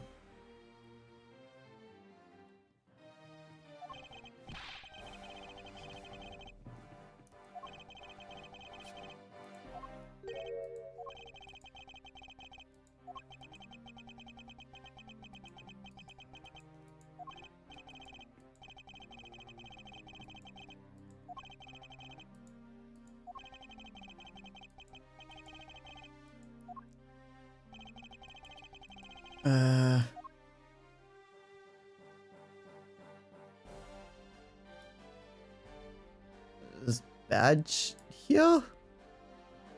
Take that! What the? Master Alba, yes, what is this? Well, once an army man serves a Catopia. And it was you who made the many missions you had with space success, correct? I saw him backhand praise, boy. Oh no, to be sure. There are brilliant medals on my breast, so awarded me during my era of Catopia. But now I am only one who owns this particular medal. In that case, the only person could be sitting in this car is you. How do you figure that? But the medal captured in footage is clearly the same exact medal as the one on your chest. How did you not see that? Also, are you fucking breaking apart? What the fuck?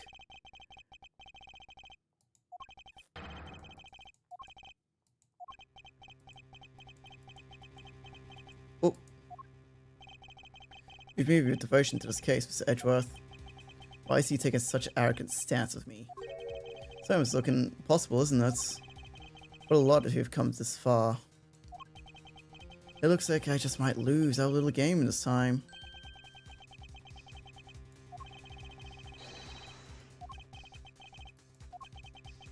Very well, I've decided to confess and admit my guilt.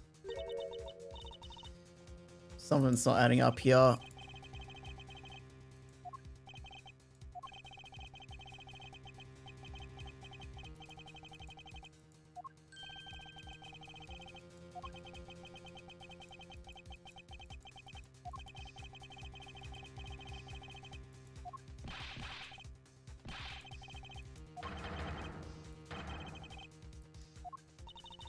Huh. You wish to claim to justify self-defense, and you'll need some evidence. So it's evidence of you, isn't it? But if that's what you require, I'll provide it. And left a mark on me when he was attacked. What? I don't particularly want to show it off, but this is proof that it was in self-defense. I'm an old man, and sometimes I don't pay enough attention when I should.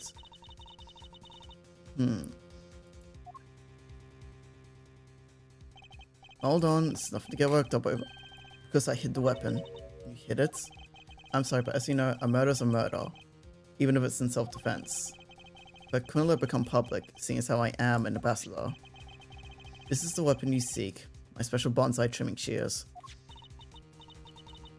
It was trimmed quite badly during our struggle. That's when he grabbed, the shears that was singing my office intact. So you can see it was an act of self-defense. Is he right, Mr. Edgeworth? Since he has both a wound and the weapon, that caused it enough to declare it so.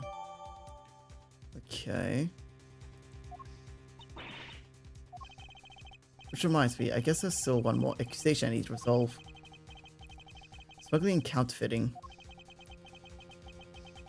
Alright, I think I might actually just call things here for today.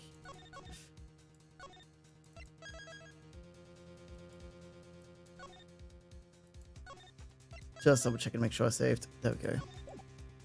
Alright.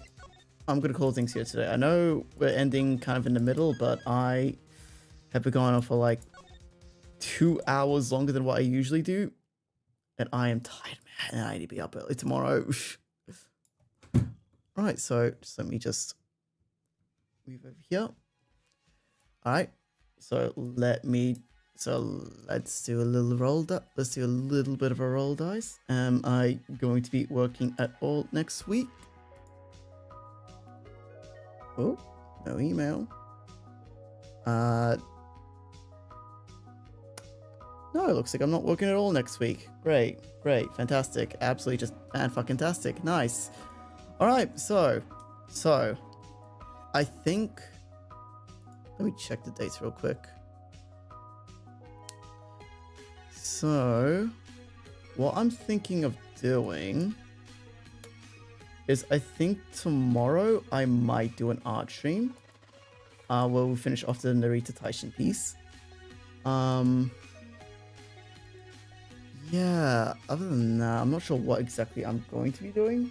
I'll make it like upload a schedule tomorrow because I actually need to do that since I'm doing YouTube streams as well. But yeah, oh god. Right. So I'm just checking to see what's online right now. But yeah, since oh god, I might see if I can stream for like most days next week since I'm not like working. So I'm like stumbling over my words. All right. Who's currently online right now? Let's see here. There's Dandy. Dawn. So, okay, so we've got a few options. Am I raid into Bino tonight? He was currently doing Red Dead Redemption 2. Sorry, I'm not gonna have that much of an outro, because my throat is there, but yeah. Alright,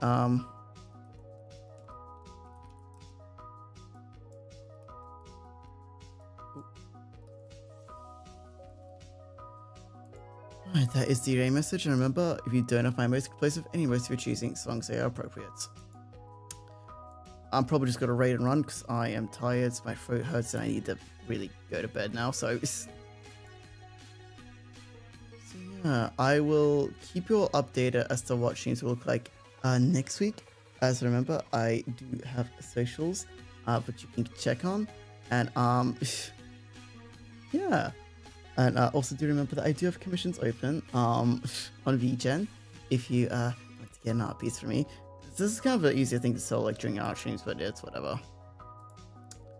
Alright, yes, with that being said, I've been Jesse Jamie, your virtual resident of the internet, and I'll see you all next time. Goodbye.